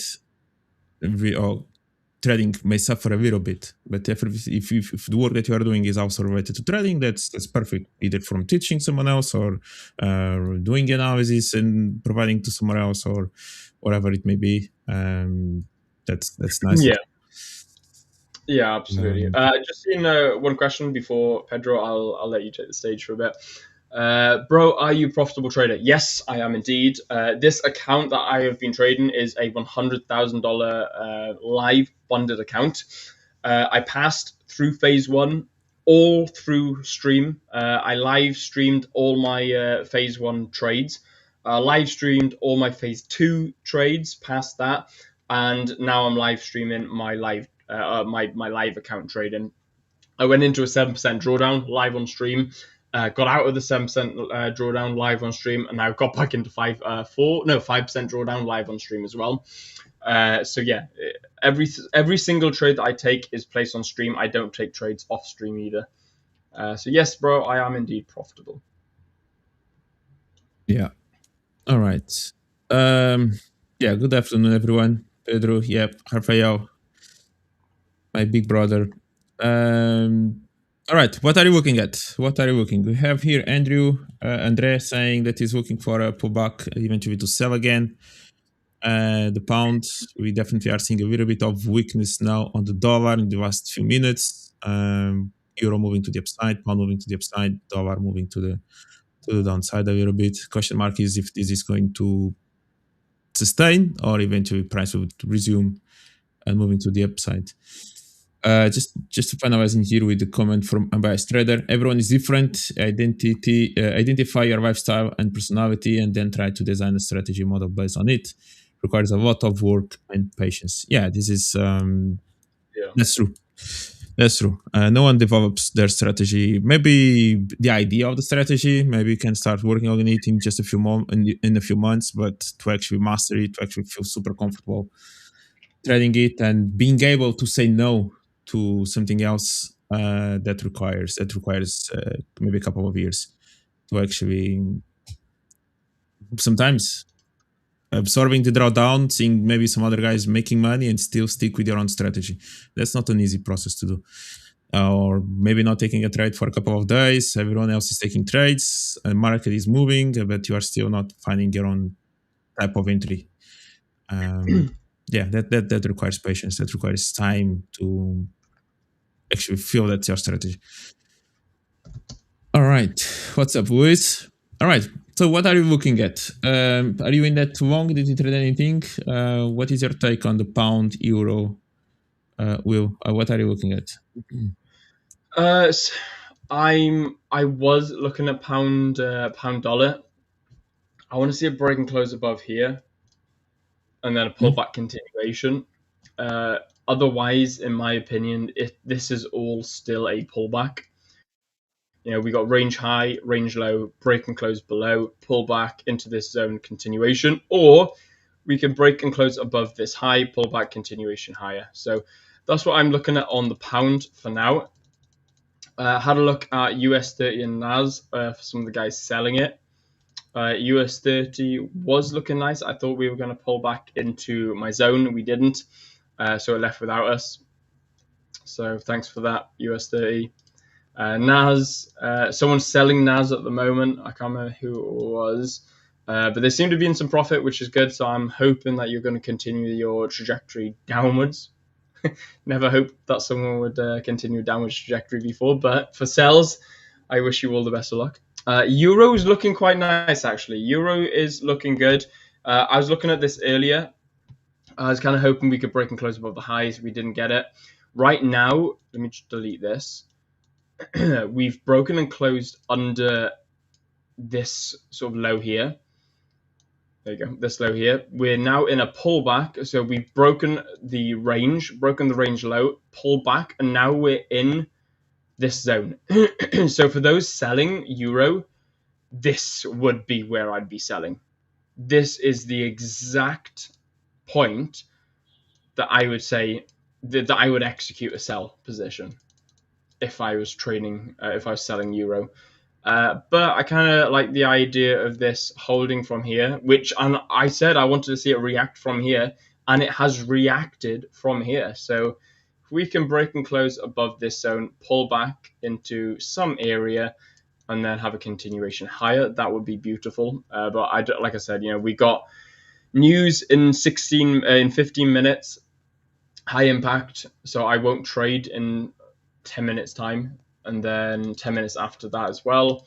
So honestly, I can't see myself trading for the rest of the day now. But what about you, Pedro? What are you in at the moment? Okay, Cookie. I just noticed that actually the unemployment claims stop being red and start being orange, at least in terms of the news. Actually, I don't remember now when was the last time. Let me just check this one. March. Yeah, unemployment. Yeah, it used to be red. Now it became orange. I kind of agree. I think it stopped. It wasn't its importance at this point in terms of moving the market. So it's actually good. It is orange and not red anymore. Yeah, I mean, like, so I started the week looking for sales on the dollar.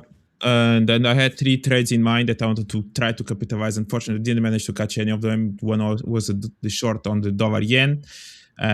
Price moved, didn't really give me opportunity. Finally, it's moving to the upside. So I'll be kind of looking for price action at around this level, especially if price goes a little bit more. The other 2 were dollar CAD and dollar franc Swiss, which they also kind of already made that initial move down that I wanted to see. So my highest probability setup was to try to catch this first move down, because even dollar CAD, for example, at this point, it's still kind of in a bullish trend, even though it's now starting to approach interesting levels where it could react, but I'm not sure if we are going to be able to make a double top type of situation, and then price will move or continue to move to the downside, or if price will just eventually find new buying pressure and take these tops. But I will still try to find opportunities depending on price reacts somewhere around here. So price now reacted from this supply zone. We already had the reaction, really good. Now maybe we can take the liquidity or kind of react close to this low and try to see if price actually is going to resume the move to the upside or not. But even though I still don't really want to trade it from here, I struggle a little bit with this type of setup because my stop loss kind of needed to be still above this high, and in this scenario the risk reward is not attractive. So I'd like to see actual price squeezing a little bit higher into this direction. Maybe use this high now as liquidity.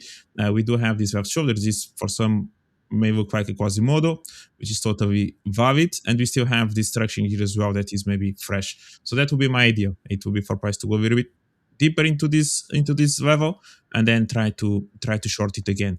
Does it make sense to me where this low is reacting from? That's kind of a good question mark. It could go still a little bit deeper. We can see that there was a little bit of a separation between this structure and the next one. But when looking left as well, not biggest fan. Actually, maybe in here, there was an important level, which is actually, I don't really like it, to be honest. So maybe price can actually continue to move to downside. So for me, this low may not be reacting from something that is important. So I may still be open for new shorts. And then the other one was dollar franc Swiss as well. Really good move. So I mentioned that one also on Tuesday. Kind of around this top or kind of around this structure here, I was expecting some kind of reaction to the downside. Again, one of the reasons was because price has been trending before the move to downside. Price has been moving to the upside for many days in a row, and we had this move to downside. Price actually came back to retest this upper trend line. Now, again, question mark, are you going to have kind of a double top, or price will eventually just continue, take this top and maybe react again as a selling pressure a little bit higher somewhere around here? So I'll be monitoring this dollar yen, dollar CAD and dollar franc Swiss, but my highest probability setup, it was to catch this first move down. Now there's a little bit more of uncertainty in my opinion, which I need the dollar index. I need the dollar index to see how it's going to react from this level. Again, same question. Does this low make sense to me? Yes, price actually still respected this structure. They've been even more open to a deeper move to downside on dollar. If we had managed to take these lows, then I think price could eventually move down. Even if it would retrace first, then I'll be even more confident for the lows for the sales to continue and potentially even take these lows altogether. Because at this point, the way we are looking at it is literally just price moving, taking your highs, retracing, taking your highs, retracing without really taking the previous lows. So I need to be a little bit cautious. Now, price most likely maybe trading within this fair value gap, just took all these highs in here and you found a little bit of selling pressure, but price still needs kind of to start breaking these structures in here as well. So I think it looks nice. I think it will be nice to see the dollar to start slowing down as it's starting to do so. So we had a big momentum to the upside. Price now traded a little bit, going upwards, start to create a little bit of a double topping here, still managed to go higher. Now start seeing a little bit of a selling pressure.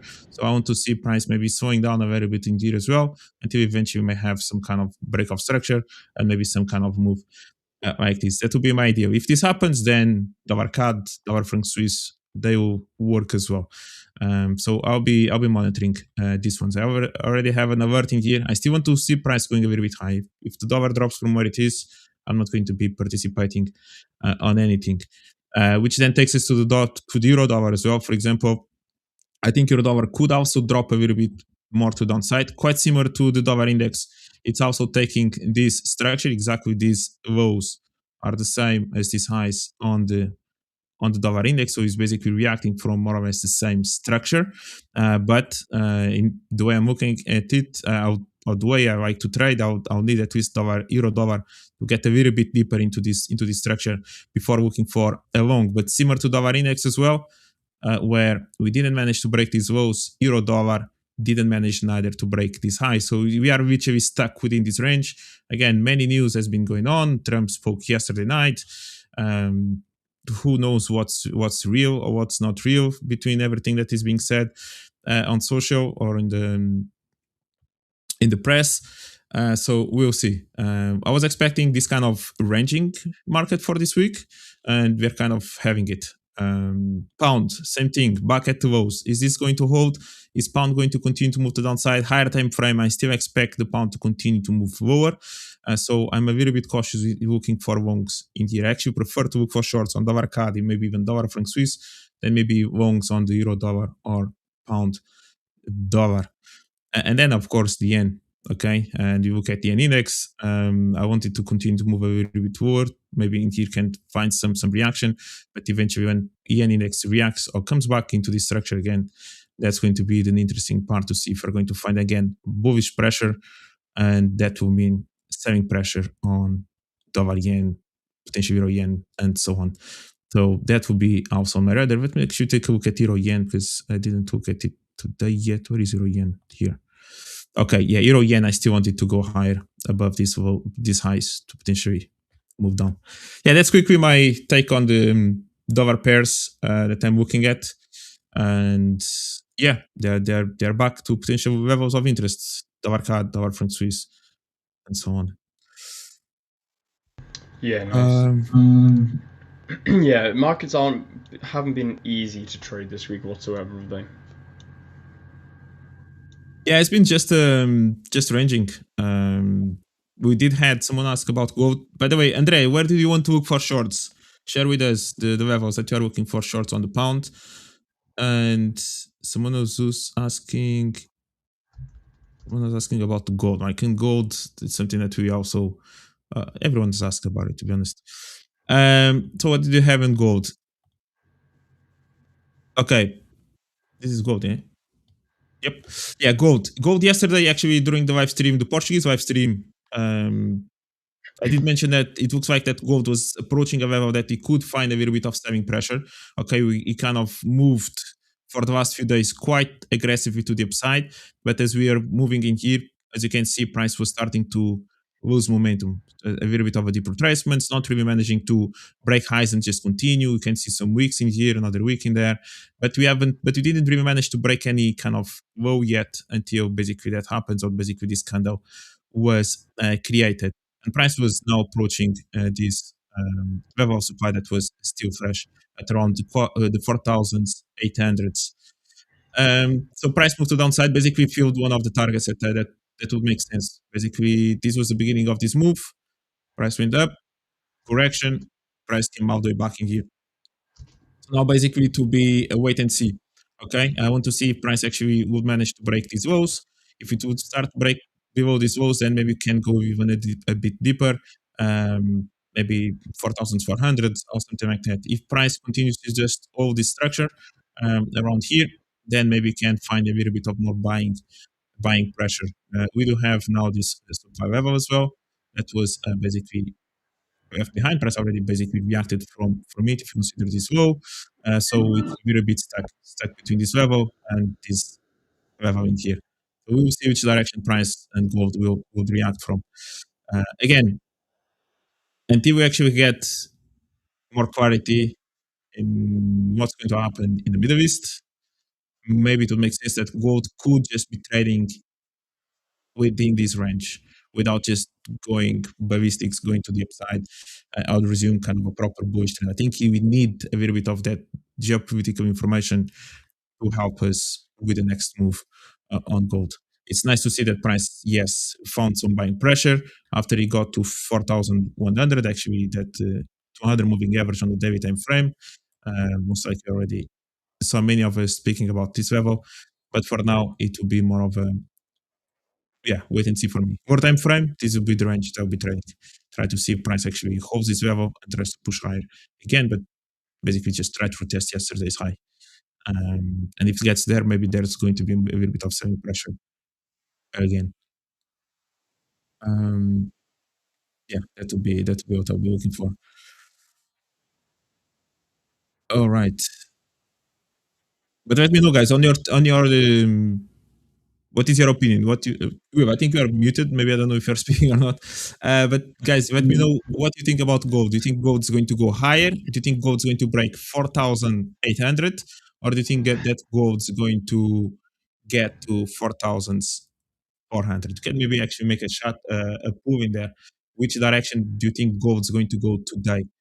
Break 4,800 or try to trade back into 4,400? Remy, I don't know if you can do the pool for that one. A part of me thinks gold's going up. I reckon gold's going to break 4,650 at a minimum. I think we're going to break 4,650. Okay. Yeah, that can go there. That could go there. Yeah. We're looking a bit more extremes, a little bit higher time frame. It would be awesome if we can come up and test the zone low of 4,781. If we can get up to that zone 4,781 and the high of 4,802, that would be good. Yeah. Just trying to read a few others. There's a bit of distance for that to happen yet. All right. Now we have also a few other guys in here that already are long on the pound. Mariano Sanchez. Let me just take a look at the pound. He mentioned that he entered at 1319. Okay, 1319. Okay, yeah, got long somewhere around here. Hi, Cookie. What's going on? Okay, what is your target? When looking at the pound, price it came all the way back to test now the demand zone. Okay, basically price left this demand zone behind. So what happened here? This is a Quasimodo as well.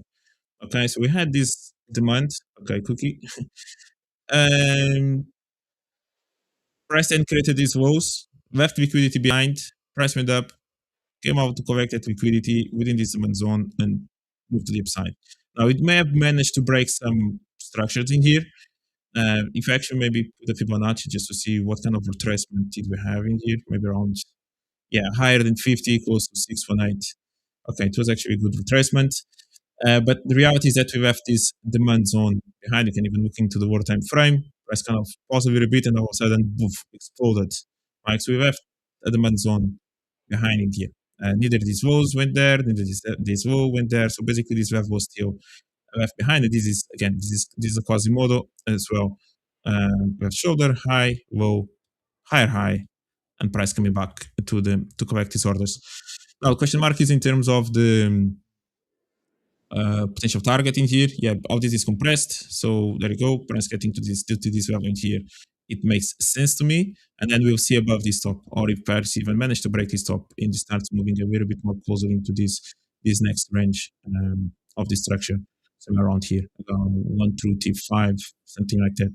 If then price is actually managed to hold, maybe with the new retracement that starts breaking again, then maybe you're going to be looking at this next highs somewhere around here. Like if you create actually a proper double bottom after price takes this level. yeah, might have a little bit of that of that move. And then in this case, there you go. Maybe pound actually ends up respecting this structure, but I think the dollar needs to help as well. I think the dollar needs to help and move to the downside for the pound and eventually the euro and so on moving. Is this enough for the pound for the dollar? Maybe it is. Maybe prices came to collect all this liquidity from all these highs and start moving to the downside. And again, if that's the situation, I'll be sitting on my hands one more time because most likely dollar CAD, dollar from Swiss, and so on, it just reverse from where they are. So this initial reaction from these lows, it was okay to be expected.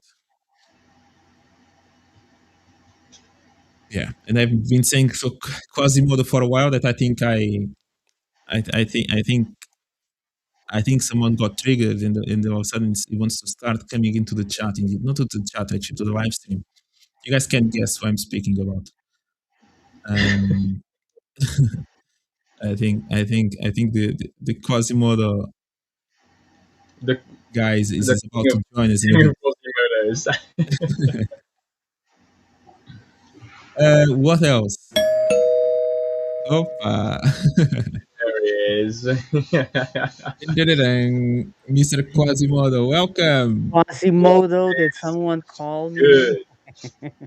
How How you is doing, everyone Victor? doing? I'm Oh, doing good, fine. man. Pedro, nice to see I, you again. It's I been don't know a if it's me couple or of you, but I think maybe you need to just increase slightly your microphone. Or maybe it's or maybe I have it too low. Victor, I'm talking about Victor. okay. Will, can you hear me well? Yeah, I can hear you pretty well. You're quieter than Pedro, but I can still hear you. Yeah, Okay, I can hear you. maybe Just I be a should. little bit quieter. Maybe I need to change something. Let me check here Yeah, in the just background in the me. turn the volume completely up. I'll tell you what. While you guys do that, I'm gonna shoot off. I went over slightly earlier on, and I'm very tired now. And it takes a lot of energy out of you when you're streaming solo. So, guys, big shout out to you all in chat. Thank you very much. You're absolute legends, each and every single one of you. Thank you very much for keeping me company and asking me some absolutely awesome questions. I hope you enjoyed my little solo session with you guys. I hope that you took a little bit from it. But yeah, guys, for now, I'm going to leave you in the very capable hands of these two gentlemen here. So make sure you smash the like button for them. Make sure you subscribe to the channel if you haven't already. But for now, guys, happy Easter, happy Good Friday. Have a fantastic long weekend, and we shall see you all next Monday now, not tomorrow. We'll see you all Monday next week. Guys, thank you very much. Take care. Thank Peace. you. Take care. Take care, Will. Is it better now, Pedro? Yeah, it is. It is. I think it's better. Or should I put some more? No, it's good. It's good. I did increase a bit my Okay. my headset, but I think I decreased it and now it's better for you. Do Okay. you have a standing desk, Will? Well, I'm not going to reply on Will's behalf, but I think he actually has a kind of a floating desk. I don't think even like yeah, he's like his setups are in the air, right? They're just it's in the space, to be honest. Floating Uh, desk. Never heard of that before, Pedro. But that's how it's going to yes, be when you're going to start trading from space. floating around. Exactly. I'm having a little bit difficulty seeing that image, but yes, I guess so. Someday that could happen. Pedro, you were saying something about we were joking about it, right? Quasimodo, you summoned me into the stream by saying those words, but um what asset are you talking about? Is it GU that you have on your screen right now, or was it about something else? I think it Yes, is GU. it was GU, but actually I can see some Quasimodos in other assets as well. I think even looking at maybe not exactly dollar index, but dollar CAD, for example, also created or has one in here if you consider this top, low, high, break, and kind of coming back into the structure. But in this case, the Quasimodo on the pound is what I would say the Quasimodo created even on the right side already of a head where it's bound. No, this is the pound. Yeah. So we already kind of have a low, but then within this structure we have a low. We have another break, a low being created at top, and price now we're testing this direction. So this is kind of a quasi model created on the right side of the lower low. In this case, the lower low is not the kind of the head of the quasi model by itself. Say that again. Lower hat, so it's not the. It's kind of You're usually talking when you about. have a quasi model, like the standard, it would be kind of a high, and kind of the head is the highest. It's a higher high, or maybe the lower low of the move itself, like of the move itself. In this case, there was already kind of a low being created, and we have this new structure being Yes, I created. understand that. Yeah. That's that Yeah. to me. That's an internal quasi, because There the you go. I external call it on the right external side. quasi is It's exactly that. the Yeah. external quasi is using the whole range, meaning the head is Mhm. actually the extreme of the range, the trading Mhm. range for that particular period.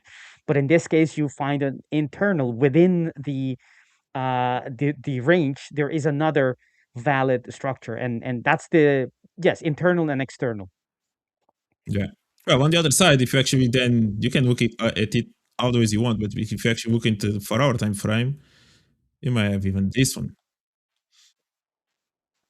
which can, who knows, be played like this. It depends. But yeah, maybe a bit more into the war time Yeah. frame stuff in here. Yeah. Yeah, that was one of I them. And the question now is, it's already reacting from it. Now the question is if it's actually going to go all the way to try to take the highs, or it's just a small reaction to eventually drop, mm, which is always questions that we have. yeah, actually if you go to the weekly and you zoom in a little bit, you'll see that that's actually we're talking about a weekly quasi that was tapped into 2 weeks ago. If you zoom in a little bit into the current, exactly there, Mhm. that to me here, that's a very beautiful quasi on a weekly time frame that we just got. We are currently, that play is on to me. So I'm looking for a daily now, either an end fresh order block to be retested, or a quasi, and then go to the H4 as well, and then you have that golden alignment where you can take an intraday trade and actually try to push it to the daily and the weekly targets, which is gigantic, of course. But so on GU is especially exquisitely interesting because of this weekly signal that we got, a reaction. It's not a signal, but a reaction we got 2 weeks ago. Yes. Yes. Yeah, I'm actually, I see that you're in a trade now on GU. No, Are this you was on a swing someone else trade? actually. Yeah, someone else. I'm not in the trade actually. I didn't really Okay, see it okay. now. I'll see. I'll see. If it works. Actually, I was more interested in trying to sell kind of the Arcada, the offering Swiss, and so on. For some reason, I've been avoiding, not paid too much attention for the pounds, but it's a good level. It's a good level. Maybe there's actually still a trading here to be taken. Yeah, Maybe we can retest I, and do. I yeah, I have to admit though that the daily hasn't aligned yet. So I see something happen on the weekly, and I have it there, and it's going to be probably interesting for a number of bars on the weekly time frame. But Mhm. it's not showing yet on the daily. So on the 4 hourly, and actually on the hourlies, on the 1 hour, there is a very nice quasi there, but it's too big to me. In any case, it's too big of a leap to go from an hourly to connect that to a weekly setup. To me, that's not the ideal or optimal, kind of alignment. I need the H4 to align as well, and the daily, so that I can, confidently let these trades run for longer than a day. To me, it's still a little bit of a too big of a leap, and I don't want to do that. Yeah. Yeah. Still need that maybe alignment on the higher time frame and then lower time frame to find a little bit of a good entry. All Mhm. right. What else are you? Yeah, maybe we can do your analysis. I did a little bit of my analysis on the dollar, and by dollar then I mean euro, dollar yen, potentially dollar CAD. yeah, basically, just in summary, I'm trying to see if we actually have a new selling pressure on the dollar from a little bit higher, not exactly from where we are. However, I'm just a little bit concerned that we never will manage to break these lows. So maybe price actually just wants to continue to go higher, which goes a little bit also on the euro itself, that you never managed to break above these highs. And on the euro, actually, I would like to see euro going a little bit lower, maybe a little bit deeper into close to this next level again. Basically to feel complete with this next range. So I'm a bit more indecisive here. The pound, okay, the pound already reacted a bit deeper, and at this point, if it was about to get long in any of these pairs, it would have been maybe the pound, because it was already into a better level. And then on the dollar CAD, the price is indeed reacting really nicely. Reacted really nicely from this supply level already, but actually I would like to see it going just a little bit higher. Try to see some kind of price action confirmation around this level to see if actually there's another short opportunity in here. However, I'm well aware that a little bit more into the higher time frame, we actually have been trending a little bit higher, and this may not be the final destination price. Actually, we want to go a little bit more into this, maybe 1/400 or something like that on the dollar CAD. So I need to take this one a little bit with cautious. I need the dollar to help me. I need the dollar to sell for these pairs in here to work, and the same thing for the dollar, for the pound to go up. Sorry, the dollar needs to go down as well. Yeah, but just quick summary, and the dollar yen as well. Of course, dollar yen. That's another one that I'm going to continue to be all over it to eventually look for shorts. Let's see if price comes higher. So basically, all these initial moves, I missed the opportunity to sell them initially. Either I didn't see them on time or I didn't got my entry. I wanted already to catch this initial move. I didn't manage to get any of them, even on dollar from Swiss, and now I'm looking for a potential retest. Yeah, the dollar is still very, very strong. You know, and we shouldn't bet against that just because, you know, it is stronger than usual or stronger than average, because uh, these movement, they can last, you know, longer than you would expect. That happens all the time. The same thing, hi Samir. The same thing as Otherwise, the same thing as when, you know, the market breaks out. You know, sometimes there are clear areas where it's going to go to, where it's going to gravitate, because that's the opposite structure or level up. But, you know, in between, it's difficult to gauge, you know, is this breakout going to run, or is it going to, you know, break out, maybe not even fail, but just holding that level and then slowly go up. And when it is breaking out with, well, very impulsively, you know, it's very difficult to gauge how far that will go unless you have some kind of a target, some kind of a structure. And that's what's happening with dollar currently, right? How far are we going to continue with this dollar strength? Everything depends on the, you know, geopolitical things that are, things is an understatement, but I mean all this conflict that is happening, and, you know, domestically as well, on the economy and the US economy. So there's a lot of things that it's not going to be randomly out of nowhere continue, but there's it's really difficult to gauge or to time how much more this will this will last. And in the meantime, the best thing is just ride the wave. Do not fight it. Ride the wave, wait for the structural break, and then you try to go against it, because you understand that there's a reversal happening, a Quasimodo, maybe a double top or whatever it is that you trade. But it needs to happen first. Even though something is very, very outstretched, you know, it can stretch some more, much more, before it actually snaps back. And in the meantime, if you just think everything is gonna mean revert, someday, yes, it will. But the timing is the crucial part here. And if you got the timing wrong, you know, you can blow your account while waiting for that moment to come, and it will come eventually. But the question is, will you have your account by then? So, all right. Pedro, maybe you can take a look at the WTI crude oil. Someone is asking on the hourly. What do you say? Yeah, I just noticed actually that it's skyrocketing again today. Again, this is basically the reaction of this night, morning. Well, it depends where we are. For me, it was overnight. For someone in America, it was during the night. Maybe someone in Asia, it was already morning.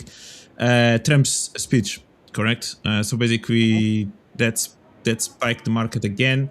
Indices went down, and oil apparently is moving to the upside. So basically, a little bit of what Trump said is, we are covered, but everyone else in the world is a bit in problem regarding to getting their oil.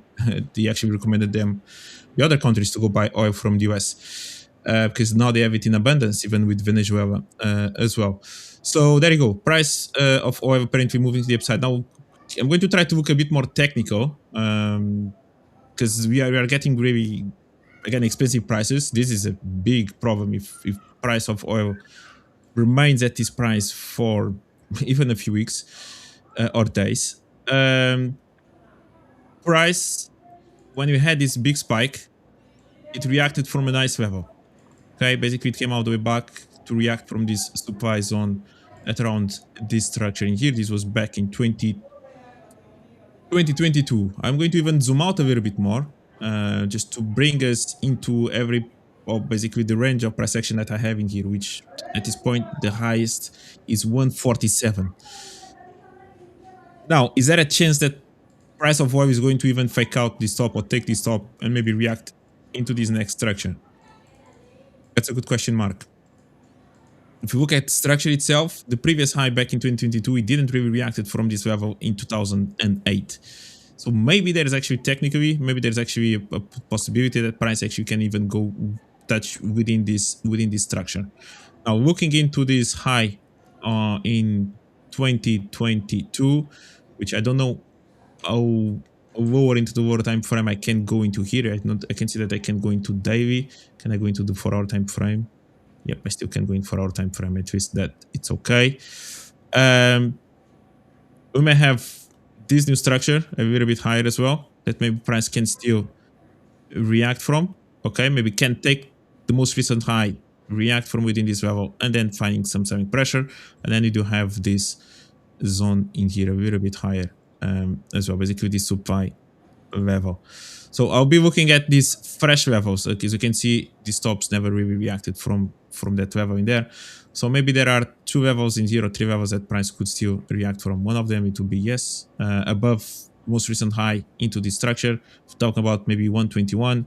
The other one, it will be around 125s, and above that, there's not really much going on. That will be looking at that high from 2008.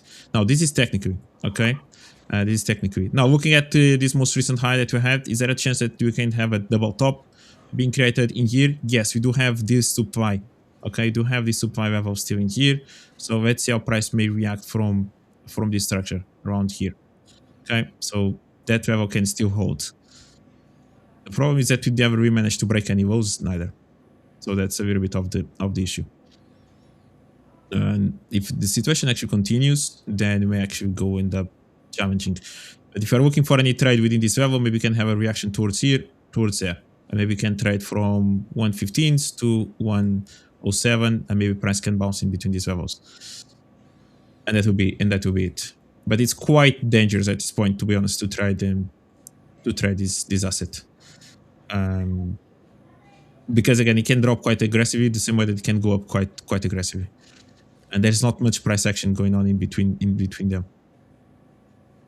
Yeah, that would be a little bit on my take, honestly, on oil at this point. There's a clear risk that price can end up taking these highs and can even go a little bit higher. Yeah. And if that happens, most likely the US indices are going to continue to crash, because that's going to be terrible for the economy.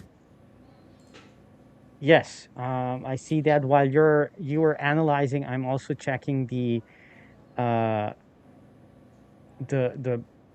price of oil or crude oil. This is, and it's quite interesting. I mean, maybe I should switch to mine, so people see what I'm talking about on higher time frames.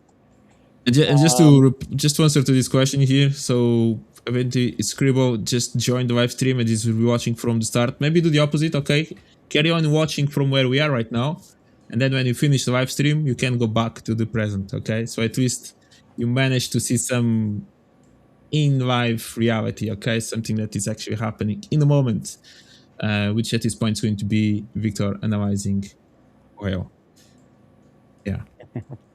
And we have some Enjoy. nice question here about the decay of the edge in a strategy. We can talk about that as well. Maybe Samir can enlighten us as well on his experience on the alpha decay on the strategies that he's been trading, or perhaps Pedro has some some higher math. No, I don't know. Maybe some ideas about it. But if I look at this is crude oil. It's not WTI, but it's. I mean, there's a little difference, but it moves the same way, right? So it shouldn't make any difference. And if you look at the market from a broader perspective, from the monthly, the weekly, the monthly, there wasn't actually anything. I just checked. Yes, there was a swing high, but I couldn't find the market didn't position itself, didn't express itself with order blocks and quasis and so on. There is a quasi right here. This is the neckline, but I couldn't find on the monthly time frame. I couldn't find there is no entry order block on the monthly. So that's why we start with the weekly, and the weekly is the same thing, right? We do have you can spot it from prices come from below, goes up, makes this high.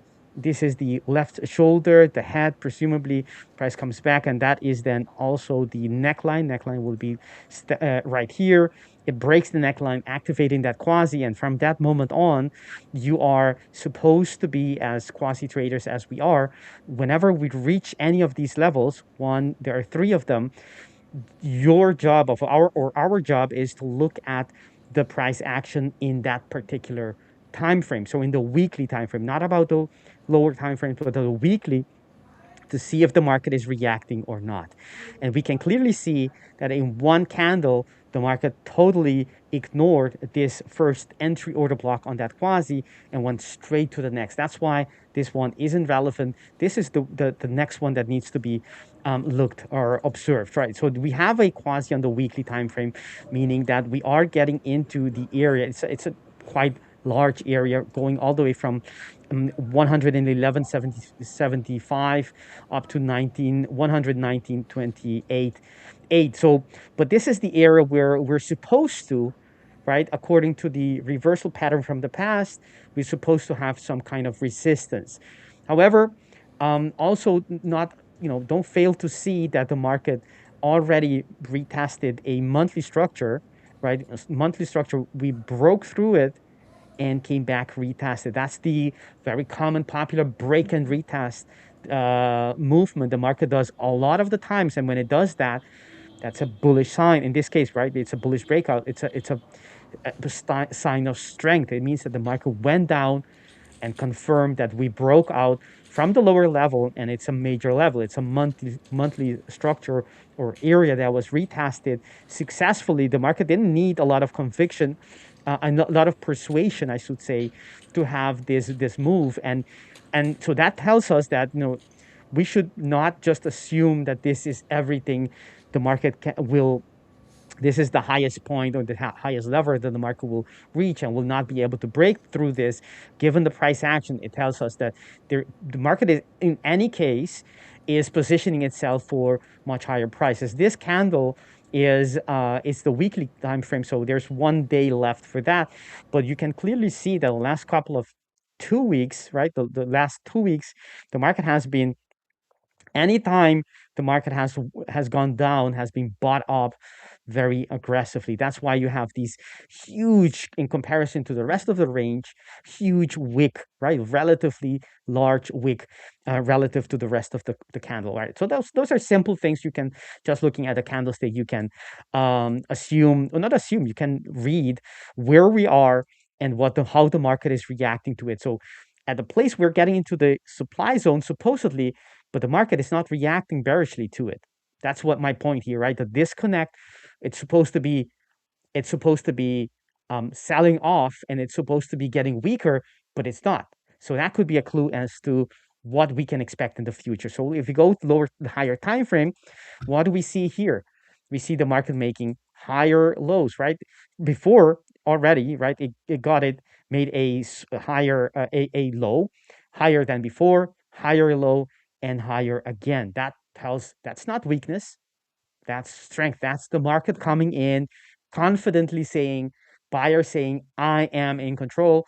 And if this, if nothing happens, where do you think price will go? Price is not going to go down. Price is going to continue to go up, right? Unless something changes, dramatically, radically in the world or whatever drivers of the oil sector. So that's on the daily time frame, right? So we do have if we go back here, we do have a bullish order block that was not even needed for this reaction. You can see the price moved and changed completely without touching that order block. And the market is right now at a fresh daily order block, which is something, meaning price can react today, can come back, maybe retrace a little bit because there is a fresh order block there. But in the greater scheme of things, I wouldn't expect that this little daily is going to change, the whole bullishness in the market. Maybe a couple of hours, maybe not even that. Maybe price will just go through it very quickly. So that's how you can, place it in, in the right context. So we do have a bearish order block. So we go lower time frames. What do we see? Huge candle for an H4. Huge. I mean, that's a big. If you want to give it some reading as some objectivity, if something is a large candle or not, just compare it to the ATR at that time. The ATR is 3.90, and that candle, let's measure that. That's a 9.18. What is that? That's firmly above twice the size, right? 2 point, I think that would be like 2.4 or so, 2.4 times the average. That's huge. That's very large, very significant. So we are retesting that high, and on the H4, if we go back and look at the market, look for quasis.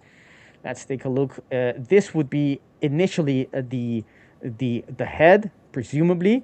So you start looking, 101, looking for quasis. You look for the highest peak, and you reverse engineer, so to speak, reverse walk back to see if this could be a quasi. And if it was, the stops, or not the stops, but the neckline would be somewhere down here or maybe here. In any case, that didn't get triggered, so that's not at play. You can see that the market did not break that structure, so that isn't the quasi. Same thing we just spoke about, Pedro.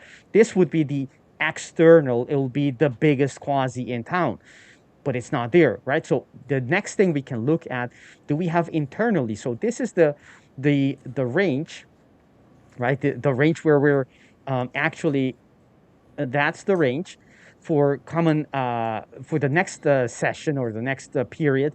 And the next question is do we have in here a quasi? And if we do, I would consider that an internal because it's not, the head isn't the highest point. Internals are just as fine to be traded. They're a little bit less significant because everyone is watching the bigger picture, which is, the highest peaks and things like that. But it's still perfectly tradable.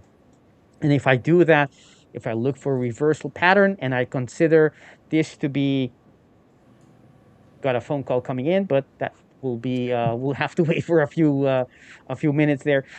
So if I look for the internal, automatically this is the second highest peak.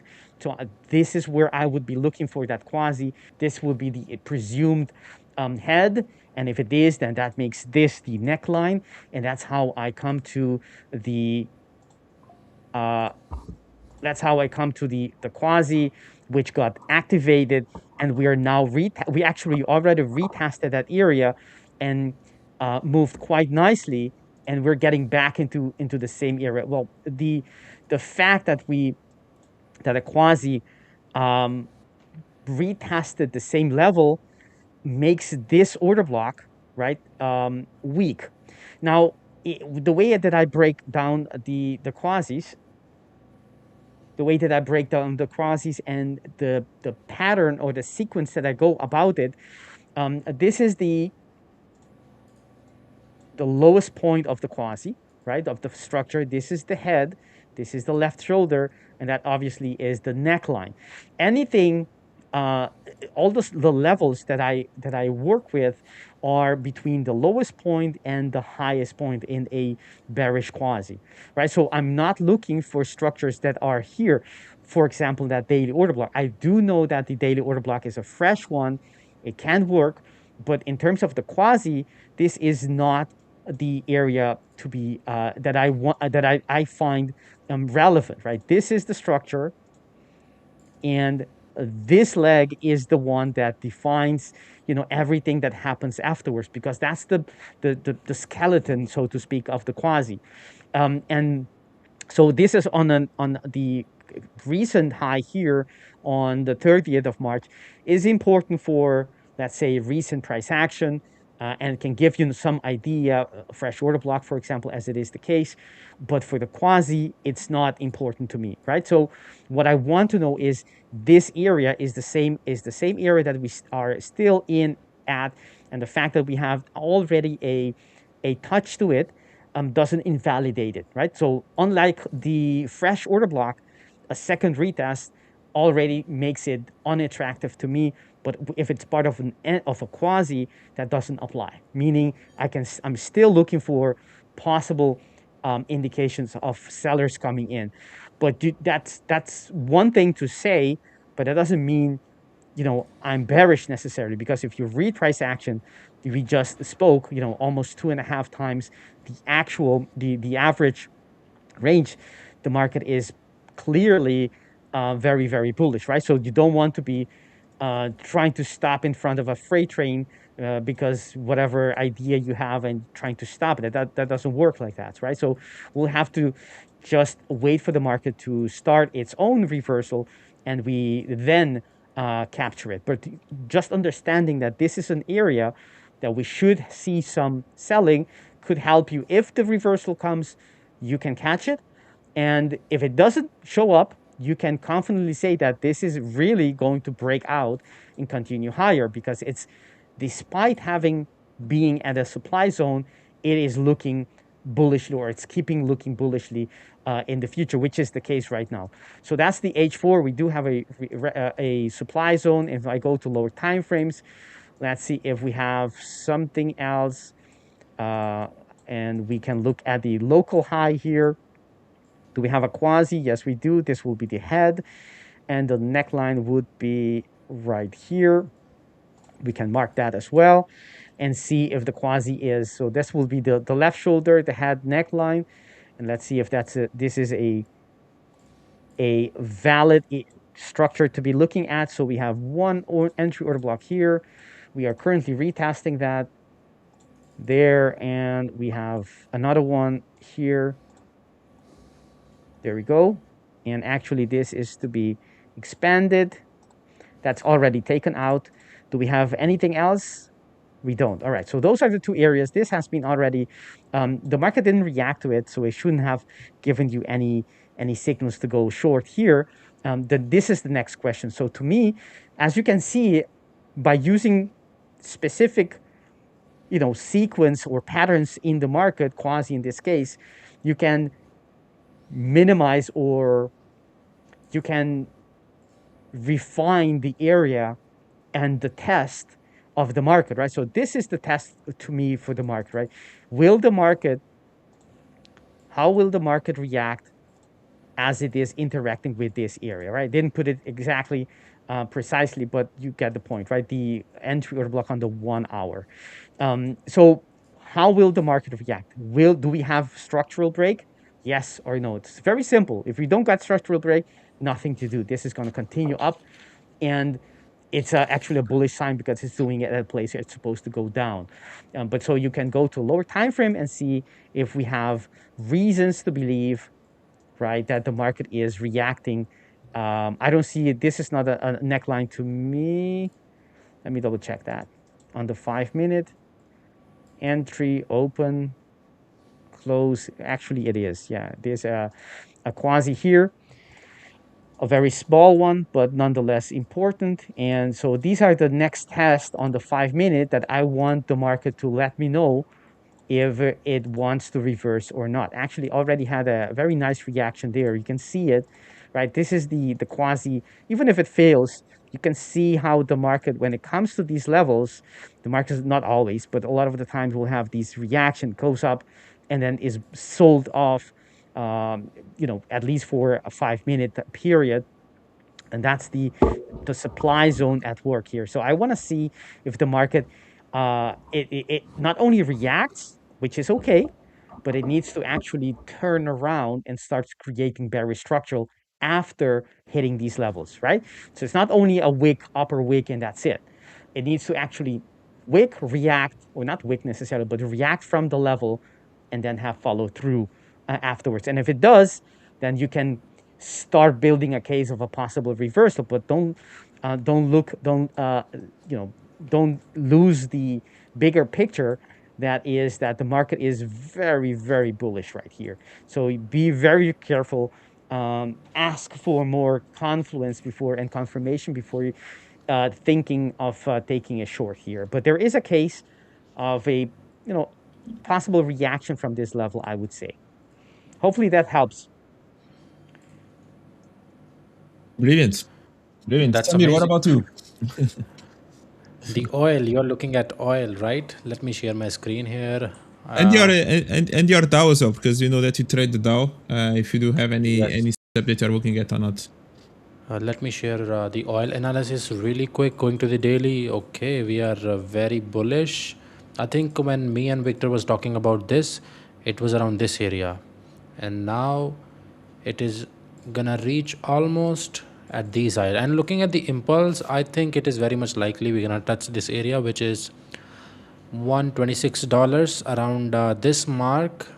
And of course, I'm not a fundamental guy, but all the things which are going in the world, so I'm just gonna completely focus on technicals, to be honest, because I don't look at fundamentals that much. So I'm just gonna see right now we have the impulse, and right now we are consolidating something like this. So if we break, this is the next area, and let's see if we have any pattern. Okay, we have this kind of trend line which we are trying to break, and going to the 1 hour. Okay, we are not having that much strong momentum, so I do think we can come to the downside, and then maybe if we gain the strength, then yes, if we close above, that can be a good opportunity. Stop loss can be below any structural low here, and we can see this area just completely based on the market structure and impulses right now. So I will not try to sell this pair, which is oil BCO USD. I'll just look for buys, and to me this is a very decent buy here. I might can open small lot size if we break this area. I don't trade it, but this opportunity looks clean to me. If we break with the impulse, then definitely can be a good area. We can also reject this area, so this is where you should not enter. Wait for a retracement and then it breaks. I think that can be the good area.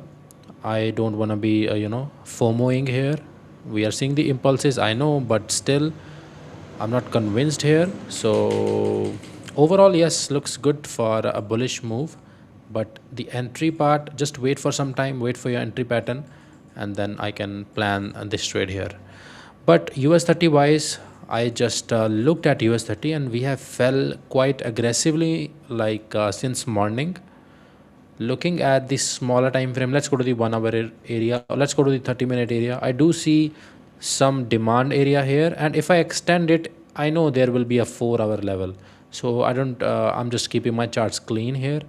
This is a decent demand area and this is a decent supply area. So if I go to the 4-hour time frame, and if you just focus on this area, which is around 46,000, you see some reaction areas here. This is a quite decent area. If I mark it like this, we have a sharp fall from here, some support and resistance areas. So I'm just gonna remove it. I'm just gonna focus on this supply area for now. Going to the 15-minute, actually 30-minute. So if market opens and if we tap this area, then I will go to the 1 minute time frame, then I will look for my correction patterns, and then I will short here. My stop loss can be somewhere around this area, which is logical stop loss to me, because this is the last lower high in this particular leg here. And if we impulse to the downside, and if the momentum started to fade, it can also break a little bit. It's fine. So I'll try to take longs on US 30. So yeah, let's see what we get. And again, we will note FOMO. We will wait for the price to get in one of these areas. And then the most important thing, we have to observe the behavior of the price. If it is very impulsive, so of course it is gonna break. It can touch these highs also, and that is the moment I don't want to get involved in the market. If we are seeing some pauses here, then definitely these are the two areas which I will be shorting from here, and I'll be going longs from this area. And NAS 100 is also the on the similar kind of analysis.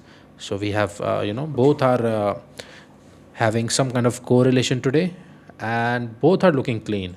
NAS 100 is looking a little bit more clean because this leg is really impulsive. I want a pullback here, small some kind of rejections, and on the 1 minute definitely you will see some nature, which is price fading away its volume, and then I will definitely take this trade here. And yes, plan for these indices for today. I gave you my buying areas, I gave you my selling areas.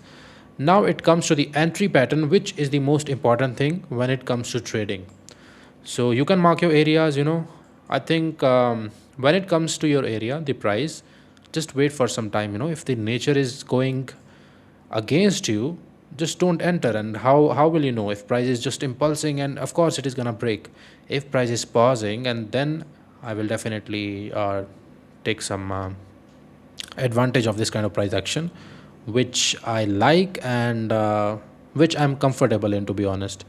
So let's see, we still have like I think 18 minutes left for the NYSE open. So for the 18 minutes, just sit back, relax, and just to wait for these areas. Just sit back. Just 7 p.m. my time zone, which is 18 minutes from the current time.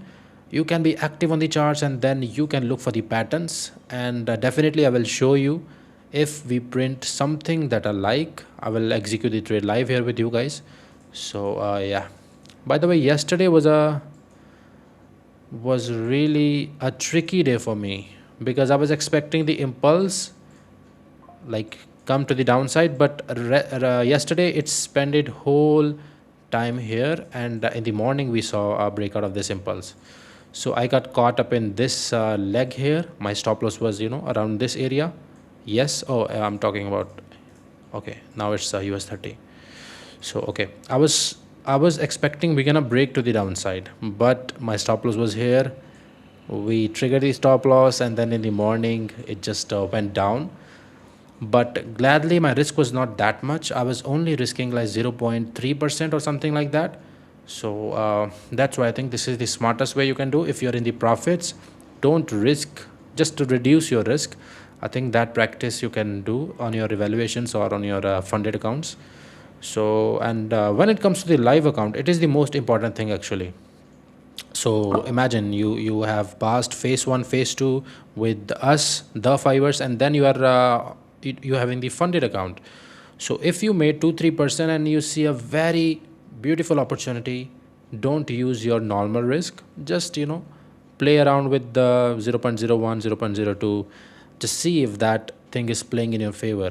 So it is not going to cause huge impact in your equity. So yeah, in the long run, I think that will be a good thing that you can do as a funded trader. Yeah, good point. Yeah, I'm looking a bit for shorts as well on the indices into the opening maybe, and then we'll see. Like once it gets to that other next level a little bit lower, maybe we can find some buying pressure or not. You're having similar areas which I have, or you are having? Yeah, it's the same. I can show it, but it's more or less the same. To be honest, I think price is kind of in this no man's land, basically around here. So maybe could do that. Could go a little bit deeper into this, and it is then drop kind of a little bit, which is quite similar to what you mentioned. To be honest, let's take a look the at reaction. Sorry. daily candle is quite impulsive too. So actually on the daily time frame the structure is bearish. So I do think actually Yes, let's you not can continue. put it, what I think. What the price will show us, we're gonna react that way. So let's just focus on that. We have two areas and you also have that area that you have there. So let's see how price reacts from that area. If I get the pattern, definitely will be entering. If I don't get the pattern, then I'll just skip today's trading session. Yeah, because on the daily time frame, price actually yesterday reacted really nicely from this basically supply level, the last top that created exactly. this move down. Now we do have this structure, which again, it's one of those that we just mentioned, looking at the daily, and then if not, then we have a little bit closer to the walls. But yes, as you mentioned, higher time frame wise, we are definitely into a bearish structure, breaking lows, not really managing to break any highs.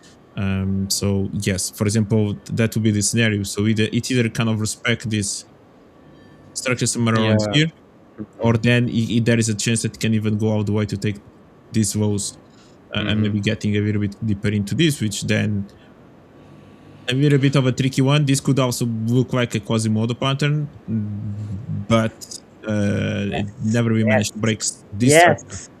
Yes. Yes. It is inverted Yeah. head and shoulder in my eyes.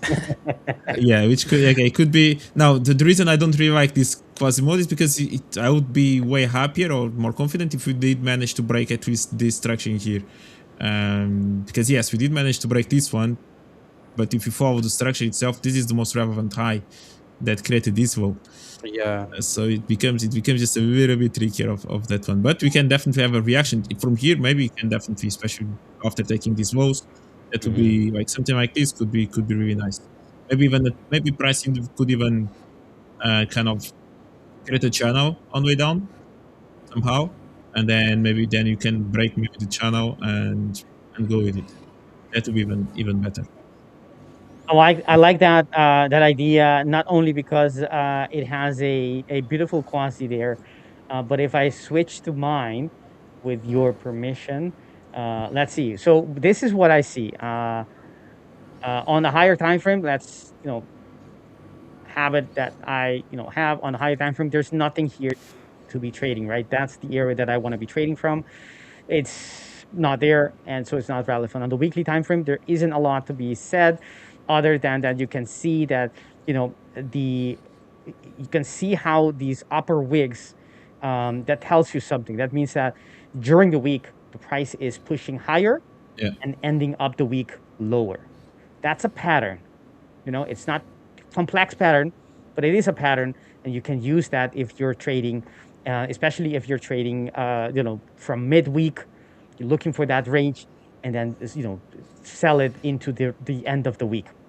Still happening, by the way. So that's something nice to see. Other than that, there isn't anything for me. And on the daily, what we do have, and this is we failed, or we almost got to the other side on the other level, that fresh order block. You can argue, it was retested. There was just front run. Fair, I agree. I do like the levels to be touched, though.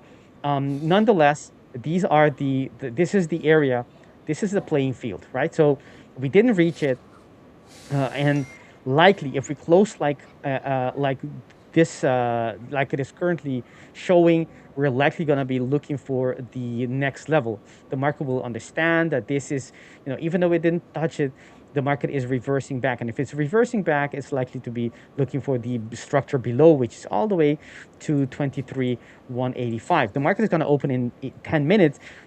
This candle can change completely, and everything I said could not be the case anymore, could not be relevant. But in so far, it is not, it hasn't changed. That is what I see. If I go to lower time frame, we can spot that beautiful quasi that Pedro has been talking about. And to me, it's very, very clear. You don't have to be You don't have to look very far for it to see this pattern, right? Whether you want to call this a head and shoulder, whether you want to use head and shoulder on your hair, that's fine. You're free to do that. But this is a quasi in my mind. All right, so if this is the area that I would be looking for, one is the daily order block that is being retested again, which is still fresh. You have the 4 hours. This is quite large, which makes it not ideal, but I can still use it. Just I need extra confidence for it. And we have an area here, right here on the H4 that we can be looking for. But all of this that it's telling me is that the market, well, it depends on the open today, right? But depending if the market doesn't find uh, strength, in the first hour and a half of the market, and it starts breaking down, then these are the areas that the market is likely going to go to initially, just to the H2. But on the greater scheme of things, that H2 isn't as significant. So likely it's going to go to the next area, which is this H4 entry order block on the quasi. And then it gets interesting, for maybe later today, maybe tomorrow, to see if the market starts to react or not to that area.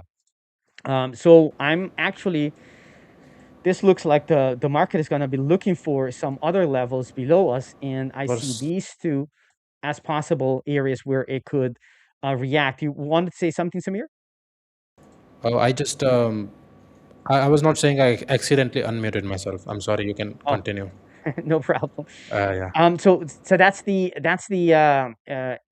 the areas. This one is, I like it more. You can see they're overlapping of different time frames. This is only the H4. On the H1, it's too big of a structure. Actually, it isn't, but if you have, it's not giving us extra information, the same information as the H2.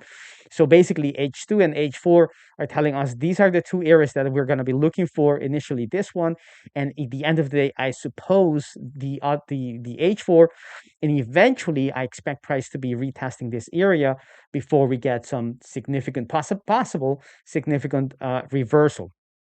And it all depends on what happens, in the world. Maybe this whole reversal pattern will fail and the market continue, and that's fine. But we need to know these areas so we know when they are failing, that the whole structure is failing, so you can start changing your bias and you can start shorting it when it's clear that these areas are not being respected anymore.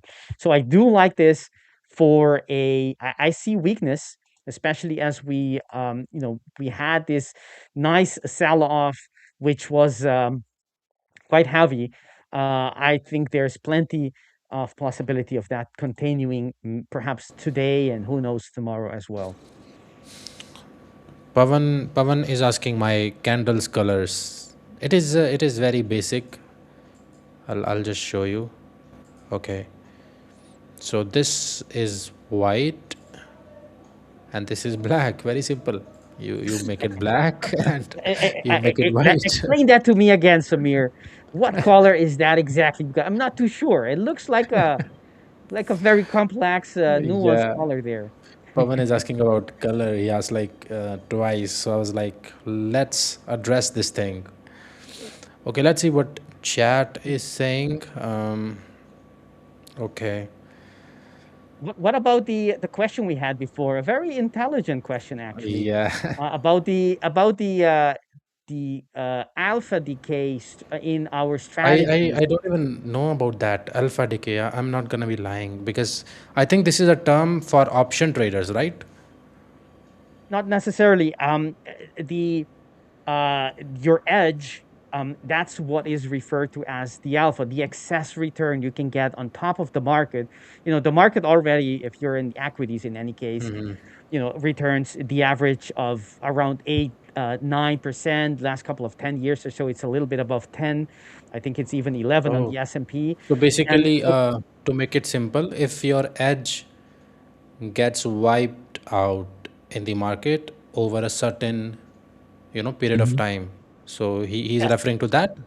yes, he meant that, our edge, the ability we have to extract profit from the market, Okay.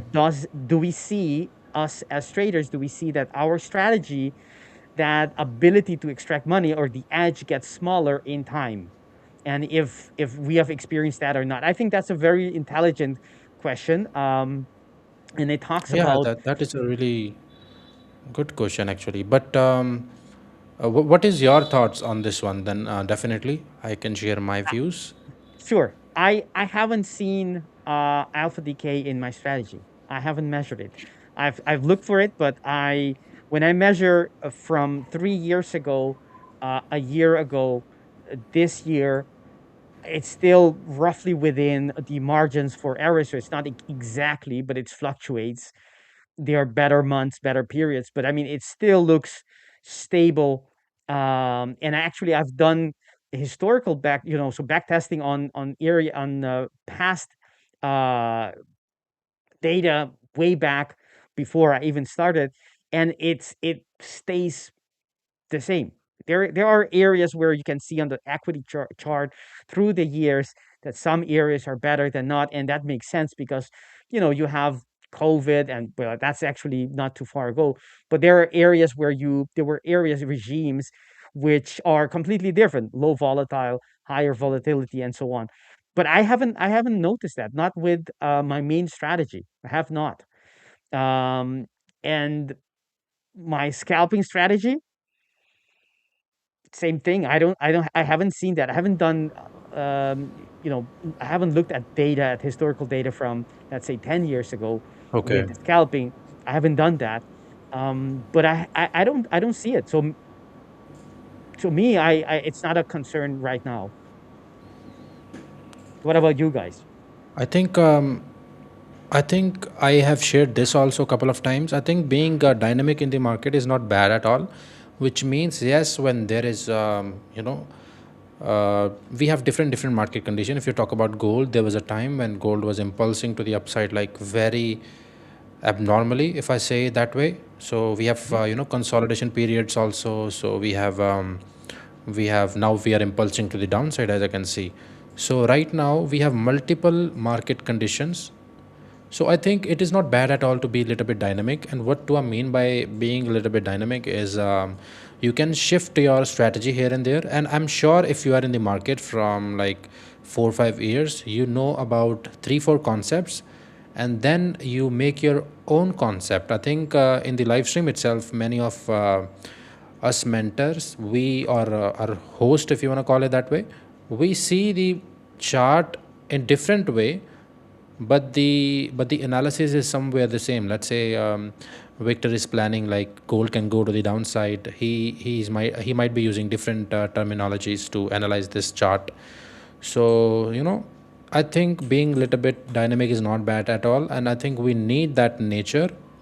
So by having this nature, you are eliminating that factor, that alpha decay, because you are monitoring your performance, and you are continuously trying to be better. So I do it. So I will put it that way. What about Yeah, If you, you are, Pedro? yeah. it's always hard, like as individuals, it's going to be a little bit always hard to kind of even measure around alpha decay, especially for us that actually we are looking for patterns, and the price tends to repeat itself somehow based on the patterns that you are trading, and it is something historically, not just from the last year or 2 years ago, but if you look like the last 20 years, you can still find quasi-models playing out and performing quite nicely. I think one of the major alpha decays that can happen is similar to what Samir mentioned, which is something in regards to a specific asset, specific moment, specific macro or geopolitical event that maybe in a specific moment was creating a lot of volatility, a lot of movement, and all of a sudden that disappears. And that definitely changes the strategy. That can change a little bit of an edge. That if someone was trading that specific event, for example, I go back to the CPI in 2022, which was the major event when it had really high inflation, and the major central bankers were starting to increase their interest rates. Trading that CPI, it was a unique edge. Okay, regardless price will just, as soon as it came out, will just either move to the upside or downside. There was no spikes, there was nothing. It was literally straight into one direction. Okay, there was a specific way that you could have traded that, and that lasted like 5, 6, 7 months, and you could have managed that. After that, it stopped playing out like that. There was no more just in one direction. There was again back into volatility or manipulation, spiking up then go down, or spiking down then go up. It was a complete different type of approach. Gold as well, like gold in the last 16 months or something like that, 2 years, it was just literally bullish, bullish, bullish, bullish, bullish. Now it stopped. There's no more bullish. Now it's kind of more into ranging, more into indecision. Let's see what will happen. Like many people make money just buying gold without even knowing anything else about trading. If you just bought gold, you made money. That disappears now. But if you are kind of more into this type of patterns that we do, something that eventually can. I think also what happens with us traders is that we try, at least someone that is active and curious and trying to evolve with time, is that we continuously make some tweaks here and there on our own strategy. So kind of we are fighting that alpha decay by tweaking, by maybe paying a little bit attention maybe for a better entry, or maybe a way to filter a specific trade instead of continue to trade that trade. That's something that, for example, for me, it helped me maybe to stay on top of my game, is to add a little bit more of a situations of filters, maybe adding correlation into my own analysis, looking for more confluence in terms of different asset classes to try to take trades, and so on. So again, there's maybe ways that you can try to help you to overcome or to fight that alpha decay within your own approach. And that's why for us sometimes as individuals it's hard to keep measuring every single thing, because we are kind of within our own our own heads. That's why it's important to journal. Vitor is a big advocate to do as well, because at least you have some data to rely on, but you don't really have anyone external that actually maybe could give you a second opinion, or look at it from another angle, to actually tell you, yeah, maybe this specific part in here on your trading is kind of not working so well as it was maybe last year or something like that. Maybe you need to fix this. But that would be a little bit my opinion in terms of macro or some specific geopolitical events. Most likely that's going to be diluted. Even now, like we had Trump's tweet last Monday. It was this Monday, maybe. I don't even. I'm lost now in time. I don't know if it was this Monday or it was last Monday. Price just skyrocketed. Yeah, it was last Monday, the Monday before. Price skyrocketed. Yesterday we had another speech from Trump, and price moved. Eventually, these speeches that Trump is doing regarding to the Iran situation, geopolitical situation in Iran, is going to remove in terms of, or is going to get smaller and smaller in terms of volatility in the market. And that's just the way the market adapts to everything. It is what it is. It happened the same thing last year with tariffs as well. Anytime Trump was saying about tariffs, price would skyrocket. All of a sudden, I just took a trade while you guys was talking, so price moved. Yeah, good. Yeah, market just opened. Nice trade. let's see now. Nice trade. Going to the 1 hour, we have the support area, which we may can get tapped. Restore reward is way to 2.75, but I don't want to cash that. Okay, I'll be targeting this order block somewhere around that. I'm testing this new thing actually, so let's see how this works. You're going for higher than 1-to-1. Yes. Nice. You're on the Dow, yeah? Okay. Yes, I think it depends to the alpha decay. It depends on what the strategy is based on. In the case that Pedro and I were trading chart patterns. Chart patterns are universal. They're timeless. They happen in every time frame, and it's not something new or old. It's not it's not doesn't get old. It doesn't get out of fashion. It's just an expression of how the market moves. So yeah, it's actually an expression of human behavior, and which, as long as there are humans trading, you will see these patterns. So the alpha decay for these patterns are, you're going to see some fluctuations, because the market does shift from time to time, from decade to decade, but the edge will not go away. I don't think so. That's my opinion. But it depends on the strategy, because that's the case with chart patterns.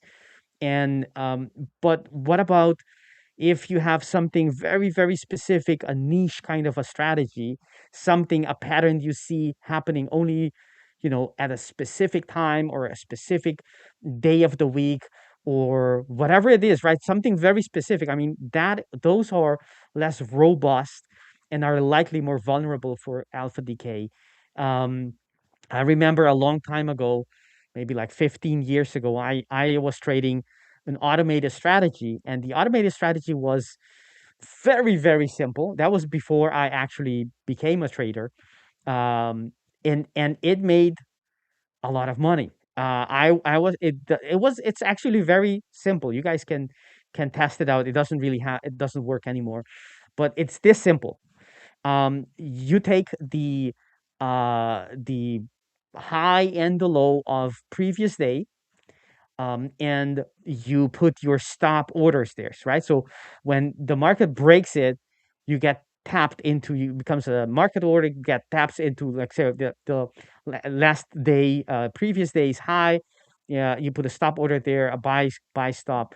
Market gets it, and usually what you see is that the market, this, right? The market gets to this level, and more often than not will have a little spike, a couple of pips, before it actually decides whether it wants to be it a fake move or it continues, right? And that little movement after it taps, you trail that trade, as I don't know, 2 pips it was, I think, away. So the moment you have to have a quick computer and good connection and all of that, because the moment it goes like 4 pips, 5 pips away, your stop loss is already very tight, and it comes back and it taps you out. You get 2 pips. Sometimes you get 4 pips. Sometimes you get 10 pips, right? If it really jumps out and breaks out with a lot of force. And I traded this for, I think, longer than a year, and I think I made like $20,000 or euros. And from one month to the other, the edge was gone. You could do it, but it's you wouldn't it wouldn't be profitable. A little bit Just more like than that. that. Yeah. A little bit more. Oh, I was saying that we are getting 1-to-1, so I was like a little bit more than that. I unmuted myself. I'm sorry, guys. You're talking to yourself. Yeah, I'm talking to myself a little bit. That's a I moved to good forex thing. chart here. It's a good thing. Anyways, but that was a very specific pattern that was happening for a certain number of period. I like this Previous. consolidation. Yeah. You are talking about this pattern or any other thing? No. I mean the strategy that I was talking about. Oh, okay, It's a okay. little. I'm sorry. It's a little pattern where Mhm. the market after as it hits, as it exceeds the previous high or previous low, will Okay. have a little surge in the case of a buy, and a little drop or surge in volume in any case, and you can capture that. Those kind of edge, they decay quickly. They're much more vulnerable for decays because it's something very specific.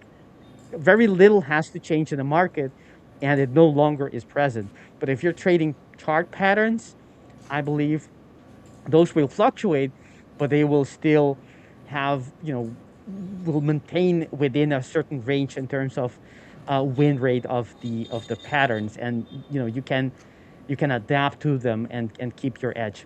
But you were talking about the pattern on the chart. You're looking for the breakdown of that. Yeah, it was very clean pattern. Mhm. I just got a flashback of my old days actually. I used to trade these kind of patterns back in like I think 2023. I was taking it I was shorting it around here. Of course it was in forex. So after a very long period of time I'm entering this kind of trade, and I really made a decent amount of money in those 3 months. I remember back in the days I was playing with small accounts, of course, in 2022 or 23. I was trading with my friend, so I got a little bit flashback. So this is the type of pattern we was trading on the forex. So I think this is also the point, chat, you can learn. If you are trading from, let's say, 2 3 years, then you develop some kind of characteristics, you see some things on the charts, and then you quickly remember, okay, this is the mistake that I have done in past, so I'm not supposed to do it now. It happens with by with experience, basically. So very clean pattern. I was entering these trades like almost every day. If I see this kind of pattern, of course I was making mistake, entering a little bit early, this that, but now I'm trading indices only. I saw it after a very long period of time, like supply getting tapped, Fibonacci here and there, and yeah, let's see. I'm targeting around 1 to 1, little bit something like that. So let's see. My stop loss is above this area. Yeah. So Where's your Yeah, stop? You said, Samir? let me bring out my trading view itself. Okay. So, oh, Above the high. I'm not supposed to enter this. Okay, somewhere like this. You cancel the limit order we see on your chart. I think I'm supposed to put the buy stop and buy limit if I'm in the sell. If I'm in the buy, it is sell stop and sell limit on the futures side. I'm already up like decent on the forex account, so I don't want to trade it now. Yesterday, out of I was seeing the setup, I took the risk, but then I realized, why am I trading this when I'm up like decent amount? So I was like, let's trade. Yeah, let's use other account, and then maybe I can try my things there. So yes. Nice. What are you looking at, Pedro? Do you see any opportunities that you would like to share with our viewers? Yeah, it was just NASDAQ as well. The same way that the Dow reacted, NASDAQ also reacted with in the opening. They reacted from the supply, and now it reacted from the low. So basically, let's try to see which direction actually is going to break. Again, overall, I think I'm still bearish, like we talked before. I think price has more room to go to the downside, but maybe it's going to find a little bit of a indecision in here before maybe taking the lows, which for me still is the highest probability move on the NASDAQ, and even eventually kind of S&P potentially, and on the Dow as well. Could also play out. The dollar hasn't really done much since we started basically the live stream. It's been stuck within this level, a little bit similar to the euro, which is basically just trading in here now, kind of moving a little bit lower. We'll see how it's going to react from there, and the pound as well. So yeah, in regards to the dollar, not much right now. Let's see if there's any kind of volatility. Not usually on Thursdays afternoon after 3 p.m. Basically in 50 minutes, something like that. Usually there tends to be a little bit of some movement, potentially reversals on FX and the dollar. So let's see if we're going to have that type of a move also today, because then we go into tomorrow's day, which is going to be bank holiday in many countries except the US, basically, and we actually have NFP tomorrow, which is going to be a strange one because the market is closed basically all over the world except in the US. Yeah, let's see if you're going to have that type of volatility, that momentum, that direction still into this session, or if the market's going to kind of just continue to range for today. Especially with FX, I think the US indices, I think it has room definitely to take the lows and go a little bit deeper into the downside. Yeah, I like that. Let's take a look at. Let's see what you guys are seeing. Yes, yes. EU looks very weak. Someone asked us to take a look at EU, and that's what we do for a living. So let's do that. EU from the higher time frame, from the monthly, we have here a very interesting topic or topic point here to discuss is that we recently broke the monthly structure that was created by an outside bar, very potent stuff normally, but that potent quasi was broken.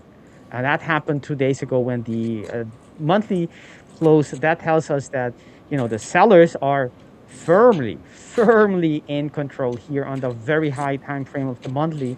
If you go to the weekly, yes, we have a fresh order block which is being retested, but as well, at the same time, we also have all these upper wicks telling us a story of sellers not letting price go any higher, at least not until the end, not during the week. By the end of these weeks, they are getting sold off all of these candles. So we're in the middle, right? So on the weekly and the daily, it looks like the market is trying to push higher and is likely to perhaps have some kind of a pop. You can see it here that we had bullish order block being created. We came back, had a nice follow through. Now we have a second. This isn't really a second retest. This is the first retest. This is the immediate retest, and we did react bullishly to that first retest. That's promising for the bulls on EU. But the question is, when are we getting? Will we get that move out? Meaning, this is the move I'm talking about. That's the what created the order block, and it comes back for the retest. And yes, we did get yesterday a very nice reaction from it, and it did have follow through the second day. But now we are below the low of yesterday, meaning that's that's a little squeeze right here. So it needs to start building back for that push higher. As Pedro mentioned as well, the fact that we made a lower high. This is EU. I think Pedro was talking about GU, but that's something you don't want to be seeing. Ideally you want price to be making higher highs before it comes back to mitigate the structure that it just created. That didn't happen here. That may be the first crack in the buyer's case here for EU. So we'll have to see. I don't mean it's done, it's over, but you ideally don't want to see that happening when the market is going. It's supposed to be getting bullish and it's not making higher highs. That doesn't really make sense. It doesn't rhyme with the fact that the market is supposed to be going up soon. So we do have the fresh order block that was created yesterday, and that could be an area to look for buys on EU. It is sitting in the weekly order block. It's still within the, actually this is the second retest, so this is no longer relevant. This is the area now that I would be looking for. And if you go to the H4, I want the market to come back and retest something in here. There isn't a lot until all the way to the end. So the next option is, if the market is not going to reach there, it needs to create a new structure. And actually, there is a very nice order block. It wasn't fresh. Was it part of a quasi? Yes, it actually was part of a quasi. You have 1, 2. Yes, this is a definitely a entry order block because it doesn't have an H4. I'm not trading that. I didn't trade that. There we go. You have it right there. So that makes this a fresh order block on the hourly. And you can see how the market comes in, reacts from of it, and digs a little bit deeper, squeeze it a little bit on the downside below it, but then reacts as you would expect from these supply areas. So what do we have? What are we left? We have a monthly signal or a sign that the market is very, very bearish. We're likely to be going in the next couple of weeks and months. We're going to be likely going to go lower prices, at least to retest this area, but maybe, who knows, a little bit lower if things don't change on the geopolitical arena. And on the weekly, on the daily, there's slight bullishness, a slight possibility of market, and that's depicted as well as with this huge move we've seen earlier on the week. the question is, where will we get that reverse? Will it come from lower within the daily order block at the other half? Will it come from once we revisit the area? That's not clear yet. So I would just wait for the market. I don't see the reason, if this closes as a bullish engulfing as it is now, we still have 3 hours. That's a lot of time. It just closed. But this would be then the area that I would be looking at, because this is the H4. That would be something I can use because it fits the weekly, the daily, and then you have the H4. You have that magical triple alignment, and I can use that and go to the lower time frame. That could happen today. Actually, there's nothing on the H2. There's nothing on the H1. I don't like that fact. But we could use the H1 that we already have from the left. We can then go to the hourly, to the 5-minute, and look for, but that's only if we have the H4 created in 3 hours time, right? So there's a lot of need to happen before that. Market can do all kinds of things before that. And if it does close as an engulfing, then I would be looking for possibly this. And then that would be the quasi. You can see the left shoulder right there. That means that this is the neckline. Whoop, that's not the tool that I was looking for. There, this is the neckline. Look at that beautiful flipped line there. This is the 5-minute quasi neckline. And then we would be looking for entry order blocks that are within this area, or it depends on how big the structure is by then. All of this is, of course, all of this is conditioned that we do get an H4. We don't have it yet, so I wouldn't be able to trade this before that time. So that's something, but it looks like this pattern is likely to be extended further, because the market is really, look at that big candle after that, reversal pattern, and is really looking for something on the above us. Not sure what that would be. Well, that could be this area, and possibly those EMAs could be targeting all the way back to this level, perhaps. We'll have to see. There's plenty of time. There's 3 hours to go. How is your trade going on, Samir? My trade is not looking that good now, because we saw a push and now we are recovering this. I think if we reject it from here, then it is good. If it didn't, then I do think we're gonna sweep this area. But as this area is good, I think I don't mind being in the trade, and the pattern was good, as I mentioned. So let's see now what the price is gonna do. And trend is also to the downside for this session. I do like to take a look at 15-minute or 5-minute market structure, which is bearish to me. So I think my plan wise, I'm not making any mistake. I would have 110% would have taken this trade. So no matter what account I was having, so I would have taken this trade. Now, if the probability is there, it will play in my favor. If it is not, then I'll just do the same thing tomorrow. Looks decent to me. Let's see if this areas hold. If we can even break this area slightly, that is fine. So unless we hold this EMA also, by the way, this is 50 EMA. So yeah, let's see what the other pair NAS 100 is doing. NAS 100, I was testing this area, which seems like is not holding. I was testing some SMC type of thing, but okay, we have broken this area, and the volume that I'm seeing, I think I don't like this. So if we break this, then it is game over for me. I'll just take a loss or whatever, Let me see my terminal. Yeah, let's see. Nice. I like that. Not that you're underwater, of course, but the fact that you're casual about taking the loss, right? It's not a big thing. It's part of the game. We lose, we win, we lose, we win, and you don't fuzz over it, right? It's nice to see that you're you're light about it, and you should. you should be, as long as you followed your plan, Yeah. you did the right thing. Yeah, exactly. So let's see now what the price is gonna do.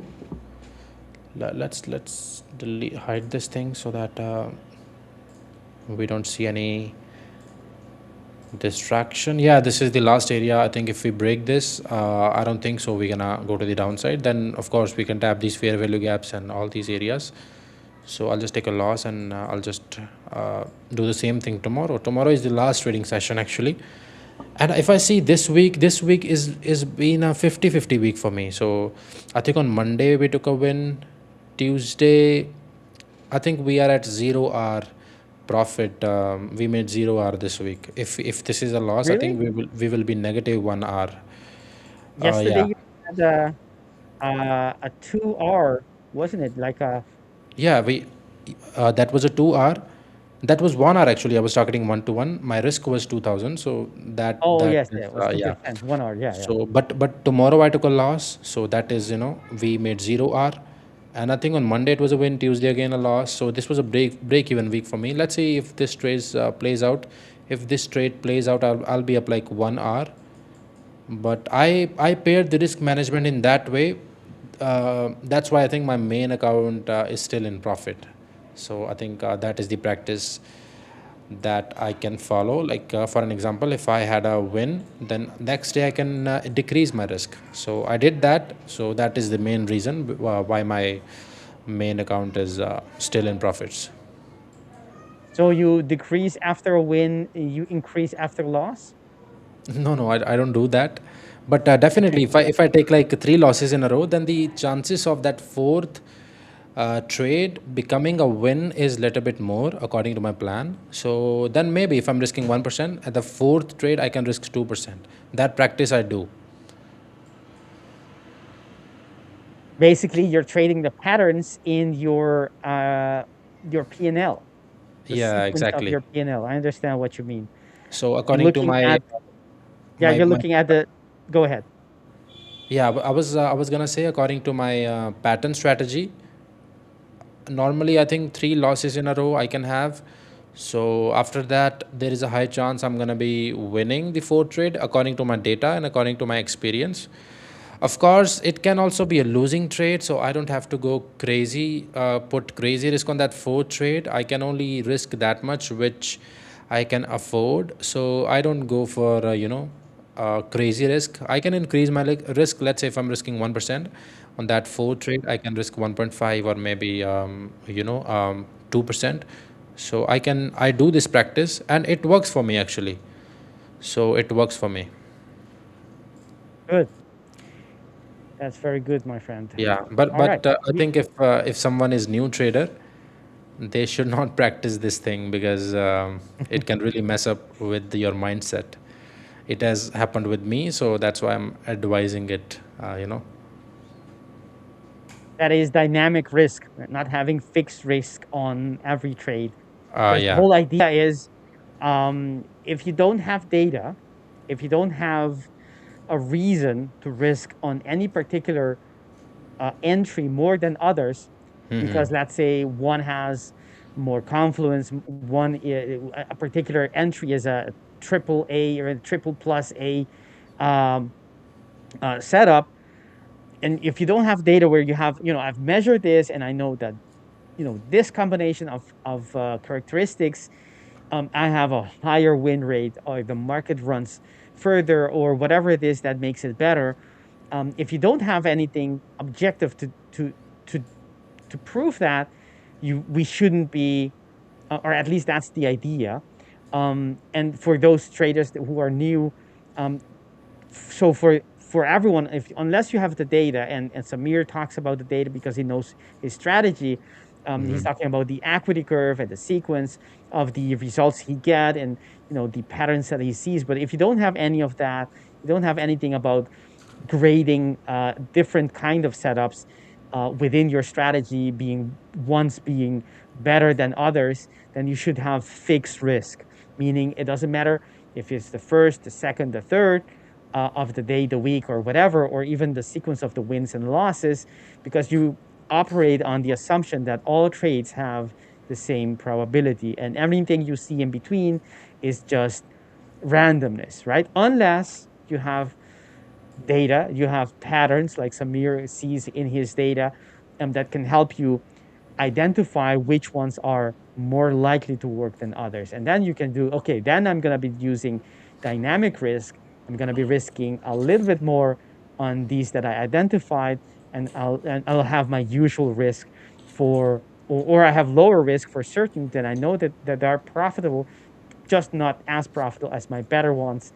And so that way you use dynamic risk, and it's a slightly higher level of complexity. It's not too much, but I mean, it can mess up with your psychology, because just imagine if you lose exactly on the one that you identify to supposedly be the winning trade, and you lose, more than you had to, and that's gonna sting extra, and you're gonna be extra vulnerable for revenge trading on all of that good, not good stuff.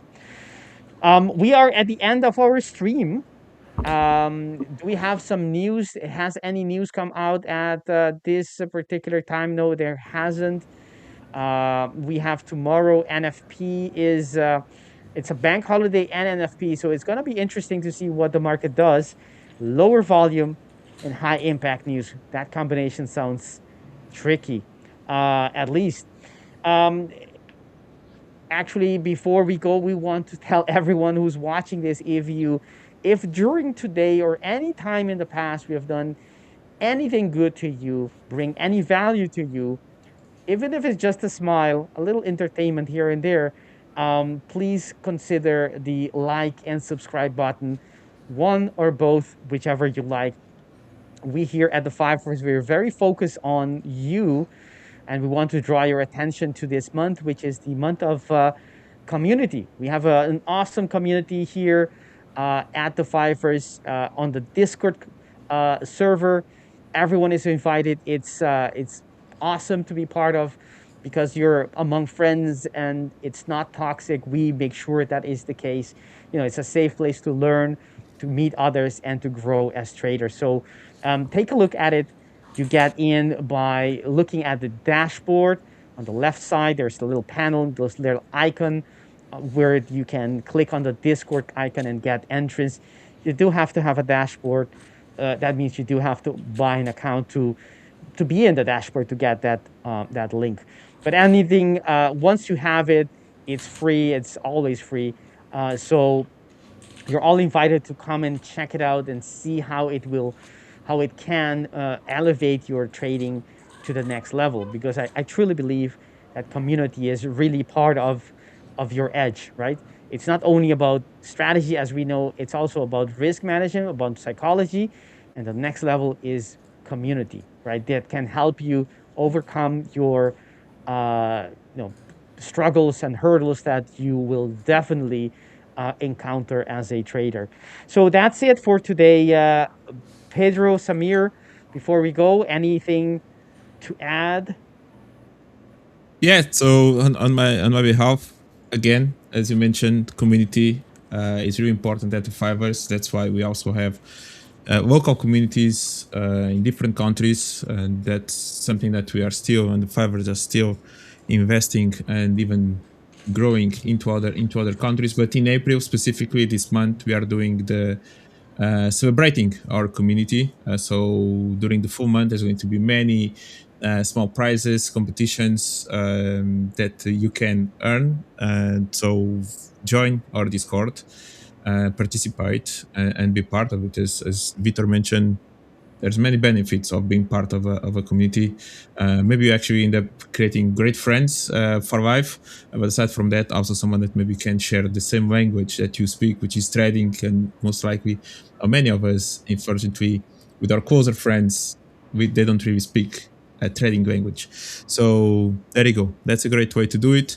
For the Portuguese community, we actually crossed yesterday 5K subs. So that's great on our YouTube channel. And later on, we're going to have another guest. We're going to talk a little bit about the macro geopolitical situation that's going on also in the Middle East. So feel free to join us on our live stream. And then, of course, happy Easter for everyone that celebrates Easter. this weekend. So yeah, and take it easy because yes, as you mentioned already, there's going to be bank holiday tomorrow. So be careful trading tomorrow's NFP day, and also be careful keeping any trade open over the weekend because the deadline that Trump said it was 6th of April, which is going to be Monday. And be careful with those gaps that may happen over the weekend. Yeah. That's amazing. Community week, guys, for you. So I think that is amazing. So if I was, in my past, if I had this thing, I think I would have been profitable a little bit more sooner. So guys, take full advantage of this. And with that being said, we will see you next week on Monday. Yes. Take care. Bye bye. Thank you guys. Take care, Bye-bye. guys. Bye bye.